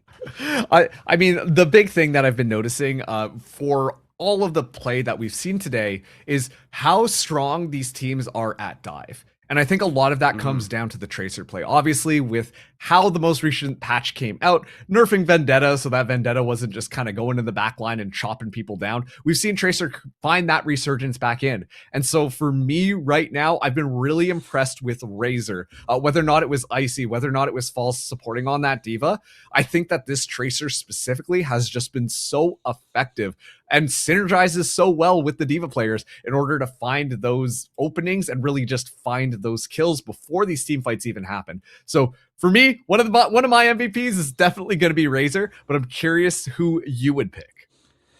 See, it's tough. I mean, like, there are so many options. I mean, I don't want to just keep, hyping up these St. Clair players, but I would say Noxious, but I mean, I think when you take a look at either of these teams, Noxious definitely could take it, but I mean, I think I got to shout out both of the tank players, but I think when you look at it, I think False has just been a little bit better tonight. I think the play with Diva, especially in order to create the space and neutralize, like all these overclocks, or the overload protocols, whatever you want to call it, from Warren, so effective, just setting off the pace and really setting the tone for the offense of Team 2 with getting these dives set up. And I mean, we've seen a lot of good dive tanks and a lot of good play coming out. I just think when you look at it, I think False has just been a little bit better, and the play of his tank is just letting your DPS players like Noxious and Razor have as good of games as they have been, and I think that's why we've been hyping them up so much. It all starts with the tank. Yeah, and also too, like, talking about the support players, I've been really impressed with Red X. I mean, obviously coming into this one, Magic 8-Ball has that reputation, and we're still seeing a lot of that same support play that has just been extremely effective, whether or not it's on that Brig, the Lucio, or the Wu Yang. But I think Red X has been specifically extremely clutch. Some of those timings on the Suzus have been immaculate at just keeping the rest of the team alive. In some of these more dicier scenarios, Red X has always come up clutch. And yes, we're going to be getting right back into things now for potentially our final map of the night here, as we do have control to round things out. And already, boy howdy, are we seeing a different competition. What are we doing here, Alex? I mean, let's just stop that right now. Let's start. Wait a minute. We saw for like a split second, we saw Torbjorn potentially coming out from Alex. I think you should just watch back to that personally, but it's okay. We're on Ilios right now. We'll play all 3 points like we saw before and get some characters that we have yet to see tonight make their debut. Noxious bringing out the Freya, Warren with the Venture, and of course got the Lucios coming back out. I mean, if there's going to be a map to play Lucio, I mean, this has to be the one to do it. Absolutely. I'm super curious to see how this Freya is going to be fitting into the mix of this. Obviously, on the other side, Warren, who was kind of like, we're setting up that story between Warren versus Noxious. And now, well, Warren's playing Venture, and it's going to be extremely divey from Team 1. And so I'm curious to see how this Freya is going to fit into the composition. Definitely see. I mean, I think this is a good point to bring it out. A lot of potential for some high ground play, especially on top of this point building, but it all depends on if your team is able to hold it for a long time. As Team 1, they're looking to try and break in, get things going. Noxious trying to hunt for the skill, but Razor just a little bit too quick and able to steal that health back away and escape with his life. Ooh. Team 1, they're going to get there first. Red X is going to get that first boop. We know how good he is with this Lucio, so watch for him to make a big impact for Team 2. It's Icy. Still trying to fight. Both Divas trading blows. We thought Team 1 was going to walk away with it, but Team 2 steal it away and are on the point first. Ooh, okay. Razor's still able to stay alive, but will, beat your demise at that point. And Warren going to be swapping off the Venture, so back onto the Ashe. A lot more comfortable for that player. And yeah, so now this is going to get even more interesting because Freya famously kind of floats around in the air, trying to use that take aim to land a lot of those shots before they kind of explode, and that will be free reign territory for Warren to potentially find a lot of damage. As it is Team 2 just continuing to get a lot of this point pressure here, and now Warren gets isolated, but nice boot from Magic 8-Ball to keep Warren alive in the midst of that Diva. Really good job right now, but Team 1, they're not done yet. They're going to try and see if they can get some progress on this point, and someone finally from Team 2 is going to try and shut this down. Icy is going to get demeched. In the meantime, Noxious in the back line trying to hunt for some of these squishies here. Is going to get that shot onto Warren, and that will connect for a big pick for Team 2 to keep things all set in their favor. And got a couple more for Noxious. Why not? Razor's going to lose that battle. Noxious, I mean, this guy's been going crazy this last little clip. I mean, you're talking about how this fray is going to work in. I think it's working out pretty good for Team 2 so far. Yeah, I'm just going to call it now. The bullet shot a little bit cosmetic there, but it's all good because Noxious all the way back up to 55%. Just so good with take aim, just spamming it in these close corridors, allowing that explosive damage to just get a little bit more value. So excellent just use. Is Icy going to be locking False here as False has to just back out of this one. A lot of ultimates going to be online for both these teams now. It's going to be Graveyard taking that advantage first. Kitsune Rush going to be online. Self-destruct kind of launched in the midst of all of it. As Razor is actually able to find Icy. And so Gorilla now going to be using a Kitsune Rush to try and even things out. Razor, though, on the back line, sees the Suzu get used. And now this is going to be the go sign to potentially use the Pulse Bomb. But at this point, you just hold on to that thing because your team should have run Team 2 over. So Team 1 should be able to cap that one. Just do that. And they're just chasing down a Lucio while riding. A little bit of pressure, but all good for Team 1. Gonna have to be perfect, though. Team 2 has done a really good job of holding thus far. It's gonna be a tall order, but I think Team 1, they can definitely do have some ults to work with. Have that Diva Bomb as maybe a last-minute sort of panic button. Razor with the Pulse Bomb. We know what he can do. Keep an eye on Alex. Sort of gone unknown in the back line right now, so if Team 1's not careful, this Pulse Bomb can definitely cause some damage where they least expect it. Ooh. Now Warren's turn to be on the sniper position. B-Drop coming through from Redix to try and keep his team alive. Really far away from this point now. They're having trouble bringing back in. It's going to be False to maybe get there first, but not comfortable yet. They're trying to find some more of these squishies before they make another run at the point, and there's nothing working now for Team 2. Getting stymied right near the end. Just trying to gather these troops together, wait for these ults to come through. They might be able to break in. Razor. Just yeah. Crazy. That's going to be the team fight. Completely just neutralized here is Team 1 just completely just shutting Team 2 down. And once again, I think it just comes down to that Ash pick.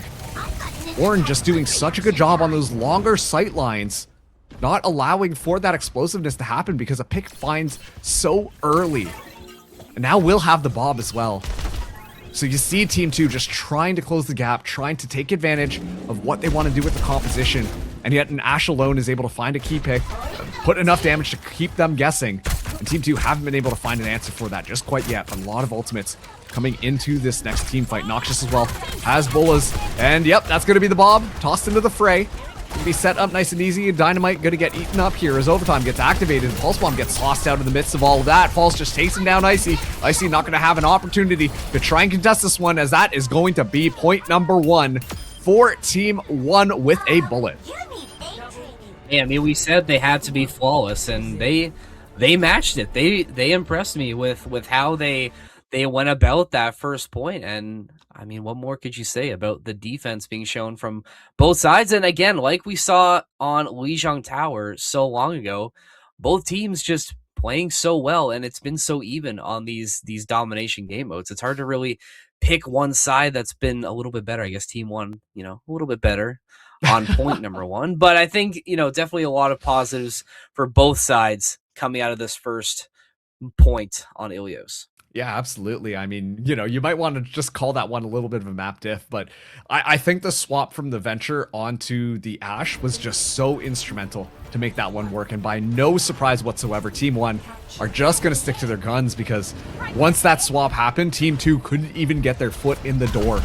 And still Team 2, they will have an opportunity here to potentially try and take this one. It's a little bit closer. Some of those longer sight lines, though, are still going to be as deadly as ever.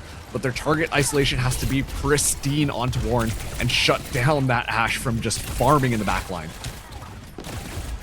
Yeah, I mean, Warren is he's been doing it all night. I mean, there's a reason why we've been hyping him up and why this Ash is definitely meant to be feared. Because it is just so dangerous On the left, unaccounted for. Noxious trying to put some damage down range on these Team 1 members, but not enough to find a pick to go through, as Warren trying to do the same thing for his side. Both teams exchanging blows before they really get into the mosh pit on the point. Team 1 should be able to find it. They will once False gets back on it. So Team 1 keep their winning ways going. They've just been shutting down Team 2. We're going to try and find the stragglers as well. Red X will fall. That's a lot of blue in the kill feed for Team 1, and now they get a chance to breathe and dig their heels in on defense. So the fact that we spent the entire map break talking about how good Razor was with False and Icy, well, they haven't even been the start of the show. There's been so many resources now diverted towards Warren to shut down that Ashe.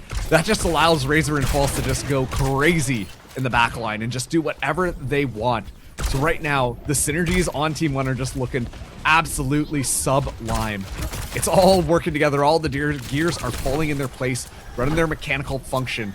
And Team 2 are really struggling, even to, once again, advance onto the point. They have to be so careful on these sight lines. Finally, Ice is going to be moving forwards with Alex, trying to pressure in on the back, but Warren's still as elusive as ever and just has to kind of win that duel against Alex, and will be able to do so. The sound barrier very preemptively gets tossed in as Razor goes down in the midst of all of that.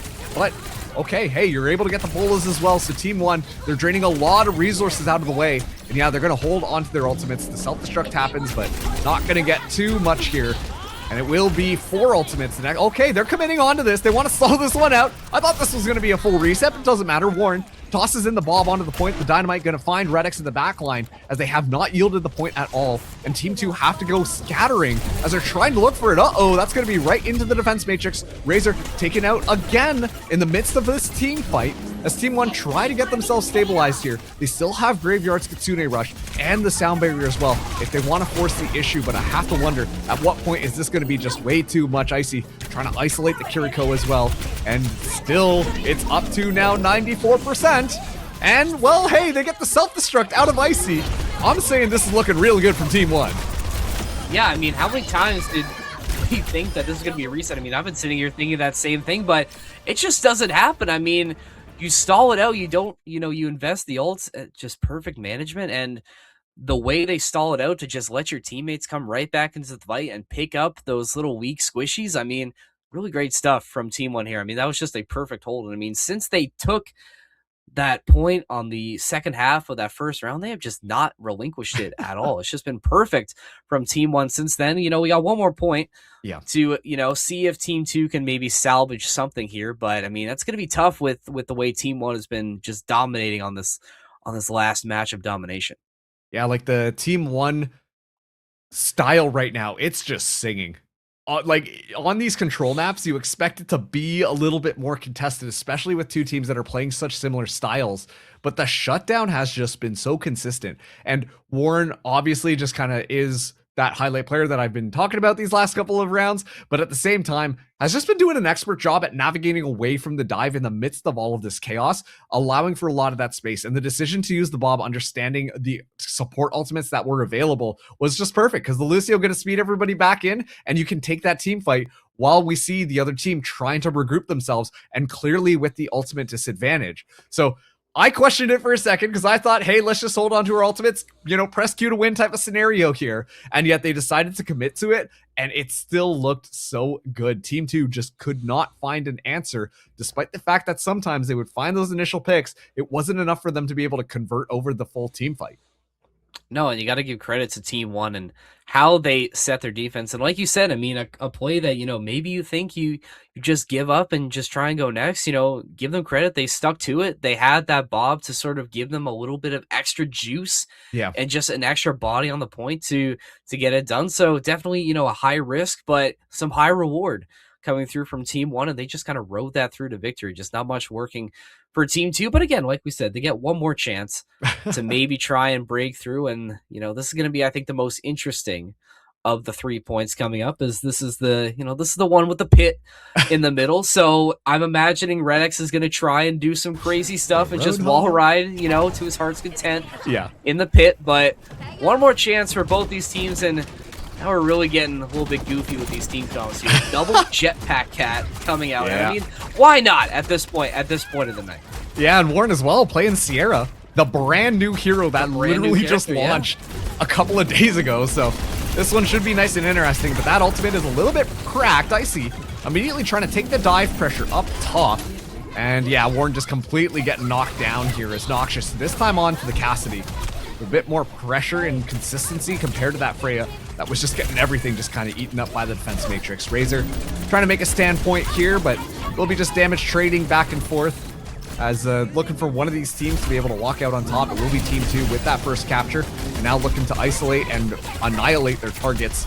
As this is just Divas trading back and forth onto this site. Red X finding Magic Vape Ball on the Jetpack Cat, and yeah, run over Gorilla, why don't you? That's going to be a 1 for 1 for 1, as it is still Team 2 with an advantage here. As Team 1 even that one up pretty evenly. And you want to talk about an even match? Well, I think this is as even as it gets, as the skirmishes continue to fly on all corners of the map. Most definitely. And hey, big ups to Team 2 for getting back in the game. They're trying to find a way forward, but don't count Team 1 out just yet. Been contesting, but defensive Team 2 holding strong. Small's trying to get this dive working once again. Gonna try and be putting pressure on Noxious, but he's getting fed a healthy dose of healing. He's gonna survive this initial dive. The Diva Bomb gonna get forced out as well. Oh, come on now. Let's get something here. That's a nice. That's exactly why you bring a Jetpack Cat in this situation, waiting for a combo like that, and it works to perfection as Noxious, probably with the most stylish ult pick of the night so far. Yeah, everyone at this point. Oh yeah, and the abduction happens. Yeah, that's cool, I guess. Everyone who started playing Season 1 just at the top of this year kind of slamming their keyboard in rage, watching some of the gameplay that's happening. Icy actually getting the complete smush onto Razor in the remech, as the giant Diva mech will just completely collapse upon that Tracer. And while Team 1, they struggled to try and get their ground here, as Team 2 have just continued to tick up percentage. And yeah, they might have a couple of ultimates, but it might be a little bit too late. 87% already up. Oh, that's so unfortunate for False. He loses mech, and then the ejection just sends him right off the map. I don't know if that was exactly what he was planning on, but not working out for Team 1 here. As Team 2, it takes a little bit, but they finally get on the board, and they match the last sweep with one of their own, and at least they end the night on a positive note, as Team 2, you know, they salvage it a little bit, but great play all around from both sides. And yeah, like we were saying, a lot of great talent showcase tonight. I think the coaches, I mean, there's still a couple more days of scrims left. Last one being Sunday. These coaches are going to have a really tough decision to make. I don't know how they're going to whittle this down to 7 players being chosen, because this has been just a treat, you know, to be showcasing, you know, all this talent we have in Canada. So I don't envy their jobs, because it's going to be a really, really tough one. Yeah, that is such a hard thing to do. I mean, I'm looking at the player list right now, and there's just so many players that are trying to earn their spot onto here, and so many assistant coaches as well. I think that's something that doesn't get highlighted a lot, as there's quite the list of people all trying to use their brains to put together the perfect combinations with the players that are kind of going out there. But yeah, like you said, these trials are continuing all week long. This specific stream will be back on Sunday to close things out, but you can catch a lot more of the action tomorrow and throughout the rest of the week on either Rain's channel or Tomathan's channel. So those are going to be the 2 Twitch links that you can continue to watch the trials if you just want to see the feed without this whole production put together just on the front here. But yeah, I think that kind of wraps things up here. Evan, you got any final words for the night?